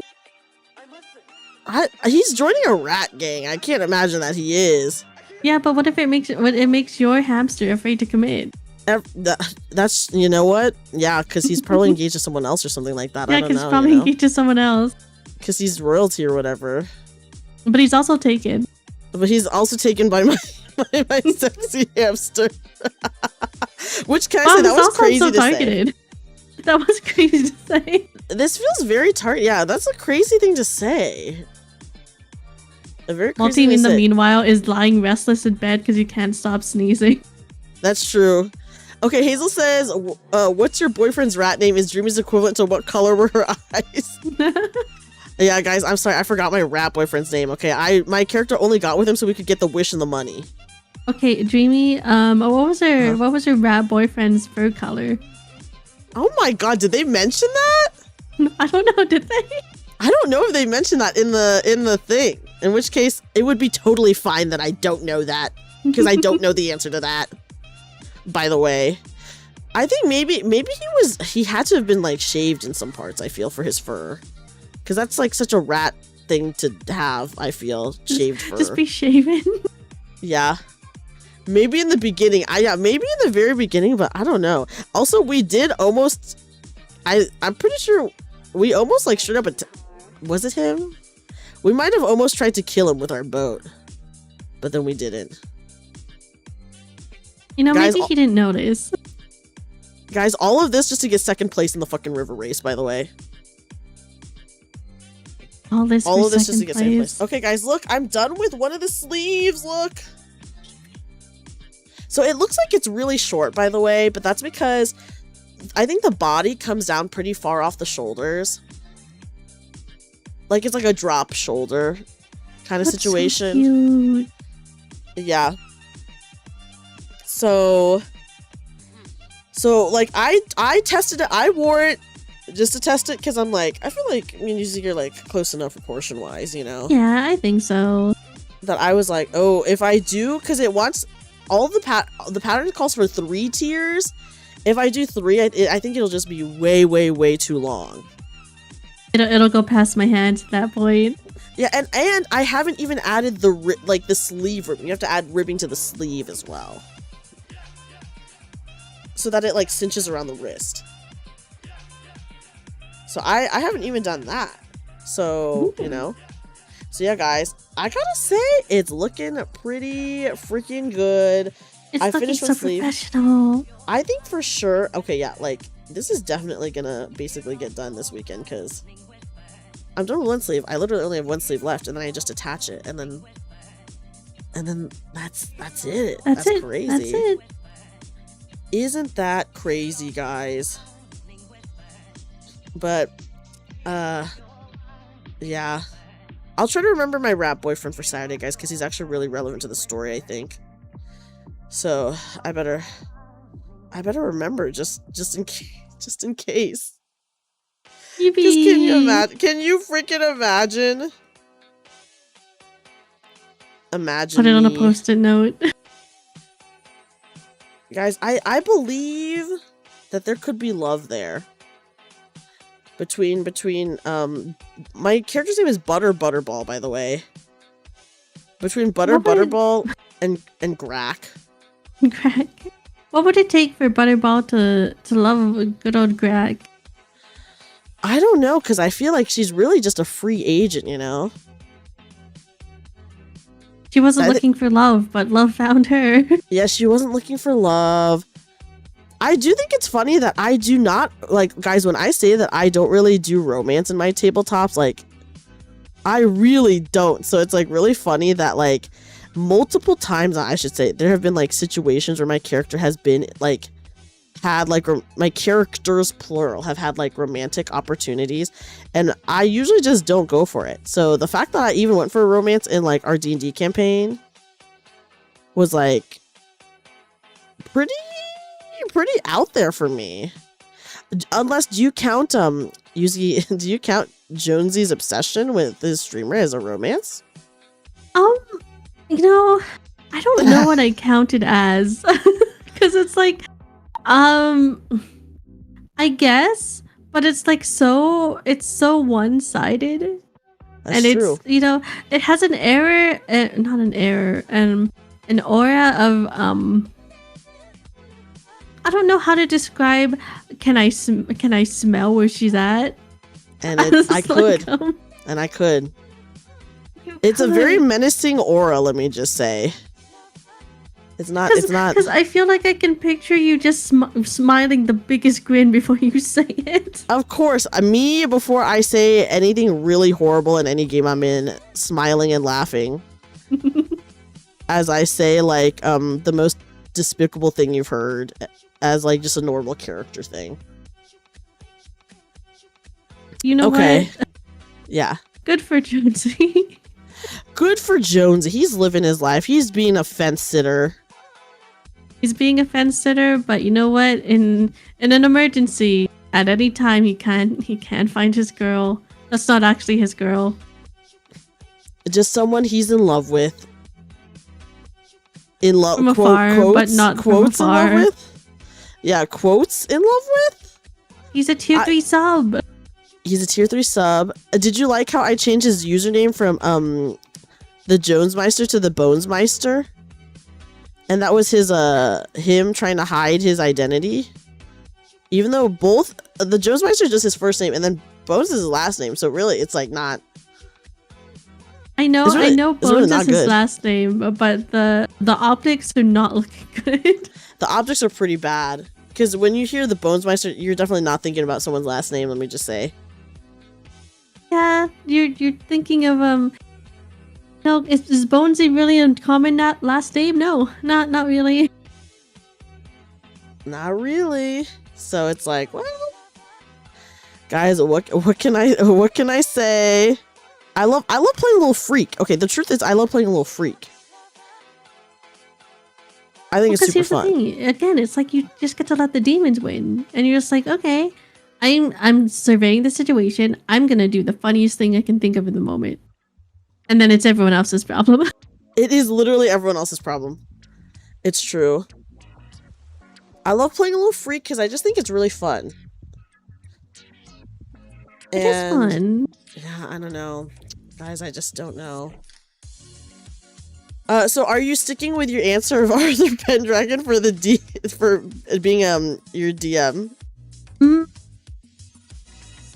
Even though you said you do not think he'd be good at it. I do not think he would be good at it. Let me think of who I would want as the DM.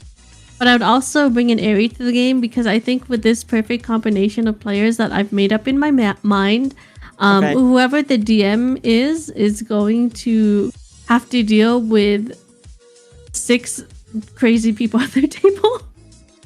Okay, name the players again. It is 6 Okay, crazy so people, it's though. So funny. me, you, Nabu, Aerie, and Orla. It is 6 crazy people at a It's 6 table. crazy people at the table. And then, okay, and then think of who you want to DM, and it can be a dead person. Be a dead person. It can be. We're seancing them in. Okay, Saber's saying Shakespeare. I think Shakespeare is actually a pretty good choice. Shakespeare is a good choice. You know, we would have a ride of a lifetime. He would be good. He would actually be legitimately very good. That's a good answer. That's a good answer. Okay, I want it to be Fandaniel from Final Fantasy XIV. Oh, he's so dramatic. He's so dramatic. So I think that could be a fun time, actually. Exactly, because He's you know maybe extremely insane. He is extremely insane, which is why he would be matching the energy of the table. That's true. That's true. That's true. And we're all playing Daggerheart. We're all playing Daggerheart. Yuzuki said she wants an original Daggerheart story, guys.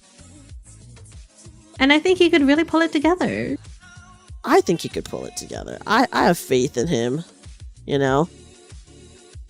And then if I had to pick someone I know, it would Yeah. be Asterix as the DM. And you know what? I would choose Asterix because I feel like Asterix has in periphery seen me be pretty crazy, but has never actually dealt with me being like a crazy character. And I do think that would be extremely funny. It's because whenever I play Curse of Strahd with him and I say something that is kind of insane, he does this really long drawn out sigh and he's like, you can do it, but you know there's gonna be consequences, and I just smile and I'm like, I can't wait to see those. At least he warns you. He does warn you. That's actually pretty good that he warns you. I will never forget when we were playing Mouse Raider and we were going to attack another contestant in the river race, by the way. Was it Grak or was it the guy after Grak? I truly do not remember. I think it was the guy after Grak. And Taylor was like, okay, I'm not saying that you can't do this as like a GM. Like, I'm saying you can do this. But what you're doing is the equivalent of if someone was in an Olympic race and they pulled out a gun and shot another contestant. And that was really funny. It's so true. Because she's like, okay, a lot, like, obviously it's like yes, it's a river race, but it's like a sanctioned river race. You know? Yeah. So it was really freaking funny. And I was like, you know what? So we were all like, okay, fine, we're not going to do that. We don't want to ruin the race. But then when we were in the cave, there was a part where we go into a cave and then we all got really excited because we were like, oh, well, because we're in the cave, the audience can't see us. So we can kill people in the cave. Yeah, we did kill in a tunnel where no one else knew. That is true. And then also, like, no one even knew that my character killed freaking Wyla. I did remember the name of the person I killed, by the way. But not my rat boyfriend. Because like, the people on the other ship, all they saw was Wyla tried to jump to our ship and then she missed and fell and drowned. It's like the perfect crime. It's like the perfect crime. So it's not my fault that she sucked and couldn't, like, make it over. Yeah, why was she jumping in the first place? You know, who could say? The water was too it was too loud. Yeah, it's true. The water was too loud. Yeah, shooting someone in a race is illegal. So I will say when Taylor gave that example to us, it was so funny. I was like, what the fuck? But it was really good. But that's what you were thinking of doing. But yeah, that's what we were gonna do. That's literally what we were gonna do. I'm excited and also really nervous because a rule in Mouse Ritter, if people don't know, is that every single hit that you do hits, by the way. You never roll to hit. You just literally roll to do damage. So that's why Mouse Ritter is like a pretty deadly game, because guys, you're always hitting. So I'm curious, now that I know this is a deadlier adventure, I am very curious as to how it's gonna go. Because the river race is gonna seem really safe now. In comparison to, we're gonna be literally in the sewer, by the way. Oh, there could be anything there. There could even be more rats. There could be more rats. There could be more rats. That is true. Well, I think I'm excited to see the rat gang. I'm excited. But yeah. So I'm super excited. I would love to play more games with Yuzuki. Obviously, we play a lot of D&D together, and that is very fun. But I do think we had a lot of fun when our characters were love interests in Good Society. Right? That was so much fun. It was really fun, and guys, I like RP more than combat. Me too. This might be a shocker to you guys. This might be a shocker considering how violent my characters are, but yeah. I feel like the fun is, well, here's the thing, the most violent and fun things you can do can't be combat related, because combat's always going to be like, I hit him. Do I hit him? where it's like, if it's an RP thing, it's like, I elegantly throw a katana right through their windshield. I threw a katana through their windshield, trying not to kill them, but then I roll so high that I definitely killed them.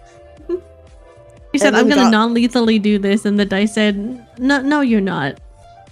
It's true. It's true. And what was funny was, guys, that katana, which was a real katana, by the way, I had established this earlier. I used it earlier in a different mystery, literally just to aura farm, and not as like an actual katana. Because we went to a Halloween party, and I had my character dress up as the bride from Kill Bill, and she had a real katana, and she cut off some dude's mask, one of her love interests, actually. But she saw him as a rival. She cut off his Phantom of the Opera mask. I love the idea of going to a costume party with a real weapon. Yeah, I know. I know, a real weapon, and you just use it to aura farm. Which is what I did. Yeah, I unmasked the Phantom, guys. I unmasked him, and yeah, and he's dead. No, he's not dead. I did not kill him. No, I did not kill him. Oh my god. But I did give him diarrhea. Huh? Okay, wait. So one of her things is that she's an herbalist. So I said that she was into like Chinese herbalism. Okay, and in one of my like opening scenes, because like it's formatted kind of like a TV show. Yeah, what a crappy thing to do. That's a crappy thing to do. It's true. It's formatted like a TV show. So like you open every session like describing like a vignette, like a moment that would play during essentially what is an opening theme. And I said that for one of mine, I was like, oh, she's like, I can't remember the context, but she was like serving like tea or something at an event that she like brewed from her herbs. And then when that guy comes up to her, who she also in a previous mystery, she put him on a leash, by the way, because she didn't want him to escape because she thought he was a suspect. But then everyone was like, okay, so he's on a leash. I'm setting the scene. Yeah, he's on a leash. So anyway, so he comes and she's like, oh, hold on, I have a special brew for you, essentially. And then she brews like basically a laxative tea for him. And everyone thought that I was gonna say that she poisoned him, but no, it was just diarrhea. Yes, just diarrhea. You can die from having diarrhea. That's true, and they're old, so that is could be deadly. That could have been all their fiber gone, and they're just a shell. That could have been literally all their fiber. You're right, but yeah. So I did give him diarrhea. And previously, she did put him on a leash. So what do you guys think about that, huh? What a combo. Yes. Oh my gosh, I can't. Okay, so she put him on a leash because she didn't want him escaping because he was like a suspect in like this was the Halloween party episode, by the way. And when she walked into the room where everyone was, like, one of the NPCs was like, really, Ying Ying? My character's name was Ying Ying, by the way. Like, you gotta do this, like, publicly, because obviously they were implying some shit about my girl. I'm having a dude on a leash publicly. And then they were like, I have to go because, like, yada. Oh my god. I can't even remember what she said, but it was so funny. She, like, the NPC, she was like, I really have to go because I can't. Oh god, I wish I could remember the line. But she was basically, like, saying, like, oh, I'm not here to have fun or something like that. And then my character was like, then why the hell are you at a party, bitch? Ooh. Yeah. Can I ask why a leash instead of like handcuffs? Did you just happen to have a leash handy? Okay, so actually so in the scene where they're alone together and she's like sussing him as a suspect, one of the other characters, she has a dog. And so her dog came into the scene and he has a leash. Like on him. He had a leash on him. So, like, we didn't my character did not have handcuffs on her or anything like that. So she just took the dog's leash from the dog and then leashed him up. So that he couldn't run away. And, dude, that guy ended up being one of my character's love interests because I think he was into that. And then another love interest that my character had was the sheriff of the town. Oh my god, you woke something in the guy and then you also have a sheriff of the entire town? Yes, of the town who was into her, and I thought it was very interesting that he was into her because she's very obviously, in my opinion, a criminal. But there's no proof, you know. What he doesn't know can't hurt him, so it's fine. That's true, but I will say my friends were hardcore shipping it. You know, if the campaign went longer, maybe they could have psychically damaged me, like what you did. With the psychic attacks. Psychic damage. I mean, yeah. maybe that's why, as you were playing through like D&D, you're like, maybe I will seek out a romance with this person that keeps appearing in my head and has an iPad and is mean mugging me. And has a huge ass. Has a huge ass that we rolled for, and he got a nat 20. That was, well, someone gave him that, I think, which is so funny. That makes it, like, in my opinion, that makes it even funnier, like the whole situation. But yeah, guys, in my other games, my character really gets like romances, but I usually don't go for it. I don't know why. Like, there's no reason that I don't go for it, but like, maybe it never feels like right for my character, because she's like, every character I play, unless I make them a freak, I mean, actually, I do make them all freaks, but unless I make them like really romantic on purpose, they all kind of like are independent and do their own thing. Right? So yeah. Well, like, I feel like for the most part, I kind of play with the same, where it's like, if a romance happens, then it happens, but I'm not actively seeking one out. Yeah, so D&D, the D&D that I'm in, like, that is like the first romance I've ever gone for in any tabletop I've been in where romance was not the main focus, because me and Yuzuki played Good Society together, and romance is like literally the name of the game, guys. So of course I was romancing the hell out of Yuzuki. And it worked. And it worked because our characters did get together after. Even if your character did want to kill himself. Yeah, and my character did. He said he was ready to kill himself just 10 minutes ago, but then now he has a reason to live again. Wait, so Dreamy D&D is a freak? Adam? You know, I think you can answer that. You've seen enough of the sessions. What do you think? It's a mystery. I think she's so normal. She gets more and more normal with each session. Each session she gets more and more normal. When we hit the King's Clan, that's when she's gonna be at her peak normalness. She's gonna be so totally chill and normal, guys. When we see Cote Vaughn again, so normal. When we see Cote again, she's gonna be so normal and cool and chill. But yeah, so now you guys know. Yeah, so I usually don't go for romances, so that's why, like, I really do like the idea of romance in our like D&D game, Yuzuki. I think yes, I'm all for it. I'm like, yeah, hell yeah to the romance in our game. But yeah, in my other games, I don't go for romance, guys. Ignore giving the guy diarrhea and walking someone on a leash. That was my yin yang character, and she was definitely not normal, and she was also 100% a criminal, even though I said, guys, she's not a criminal. My first thing was, guys, she's not a criminal, and then she was 1000% a criminal. She had her little torture room in her mahjong hall. Okay, for example, some of the cozy vignettes that I was doing was like, oh, you see her crunching some numbers in her office on her abacus.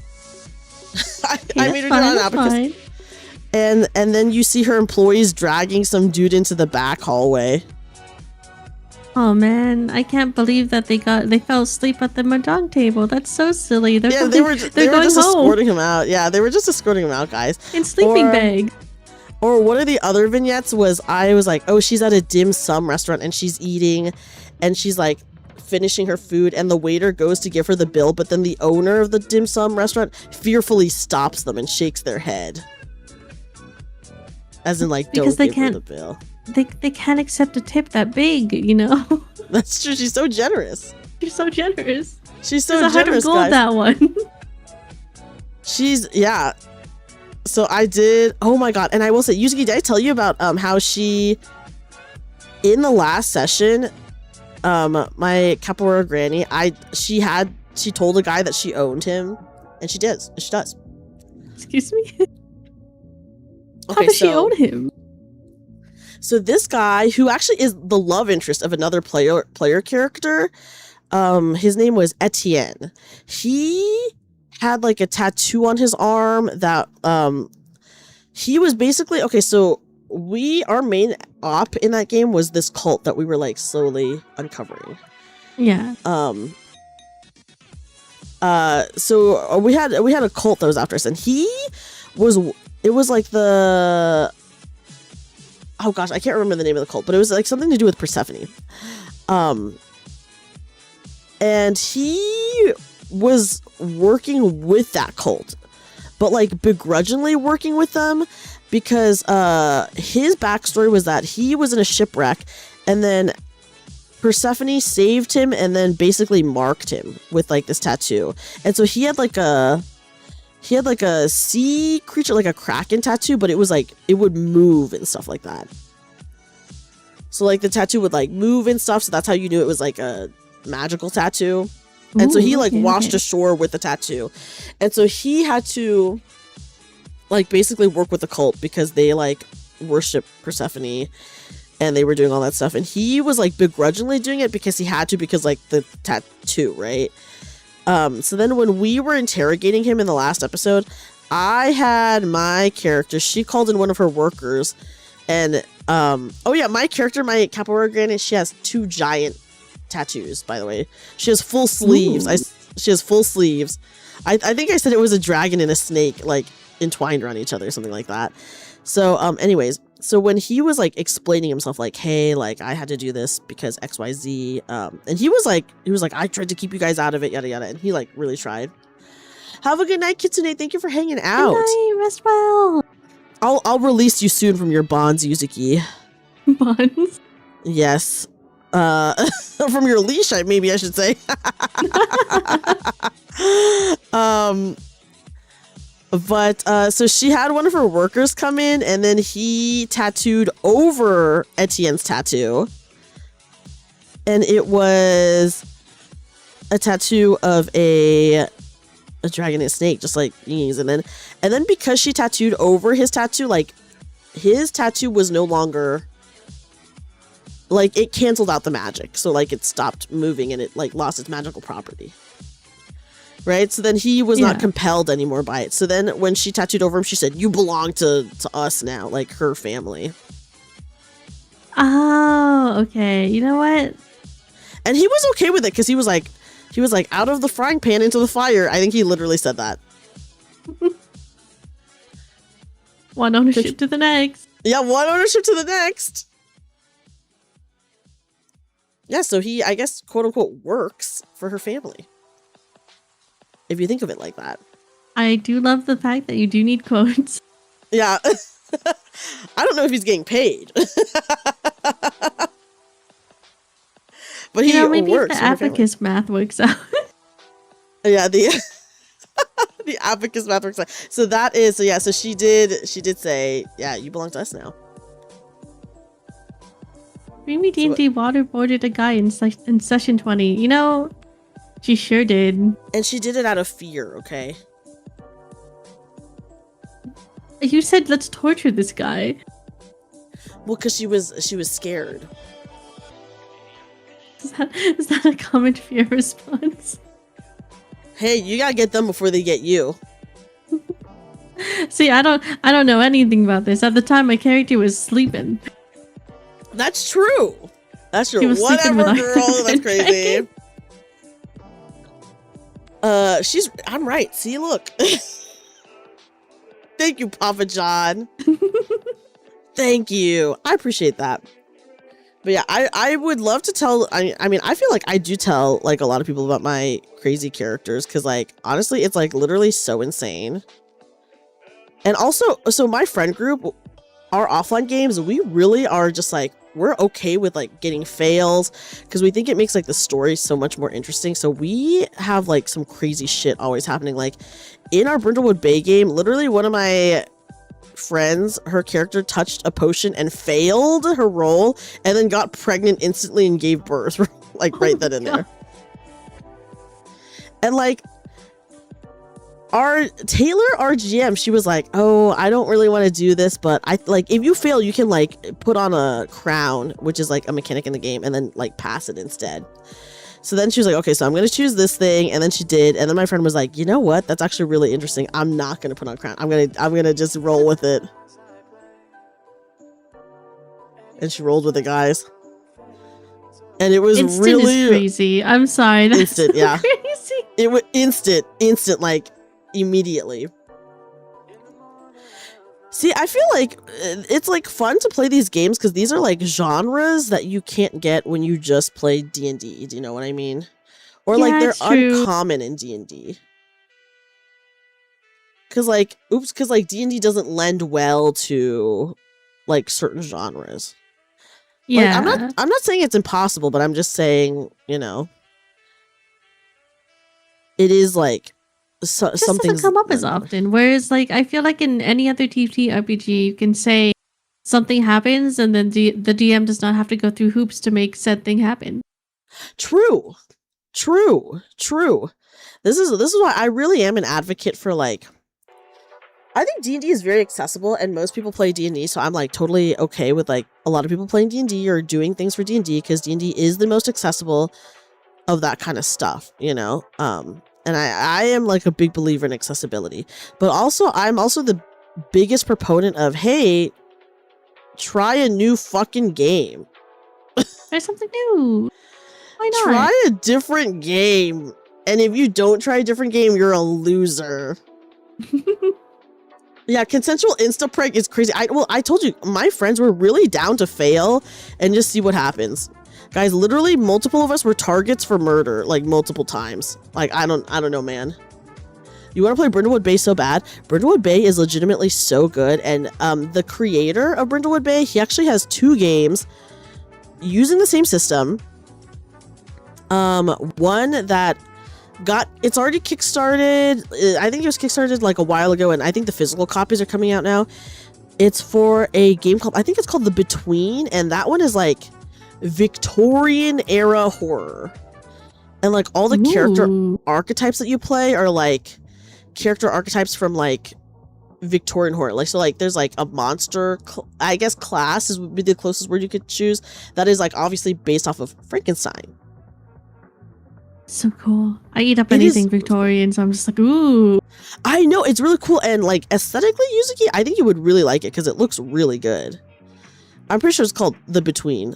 And then I just recently, and then the author recently just released another Kickstarter that I did back. That is like another horror one.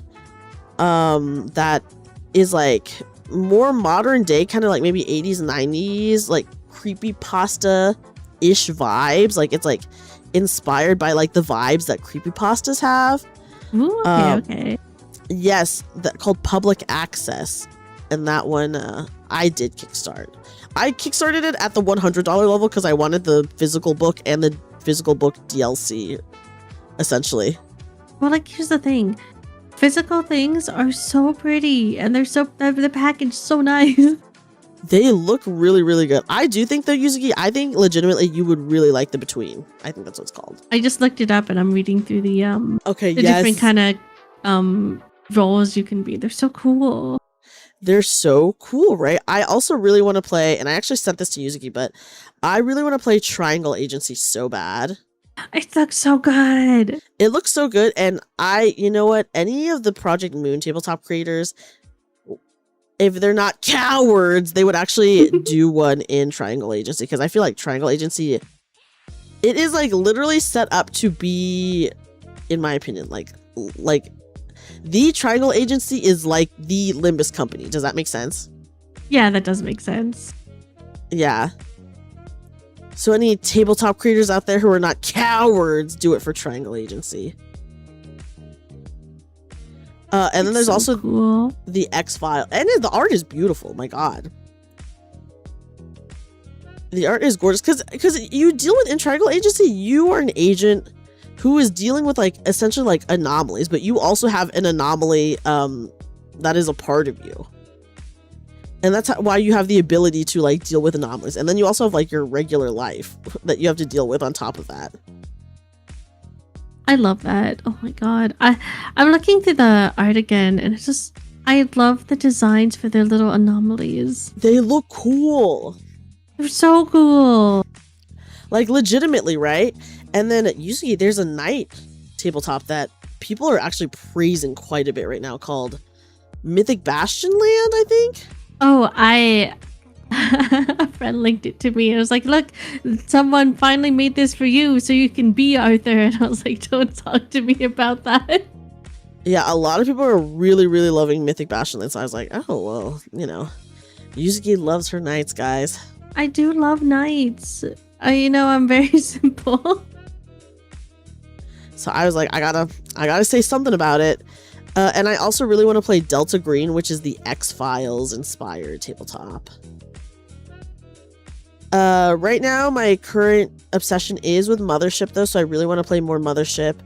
I do, at some point, want to play the Alien tabletop, but the only thing is that I think the Alien tabletop does not lend well to being a longer campaign, because... Oh... I mean, I think the fun of Alien is like, oh, the finding the alien, right? Yeah. But, you know, you can only see a xenomorph so many times before you're like, okay, you know, how do you make a long campaign out of that? I don't know. Yeah, spotted. Hopefully I don't die. Yes, because you really can't fight back. Yeah, there is Thirsty Sword Lesbians, which I have not played. Lesbian. I have not played, but my friends have played Thirsty Sword Lesbians, and they said it's a really, really good tabletop. I do own it. I also own it. Yuzuki, can I tell you that you remind me of a tweet I saw forever ago that was like,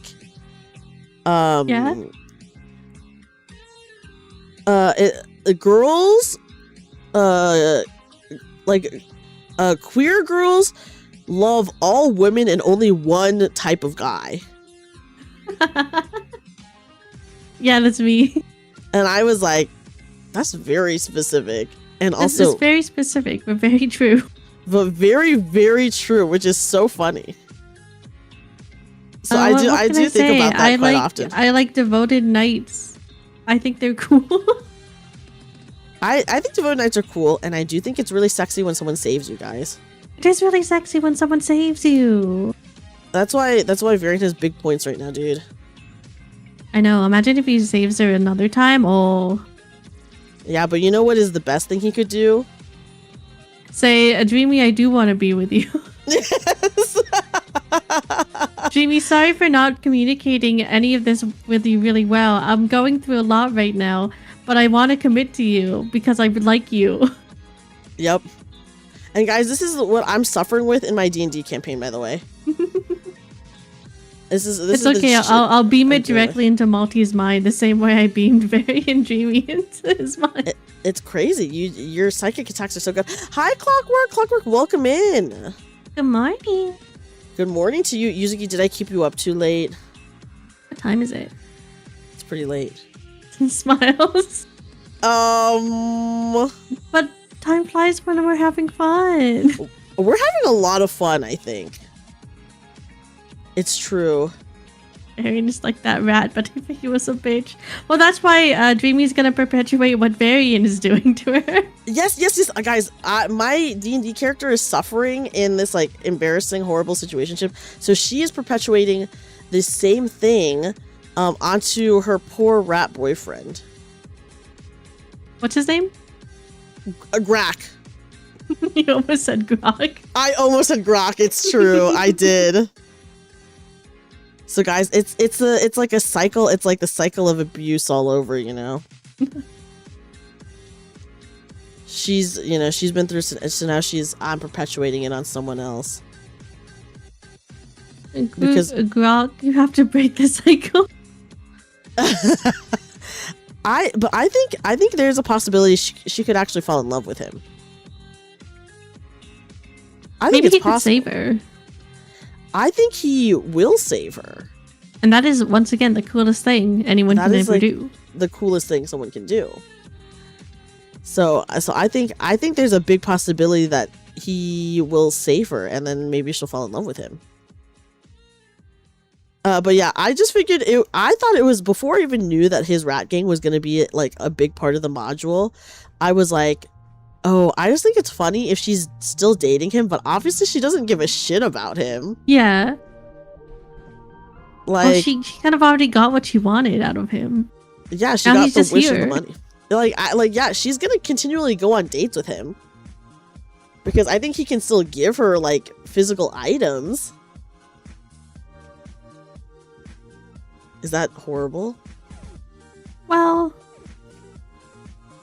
you know, maybe feelings could develop. Guys, it's possible. Grack has a shot, okay? Greg has a shot. He just has to save. He just has to save her. But I was thinking, I was like, you know what? If I think she would still be dating him, because like she's still like, maybe she just wants to go on dates, and he'll like definitely take her on dates. True. It's like, what if she just wants to go to like that really cool, expensive restaurant? Yeah, she just calls up Grack.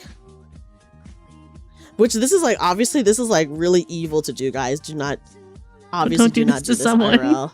Do not do this to someone. This is extremely evil behavior. But because me as a player, my one D&D character is has been humiliated, I now have to perpetuate this horrible situation onto some other random NPC to get some catharsis.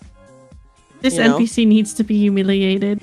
Yeah, this poor rat NPC who actually has given her everything she wanted, and is, you know, that's seems pretty nice.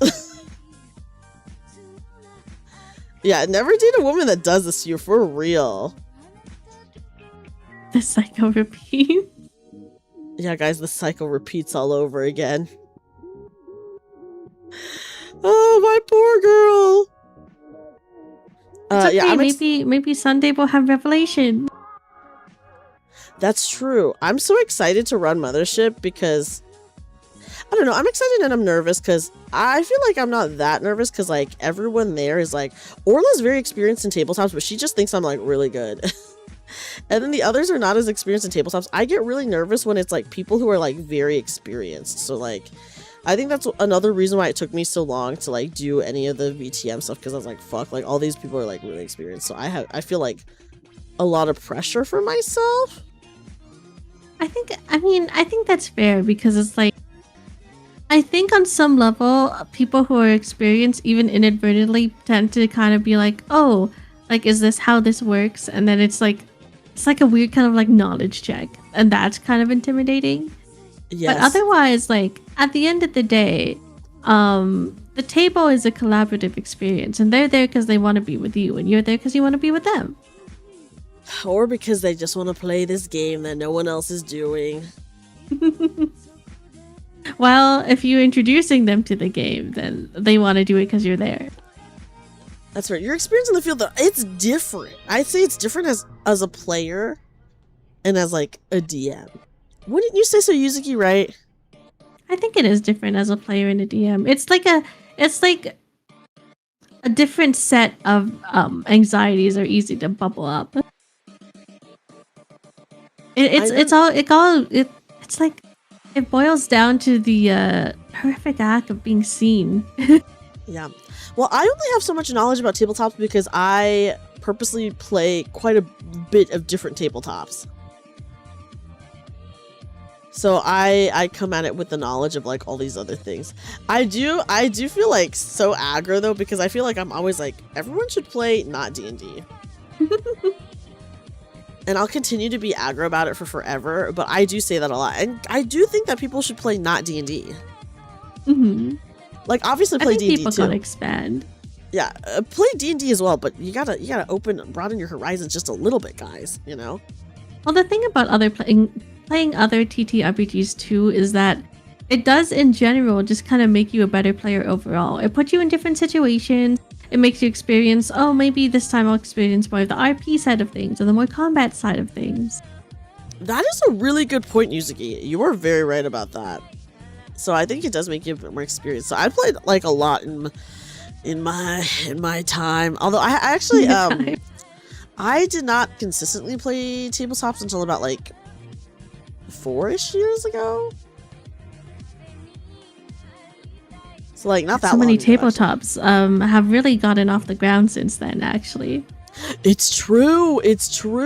Although, you see, I meant to say, there's a local tabletop store near me, and every Saturday or every other Saturday, they do Pathfinder. Oh my god, Pathfinder, my beloved. Yeah, they do Pathfinder. And then actually, funny enough, on Tuesdays, they do VTM. And I'm like, dude, I can't show up to VTM with Jonesy. I think you could. You know why you shouldn't, but I think you could. I could, but I shouldn't, you know, to like a table with like random people. Random strangers like, this is my character and this is the streamer that he really loves. He really loves her. And her name is Shayla. That's his Shayla. Yes, that's literally his Shayla. Literally. Oh. It is literally his Shayla. So that's why, like, I do want to try to run more. I feel like once I run more games and feel a bit more, like, experienced. Also, this broken needle kind of reminds me of, like, a wishbone. Once I do that, then I don't know. Then maybe I'll be more comfortable being like, hey, do you XYZ experienced person, do you guys want to play this or that or whatever? I think you'll walk away from either just Sunday's game with more confidence under your belt. Because unfortunately, sometimes the best thing you can do is just to do it. It's true. I'm scared though because everyone can see. Everyone can see, but everyone will love. I hope so. I think I have some exciting bits for them that I've already been like, oh, how can I? Because like, even though we're running it off of a module, like the module really. It's a trifold module, so they do not tell you basically almost anything. They just tell you the bare premise. Oh, here's some like enemy stats that you could put in, and that's kind of like it. Oh, here's a map. That's it. It's like getting just the ingredients, but you don't have the recipe. Yeah, so then you like have to put everything else together to be like, oh, like this is what's going on, and this is what you see, and this is what this looks like, and XYZ or this is what like the company you work for is like, etc., etc., etc., stuff like that. So it's like, yup. And then you just get really good at describing rooms. That's true. I feel like I'm pretty good at describing rooms, actually. I will say, and I feel like I don't know, you haven't like played like too many other things with me, but I do think I'm actually, in all my other games, I'm very good at RP, and I think I'm the worst at RP in our Fate game. To be fair, I think our Fate game is like, something that's really difficult with it is that the stakes are so enormously high that it's scared to intervene in anything political-wise, because it's like, I feel like we'll say one misstep and it's gonna haunt us for like 10 sessions. And you're so right about that.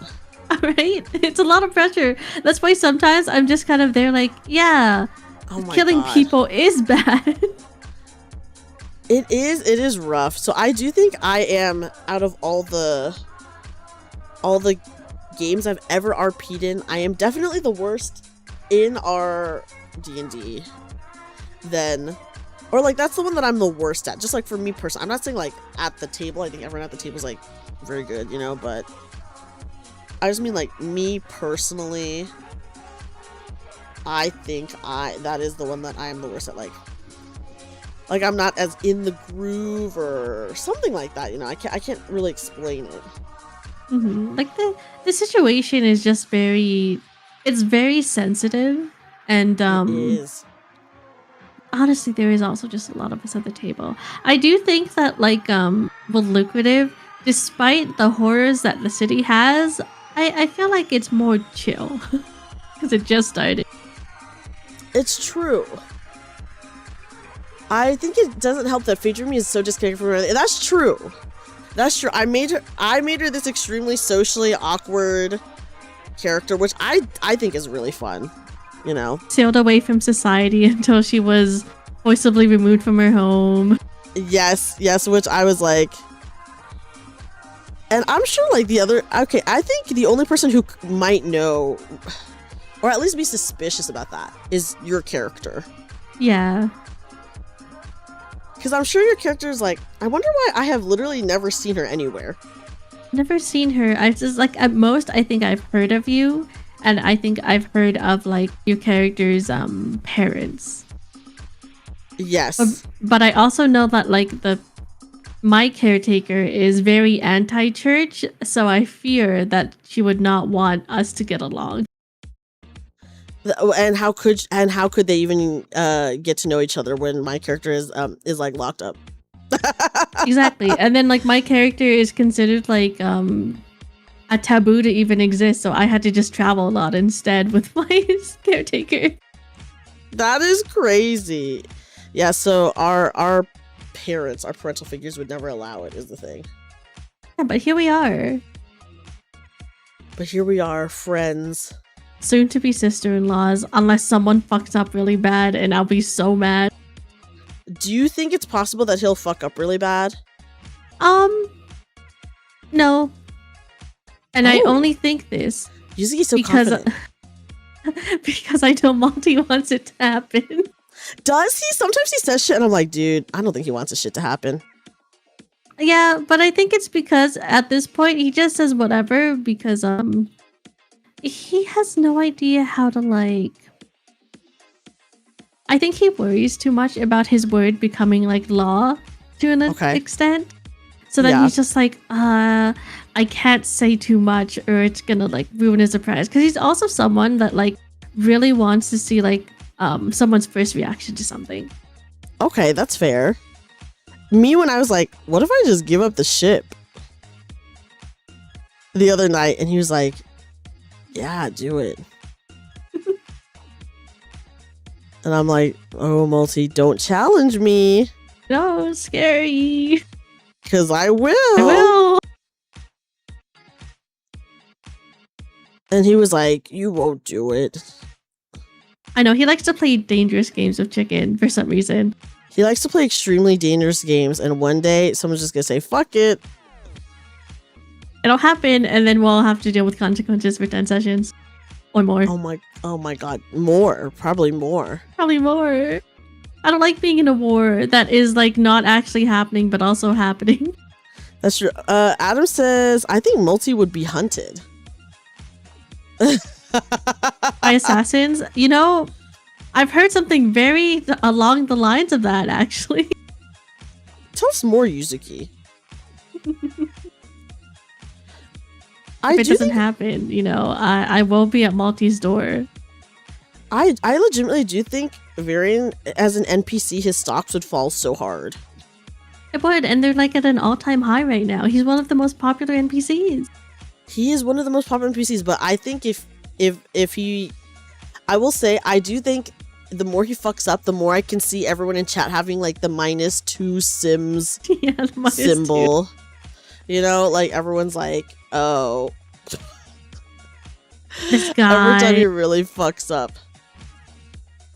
But you know what? Yeah. The thing is, The will they won't they is it's the juiciest drama we've had in a while.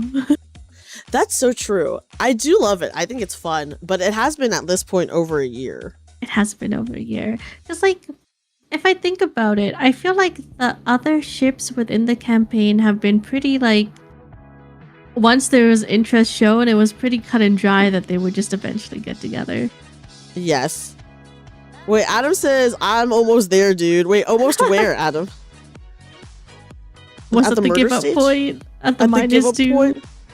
Oh, yes, yeah. Hazel says, they call me crazy. But every time more people in chat start to feel like I do.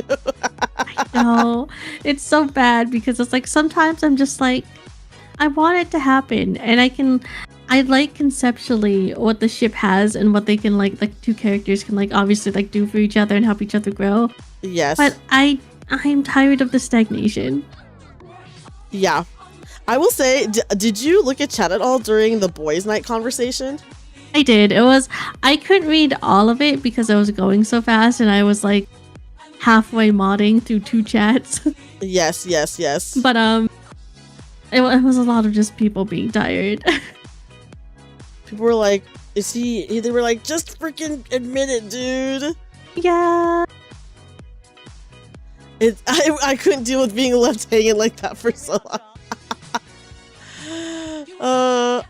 I know. Well, see, the thing is, I have to metagame a little bit, guys. Like, okay, if I was doing just what my character would do, by the way, like, it would be over already. Because my character is like, she moves on like that. But because the player, want it to happen, I have to metagame a little bit, guys. I have to metagame. But it has been officially over a year now since the incident. Yeah, since the incident. Now, how do you feel about that? We did take like a 3-4 month break. We did take a long break. We did take quite a long break.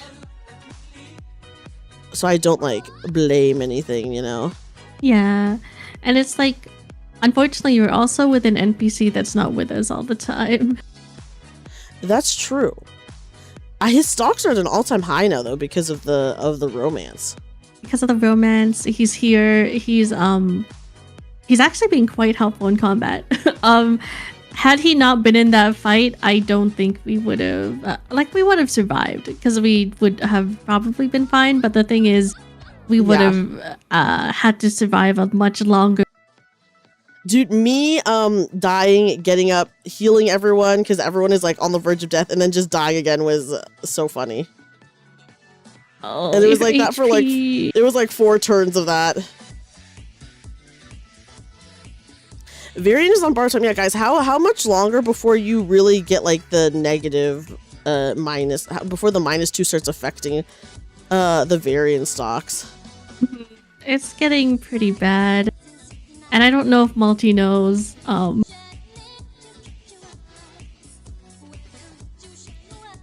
I know because it's funny for me because I just look at chat and everyone is like fucking pissed the hell off. Yeah.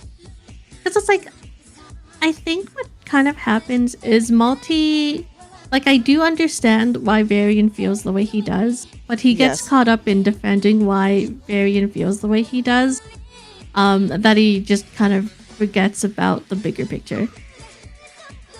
Yeah, guys, if you could have my D&D character with anyone, who would you pair her with? Yuzuki, we already know your answer, so you can't say. Miles. Okay, but if you had to choose someone else, actually. Oh, that's a good question. This is so hard because I also don't like any of the choices. The most I could possibly see is like maybe Ginevra, but the problem with Ginevra is at least to me, she seems like she's someone that is such a workaholic that she would not have the time to spare for Dreamy. Yes. I will say, I think Asterix is right, because I think Asterix says if it doesn't happen, then I don't think she'll ever get with anyone in the campaign. And I was like, you know what? He's right. Yeah, that's I think he kind of had it pretty apt because it's like, at least among everyone so far, I do think Varian is someone that, provided he communicates better, I think they have the potential to actually be a healthy relationship because they do challenge each other in ways that I think they do need to be challenged. And that's something I always look for a ship, because it's like I get like the fluffy romance part of ships, but what I look for mostly is like, how does this develop like my own character? Yeah. I mean, right now, crazy enough, he knows more about like her family situation than any of the girls do, dude. Yeah, he does. Because she actually told him, and he was like, what? And it's like, I do like that, like, you know, she obviously challenges him in like his values, and then he on his end does kind of challenge her on her own too, where it's just like he's currently putting her in a test of her patience. God bless her heart. But dude, I know. Just in like just other things where it's just like, oh, like this is how I view things, this is how you view things, we can agree to disagree, we can like see if like we can meet a middle ground, and I think that's cool. And I do think they actually have quite a lot to relate to in each other, of like they were both isolated growing up. They both have a lot of big family expectations to live up to. That's true. But she has no gross siblings. She has no siblings. Oh, crazy reveal today, by the way. Crazy reveal today. Inadvertently, that I guess, like, you know, I don't know if we can ignore in Fate, because it's pretty bad. It's pretty bad.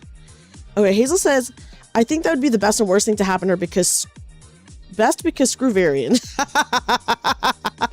Worst because that's like the only Dreamy arc we ever get. I know, well, that is like literally the only Dreamy arc that we will get until King's Clan in 3 years, guys.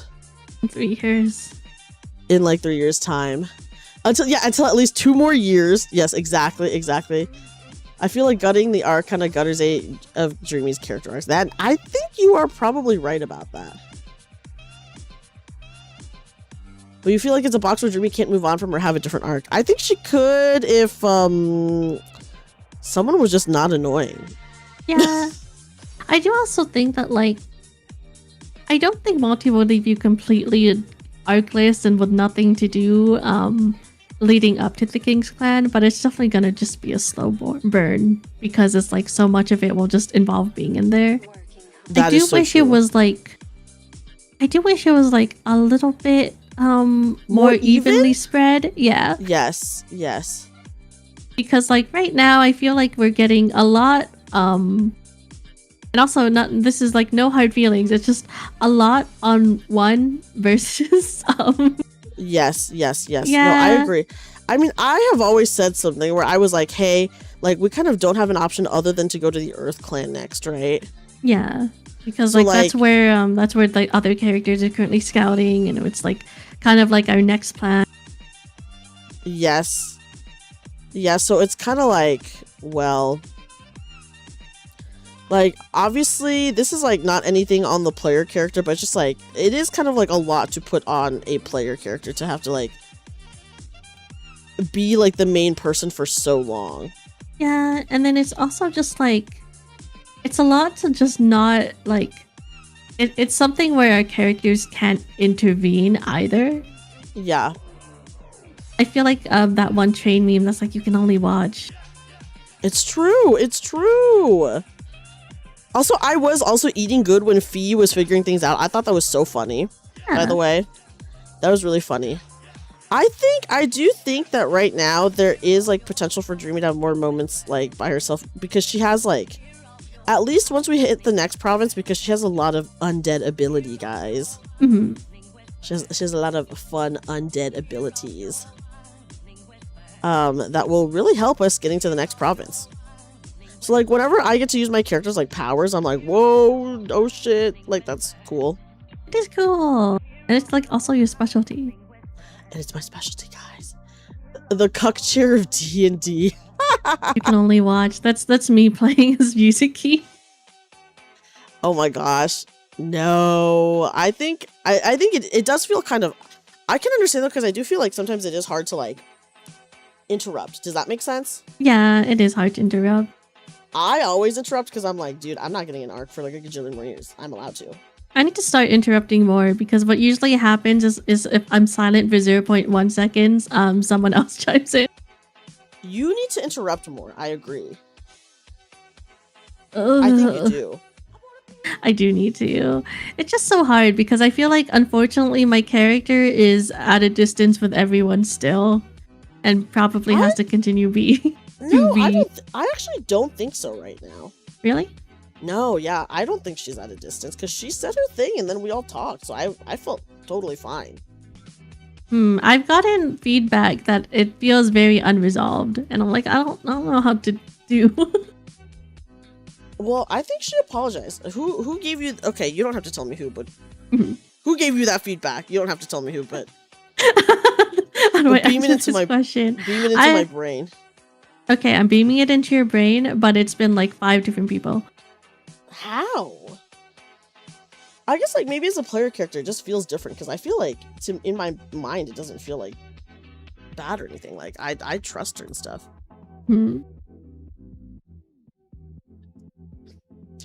That's fair, Hazel. I think she will have moments where she can do her own thing once we get to the next province. Yeah. And it's just unfortunate that this current province is kind of limited to the one character who can do stuff about stuff here. Yes, and then also I think it will be much better once I don't know. I think once he at least tells her how he fucking feels. Yeah. I'll at least help with it where I can. It's I believe pretty in you, rough. Suki. Okay, I believe in you. I think maybe people feel like it's not resolved. Sorry, going back to the topic. Because I think things as a player character feel very different than like when you're just watching. Does that make sense? Yeah. So like for me on my end, I'm like, oh yeah, she's just like a part of the group and everything's like fine. Yeah, because like what I got is usually like she just kind of feels like she's in the back. Well, not even talking with like anyone at all. I don't think that's like a character thing. I think that is a Yuzuki issue. In that, I just think you haven't had a moment. Yeah, I mean, I don't think I've had one since I apologized. Well, at least she apologized, which was like 6 sessions ago. Yes, so I think that is like the main issue, and that's like not really on you or anything. Because it's like, I know for the most part, my character is only relevant every 10 days. But you could do more. But it's hard to right now, I think. So that's like not really on you. I think like maybe you feel like you can't say as much as you like are actually able to. Like I understand that feeling. Yeah. But like the current circumstances do make it kind of difficult. So I'm saying like I understand why you feel like you can't say anything or you don't want to interrupt her, etc., etc. But I do think maybe in your mind it is worse than it is, and that you definitely can say something, but that you're just like, oh, now's like not the moment. If that makes sense. Yeah, it does make sense. Because it's like, I've been thinking about the feedback I got, and I'm just like, how do I? You just gotta be annoying like me. You gotta be annoying like me and interrupt and say shit and do shit.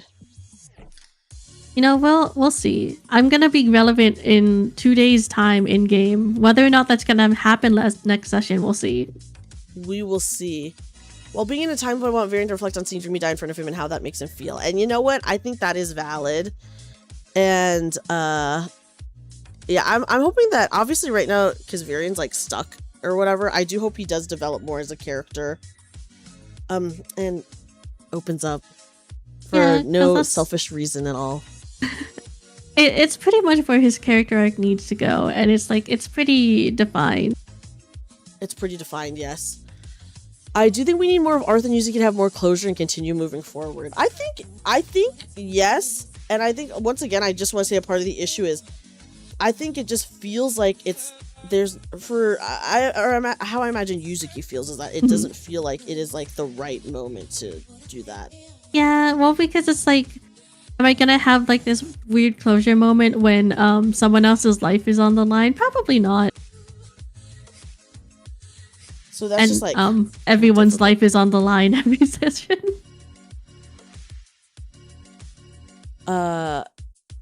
It's just a matter of letting the story continue, and after this climax, there'll be plenty of time. I think after this bit, there will be time. I think especially there's like a lot banking on the fact that this is just like the first province that we've been to where we're like doing stuff. Does that make sense, Yuzuki? Yeah, it does. And it's like, I don't want to talk. I don't want to talk this far. Yeah. Yeah. Like Roma's falling on the left and using Arthur Macon on the right. I don't think that quite work. Yes. Yeah, so I think it's just like an issue of the circumstance. Mm-hmm. But I do think you should be more open to just being like, okay, it's my turn. Maybe we'll see. Because I feel like, and maybe I'm annoying, guys, and Hazel and Adam, You're not. you can tell me, but I feel like I do that quite a bit because I'm like, and I always say it, I'm just like, well, I'm not gonna get an arc for many a year.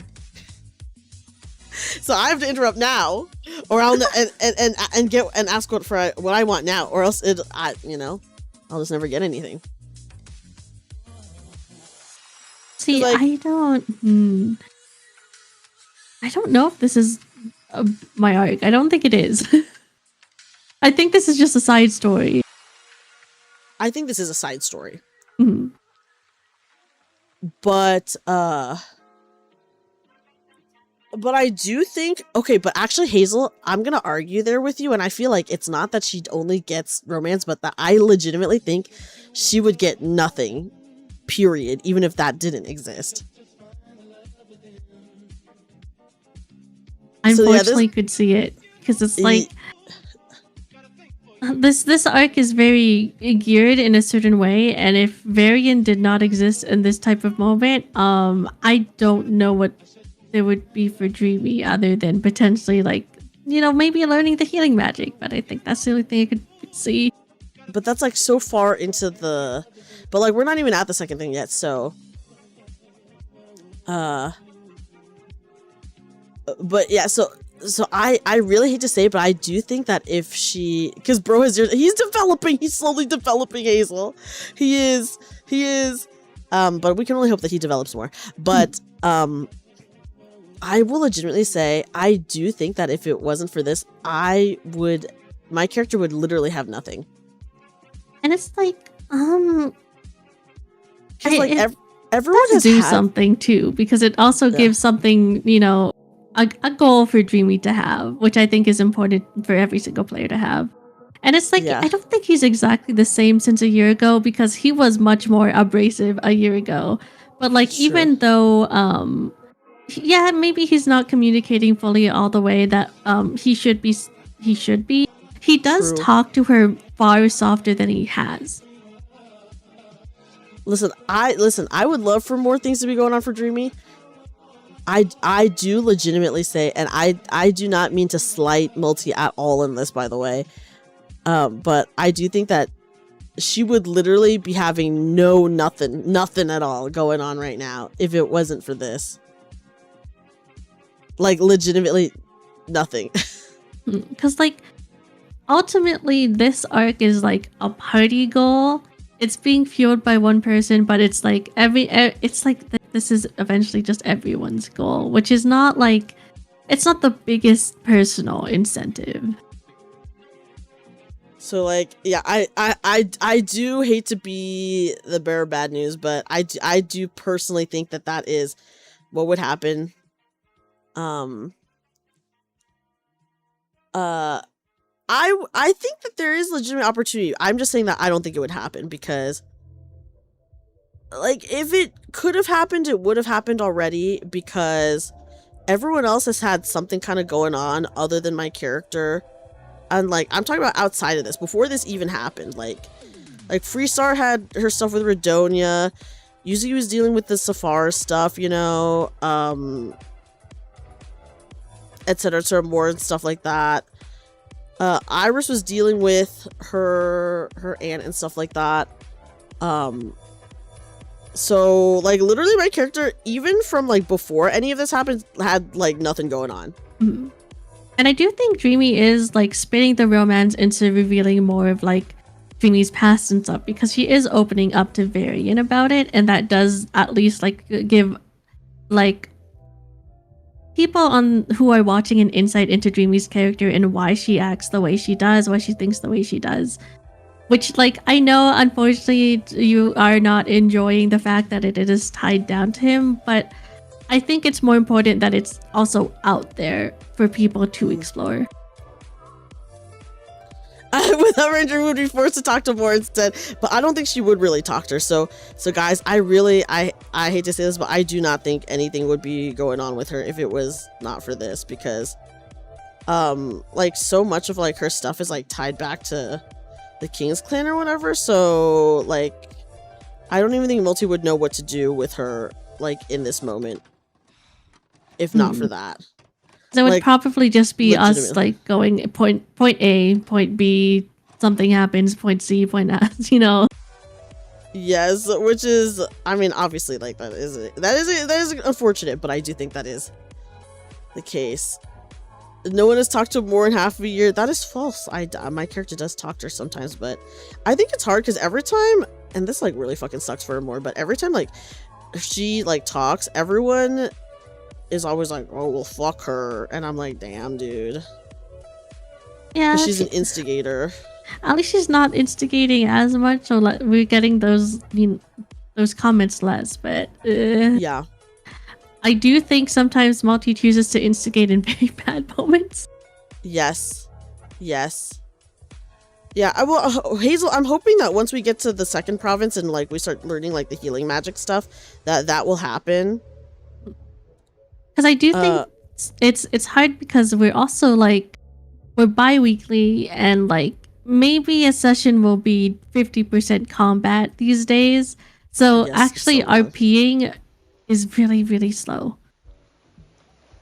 It's true. But yeah, so I am hoping that yeah, once we get to like the next province that I'll be able to have some more moments of that, but as of right now, like this is not my character's arc at all. So I just and she has like no really external factors affecting her, so I just don't think she would be having really anything going on, unfortunately. But maybe once we get to the next province. Yeah, and like combat does unfortunately take a lot because we're like it's like what, like there's 6 of us, however many enemies, and then there's like 3 NPCs.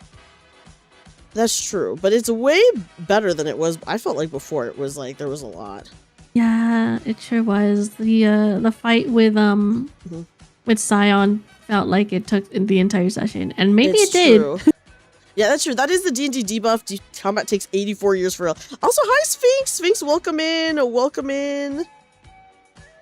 Yeah. So listen, all I know is sometimes I feel kind of impatient for things to happen, and then I'm like, maybe because I'm the player. But then when I hear Yuzuki being like, I wish more would like happen, or like between them, just so that it wasn't so one-sided, then I'm like, oh, okay, I feel all right.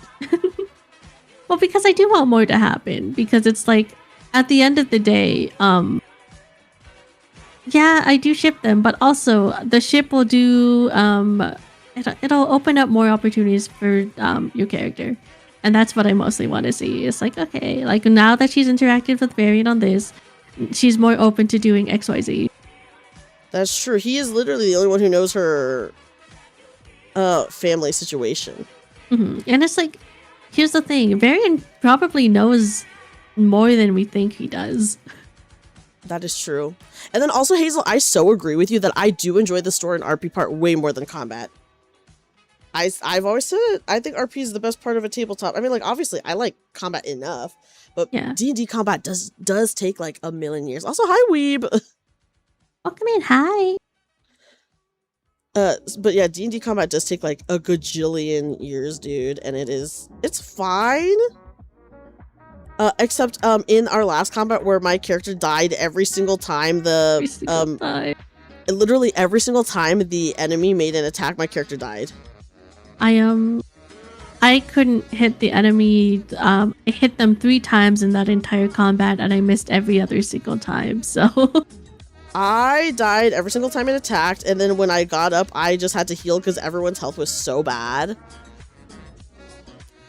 You know. I feel like I'm either feast or famine, where it's just like, okay, this is fine, and then famine is like, I wait an hour to do a turn where everything I've done is now negated. So I just sit there and wait for someone who can do damage to hit. It is really, and you know, I think it might be like that for us for a bit of time. I say unfortunately, just because we did not get a buff. No. We didn't get a buff at all. And like I do obviously like Amari should get a buff because like she's doing all this stuff. But then it's like, damn, I'm not gonna get buffed for like 3 years, dude. Yeah. I want at least 1 level, but the problem is like I feel like, and maybe this is like very fate specific. The only things that can truly do actual damage is the homebrew. When it comes to me casting my just regular D&D spells, they don't do a lot. You think so? Yeah, I think so. Because like any debuff I have, legendary resistance until like, you know, they run out, which is an unknown number, but potentially up to my entire spell slots. And then like the only reason Yuzuki can hit well is either she uses the cannon, which is homebrew, and then 2, she uses her sword, which is also homebrew because I'm only strong because I have Arthur's abilities. Dude, I can't do shit and I die in 1 turn because my health is bad.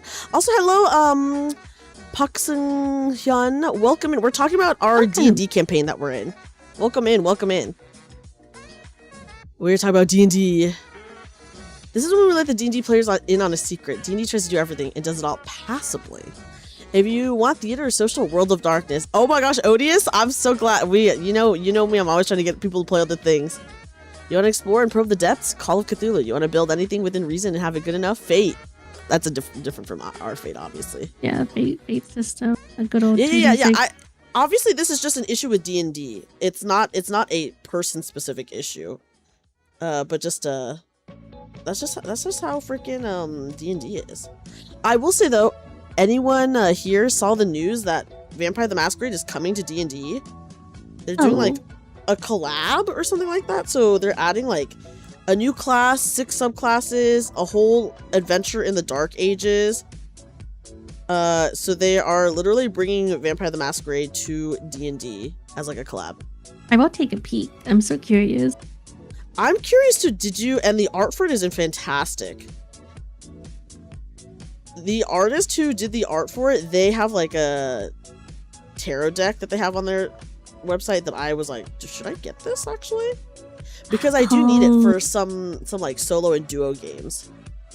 I do eat up a good tarot deck.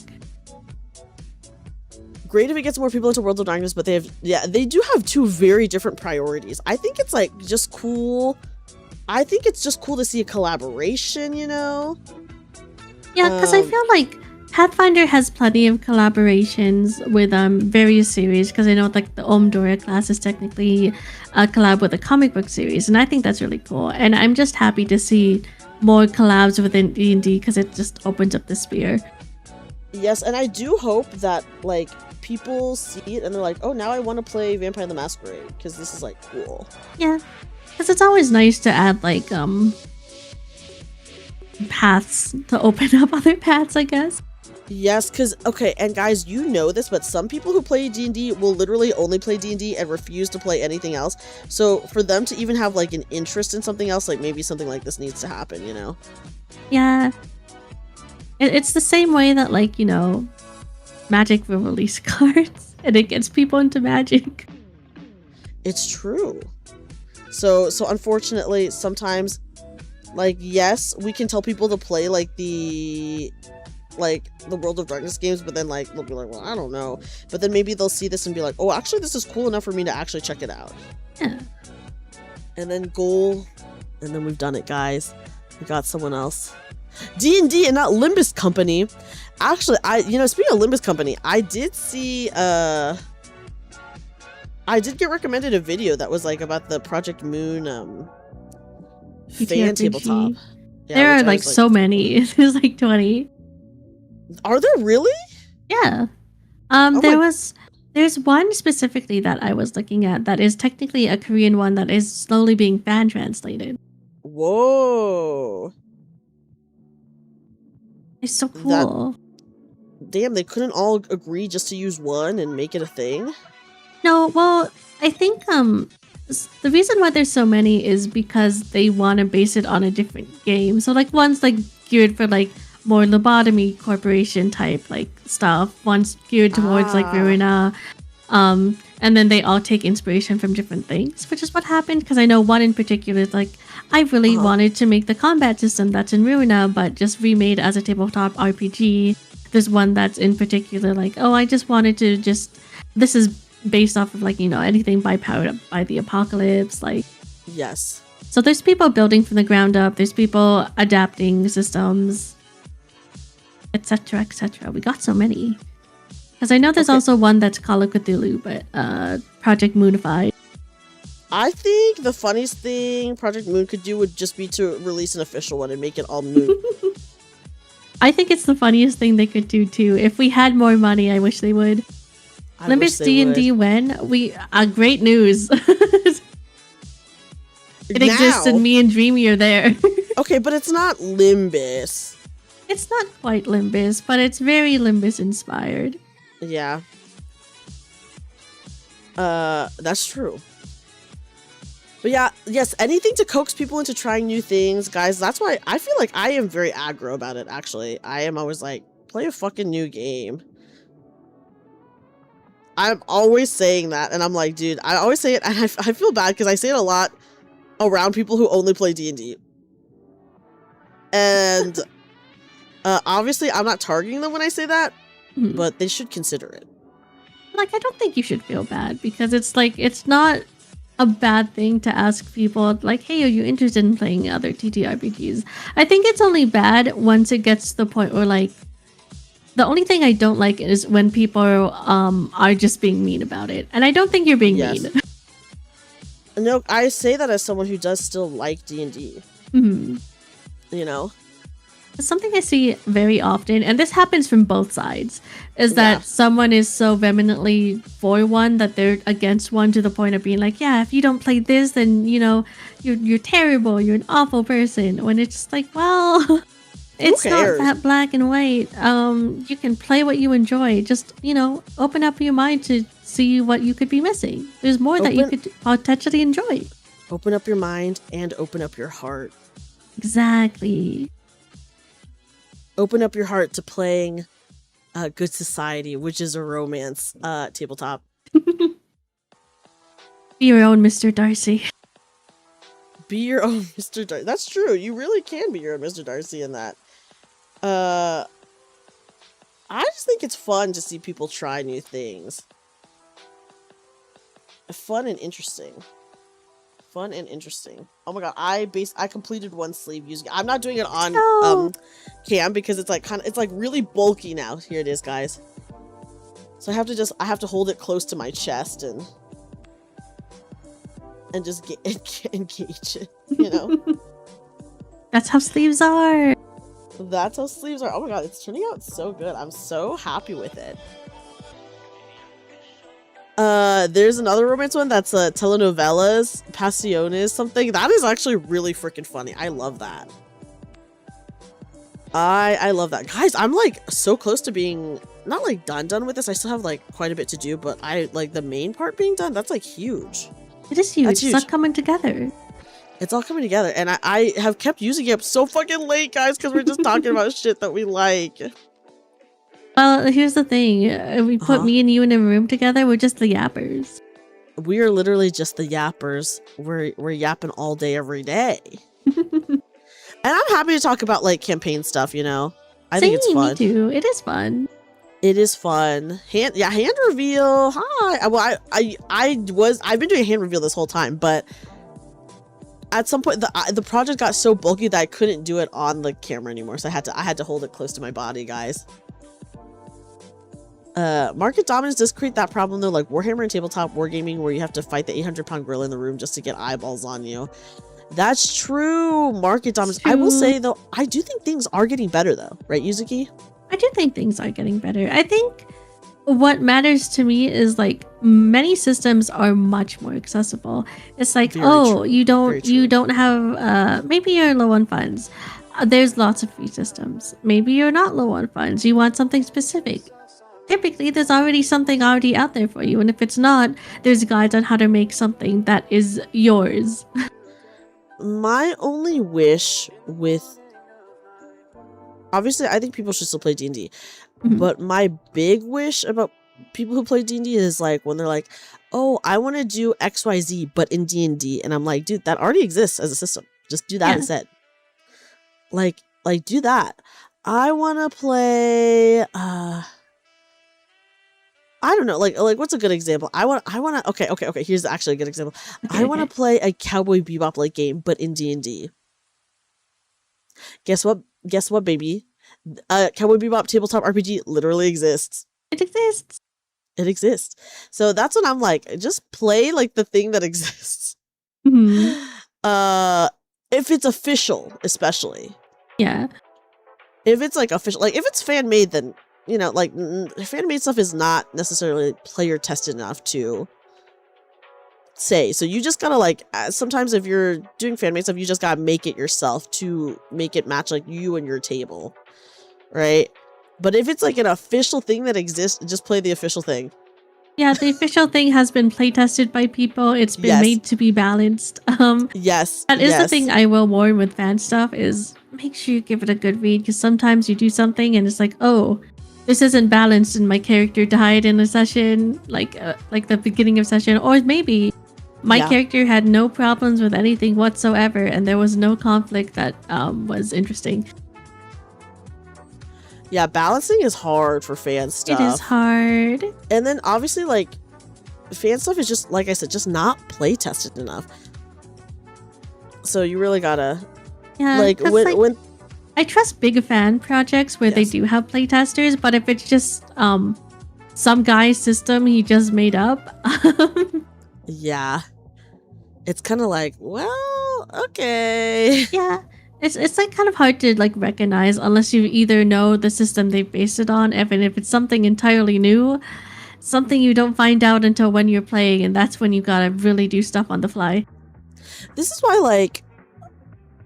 like for Project Moon stuff, I do like if people want to do like the other fan games, I think that's cool, but like at the end of the day they're fan games, so like what works for their game might not work for you. So that's why I'm like, oh yeah, if you want to make your own but make it like this system instead, sure, or this system instead, sure, instead like, and not have like the fans be like, why don't you play this other one that already exists? Well, like, dude, it's a fan made game. It's not gonna work for everyone. Yeah, and then it's also like because it's fan made, like Mhm. that means you have to manually program the entire thing. Yes. Oh my god. So it's like sometimes you just gotta do what works best for your table, unless it is official.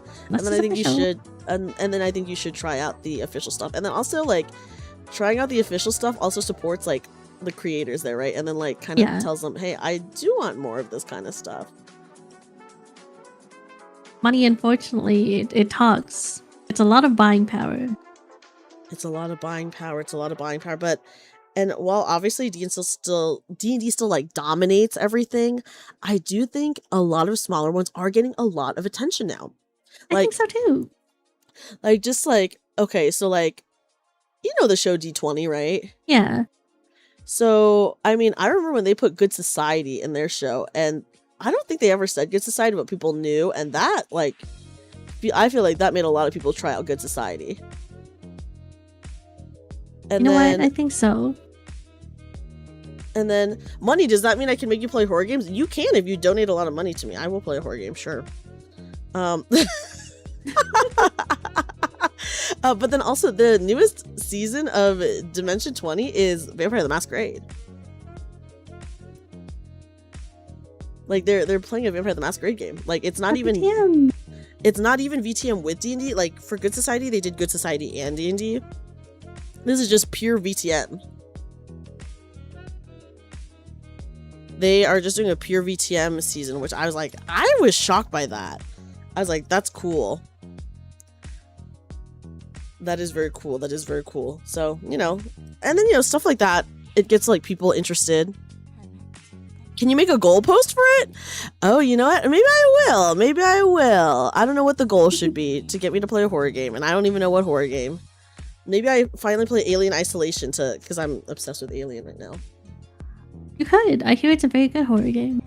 But I'm scared because I heard the AI is like really hard. Yeah, the Like, AI figures out your playstyle, which is scary. Likes World of Darkness but hates horror games. Actually, I love horror games. I'm too nervous to play them. But I watch a lot of people play horror games. So I watch a lot of horror movies. I watch a lot of people play horror games. I get like really nervous during horror games, which is maybe why like I don't play it because I don't know. I'm here for a good time, I guess.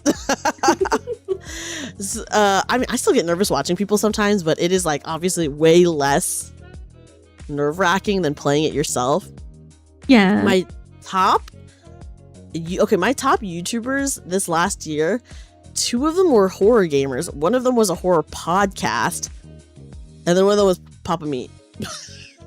But he's like also really into horror. A Dreamy used to watch Markiplier. I did used to watch Markiplier. I used to watch Markiplier a lot. But my top horror gamers now are John Wolf. He does a lot of horror. He like does some non-horror stuff, but he still does a lot of horror. And then InSim, who does like exclusively horror games. Not exclusively, like 99% horror games. I listen to the Creepcast podcast, which is just all like creepy stories. And then Papa Meat, who is a part of that podcast. So I'm quite the fan. I just get very nervous about playing it because being in the driver's seat is different than watching someone be in the driver's seat, you know? But yeah. I kind of knew you watched them because you speak Korean. Who? Wait, who? Oh. But anyways, Yuzuki, I've kept you up so late. I'm so sorry. It's okay. I would have said something if I didn't want to be here. I figured you would say something, so I was really taking advantage of the fact that we were having such a good time. I was really taking advantage of the fact that we were having such a good time. I know, we're having such a good time. I forced you to answer wait, who did you say your choice for DM was for did you say the dead person? I know you said asterisk for someone you knew. Who was the dead asterisk person? for someone I knew, and I agreed on Shakespeare. Shakespeare would be good, I think. Yeah, because here's the thing. Every protagonist that is in a Shakespearean play is insane, so he would feel right at home. He would feel right at home. He loves his insane characters. I think you're right. Ooh, thank you for the follow. Yeah, Shakespeare's a great... Whoever said Shakespeare, Saber, I think said Shakespeare. That was a great choice for a dead person if they to DM for you. Perfect poll. He's the bard for a reason. Right? So I have faith. I have faith in him. For me, who's the dead person I would choose? I think Shakespeare is like probably the best choice that you can make, actually. Yeah. That is a good choice. That is a good choice. Yeah, that's right, guys. I forced Yuzuki to answer my questions. But I love answering questions. I forced her to answer my questions. And you heard her here, guys. If I murdered someone and she knew it was me, she would not report me. Yep. So if for some reason everyone's looking for Dreamy and I say, I don't know where she is. I don't know Do anything. not ask me anything. Yeah, I will not tell you. What about if someone was like, hey, this serial killer's calling card seems really familiar, right? Yeah. Then I'd be like, yeah, that is crazy. It's like the human centipede. Then it wouldn't say anything. Millions of people watched that movie. That's true. Billions of people did. Are you done with the Handcam part of the stream? Actually, yes, because I was working on my crochet, but it got to be too big, so when I work on it, I can't work on it on my desk anymore, because like the camera's right here, the mic is like right here, so then like it just all gets in the way, so I have to like, so even though I was actually crocheting the entire time we were talking, I was like doing it like off screen like this. Holding it nice and close. Yeah, holding it nice and close. I cannot believe how much I got done. I am so excited to like add the ribbing and then send you a picture of it like all together. I'm so excited. Like, I'm legitimately so excited for you to see it. Did you like what you saw so far? I love what I see. I'm so happy. I'm really happy by that. Okay, Rayo says, I kind of knew you were the killer because of all the popped balloons on the ground. Yeah, that's my other calling card is the popped balloons, guys. Which is using, do you know that story? I don't actually. Oh my god. Okay, well, it's gonna make me look really bad, but I'll tell you the story. I was at my friend's graduation and her college graduation, and at the end of the graduation they dropped these huge balloons from the ceiling. They're like yoga ball size. They're freaking huge. Oh my god. So yeah, they're huge, and I was like, I kind of want one, but you know, I'm like too far away, and also like it's not really gonna fit in the car, so whatever. We go outside to meet up with her, and then also because she wants to like take pictures and stuff like that with her family. So it was me, her parents, and then her boyfriend. And so we're sitting there talking. This toddler throws their balloon and it like goes over to us. I pick it up and then I return it to the kid. Okay. I pick it up and I return it to the kid. And then we're talking a little bit of time passes, maybe like a couple minutes. The kid tosses the balloon over again. And in my mind, I was like, what if I just did this one thing? And so I picked up the balloon and then I ran away. like really far away. So I just picked up the balloon and I ran really far away. And then I was obviously not there, but apparently the toddler's parents said, and my friend told me this, her and her boyfriend told me this, they said, did she just steal from a baby? Anyways, I'm like 100 feet away because I went like kind of far. And then I feel bad and I'm like, oh, well, I didn't actually want to steal the balloon. So I go back with the balloon and I go to toss it to the kid, and then it gets caught on a tree and then pops. Oh my god. And then I just turned around and pretended like nothing happened. I didn't say anything to anyone. I just literally turned around and pretended nothing happened. Yep. You know, what can you do at that point? You can't do anything at that point. And I'm pretty sure her parents were shocked, but they didn't say anything because I was pretending like nothing happened. Yeah. It's so based. And my friend, who later we talked about it, but she didn't say anything at the moment. Because what do you say? You can't say like, oh, what happened? And also, I just want to say, I did not pop the balloon on purpose, guys. That was an accident. It was Mother Nature. It was Mother Nature who did it. But yeah, this is like such a funny story and like such a crazy story because like who the fuck does that shit? I guess I do that shit. You do. You said who did it. Yeah, so I take a kid's balloon and then run away with it. Yes, and yes, but maybe it shouldn't have been the size of a yoga ball. Yeah, and then that's like so easily breakable. And I tried to return it. I just want to say, I did try to return it. I had good intentions in the end of returning the balloon. It's not my fault the balloon got caught in a tree and then popped. And I just had to turn around and pretend nothing happened. Yeah. And then I literally turned around and... Can you imagine, like, that happening and the person literally doesn't say anything and just turns around and pretends nothing happened? Which is what I did. Well, they're a kid. Maybe they didn't process. Yeah. I believe her because I was there. I was the tree. See, look, Rayo popped the balloon. You guys heard it here. Rayo, how could you do that? How could you do that, Rayo? I was just trying to return the balloon. So yeah, I'm shocked I never told you that story because it's like such an insane story. I can see it so perfectly in my mind. Yeah, me literally turning around and pretending nothing happened and not saying anything. And then the fact that my friend told me that the parents said, did she just steal from a baby? Really adds to like the whole comedy of it all. But yeah, guys, no one literally said anything to me, and no one even approached me like, why did you steal my child's balloon and then pop it in front of them? I think if someone said that to you, you would have given an honest answer of, well, it was a mistake. Yeah, I would have been like, that was an accident. And then also, can you really steal something that was already free? True. I guess not. It's like they could have just easily gone back and got a different balloon. It's not that serious. It's not that serious. Yeah, exactly. Well, maybe that's why they didn't say anything to me, because they were like, this is an insane person and we do not know what to even say to her.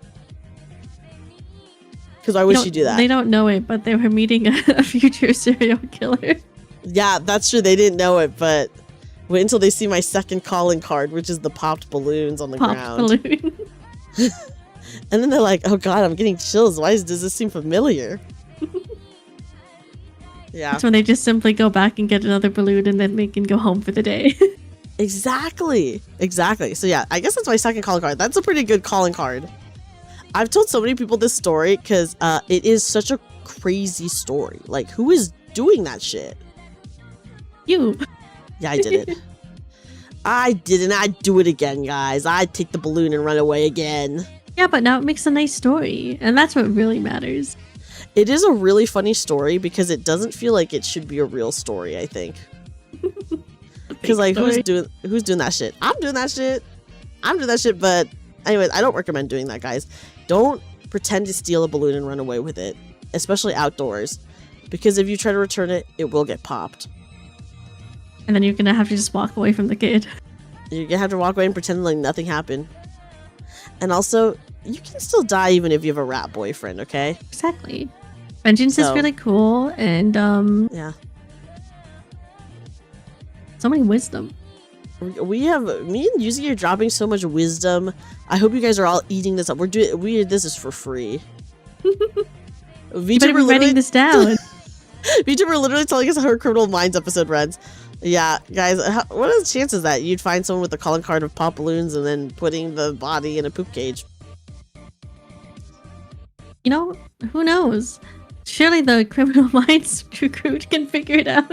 They can figure out. They're like, who has talked about this? Instead of pretending, just steal the balloon for real. The thing is, I came to the graduation with her parents in their car, so I was gonna run away and wait somewhere else with the balloon. Hell no! I had to go back. You were just trying to do a fun little prank from the kid, you know, and maybe you'll just like add some pep in his day. It just unfortunately didn't end up that way. It was a prank gone wrong. And I will say, when I did pick it up the first time, when the kid threw it over the first time, I did hold on to it for maybe like a second too long, thinking, maybe I should take this. So then when the kid threw it over the second time,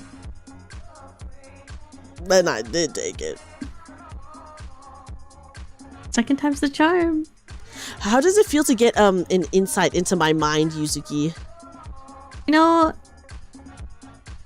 I feel right at home, and I don't know what that says about me. Guys, you heard it here. Yuzuki would definitely steal a balloon from a child and then try to return it, and then it gets popped on a tree, and then she would also turn around and pretend like nothing happened. I just wouldn't know what else to do. What else can you do? Maybe I'd do a passing, hey, sorry, I didn't mean for that to happen, but like, it depends on how the kid's feeling. I don't know if he would like, you know, want to fuck with me after that. That's true. I don't know. I didn't look at the kid after that. That's when you look straight ahead and just keep walking. Yep. I was like, I don't know this kid. Literally in my Brindlewood Bay game, you know that instant pregnancy situation I told you about? Yeah, the horrific instant pregnancy. The horrific instant pregnancy in my Brindlewood Bay game. My character was really put off by it, as anyone would be, I think, in that situation. But the character, my friend who it happened to, she was like, obviously she was like, oh, my character's like really into the baby. And then I said that my character was not being nice to the baby because it was against her religion, whatever that is, quote unquote, whatever that is. And then at the end, I said something like, well, I don't know that baby. And then my friend Taylor thought it was so funny. The concept of how could you know a baby that was literally just born? But I mean, I didn't know that baby. Yeah. How are you supposed to? How are you supposed to? Guys, I had so many good one-liners in the Brindlewood Bay game. Obviously, this was off-stream, by the way. But my friend... And maybe someday I'll, like, skim through it so that I can, like, tell you guys about it. But, so Taylor, who was my GM, she, like, before each session, she would watch the previous session on, like, 2x speed. I know, Yuzuki, you know this well. Yeah. And then she would write a summary for us. So she did that. So I actually have a summary of every single session. And she did write down basically all my great one-liners. That's so good. I know. So I have some really amazing one-liners in Brindlewood Bay that I'll need to go through so that I can read it to you guys, because I just have my character say like the craziest shit. I would think of it almost as like, you know, you have your own like summary, like this last time on Brindlewood Bay. Yes, it's very TV. Because it is like based off of like, it is like supposed to be formatted like a TV show, you know? Mm. So I think that is like a fun way to look at it because it is very TV. And then every session, one friend, she made an opening theme for us. So every session, at the beginning of the session, we would watch this opening theme that she made that looked great, by the way. And it really felt like we were like just doing like an episode of a TV show. So that was really fun. That's so cute. I know. Isn't that so freaking cute? I kind of want to, if I were to do like a longer campaign or even a mini campaign, like just anything more than a one shot, I should say, I would want to do maybe something like that because I think that's really cute and cool. It's really cute and cool. So I would maybe want something like that. But yeah, guys, I need to release Yuzuki from her bonds. My bonds. She is trapped here with me because we're having too much fun. But guys, I have to let her go. Where we dropping? It's so late. I feel like no one's even online. Maybe they are. Hold on. Let me bring this over, guys. Let me move all this stuff over. Hold on. Yeah, guys, I just want to say thank you so much. First of all, huge thanks to Yuzuki for joining me. Yeah, I'm happy to be here. I'm so glad that you leave for work in an hour. It's okay, me too. In a couple. Oh, I work from home, so it's fine. Hazel, you just had such a good time with us. You just had a great time with us, okay? I wanted to hang out and yap. And it was awesome. The Yuzuki surprise was awesome, right? I know. I was like, oh, I feel bad because it's so late for Yuzuki, but then look at us now. Look at us now. It's not that late. Look at us. In fact, you would say it's early. It's actually very early. I'm just waking up for the day, guys. I'm waking up for the day. It was fun and interesting to listen to. Thank you, Saber. I'm so glad you had fun. I know we were talking about like a lot of stuff that maybe you guys like don't know anything about, but I mean that's fine. You got a lot of passion. Yeah, there was a lot of passion. That's true. It was really, really fun. I had an awesome time with Yuzuki. Huge, major thanks to Yuzuki, who I do want to give a shout out to. Guys, everyone also please follow her YouTube because my goal is to get to Yuzuki to 1,000 subs. Thank you for having me. It's so fun. I need Yuzuki at 1,000 subs ASAP, everyone. Bring all your friends and family to sub to her. And family. But don't log into their accounts. But don't do it too fast because what if they think you're like botting and then they like remove those subs? No, YouTube, I'm a real person. Yeah, so I feel like that YouTube does do that kind of shit. Guys, yeah, so everyone follow Yuzuki. I should have been asleep hours ago. Probably us too, but you know, here we are. Here we are. It's Friday. It's Friday. Yeah, that's true. It's Friday, which is why I think I was like, it's fine because it's Friday. For me. For me anyway. That's why I was like, I'm going to just keep having fun. I'm going to keep having fun for forever. Okay, guys. I'm going to go to my ending soon screen and we're not going to raid into anyone. Except, actually, if you're on YouTube, you're going to get put into my next waiting room, which is tomorrow. We will be watching the Nikkei summer live stream, by the way. Yuzuki, I will report back to you on it, but just know that Summer Dorothy will be coming out as like, because she came out last year, so she will be released again this year. Oh my god, I need to get started. Yeah, you need to get started on ASAP. Guys, I hope you have a great night. Thank you so much. Huge thank you to everyone for hanging out with us. I know we were just yapping about whatever, and then also yapping about stuff that maybe none of you guys know about, but despite that, I appreciate you guys all being here and hanging out with us. I hope you had fun regardless. Yes, I was doing a hand cam, but did I have my hands on screen the whole time and worked? No. But, you know, it's the thought that counts. It's about the spirit of the hand cam. It's the spirit of the hand cam. The project just got too big. I couldn't have it on the table, okay? But yeah, guys, I will let you guys go. Bye, everybody. Please follow Yuzuki. Give Yuzuki lots of love. And please get your friends and your family to sub to her on YouTube because my goal is to get her to 1,000 subs, okay? Please.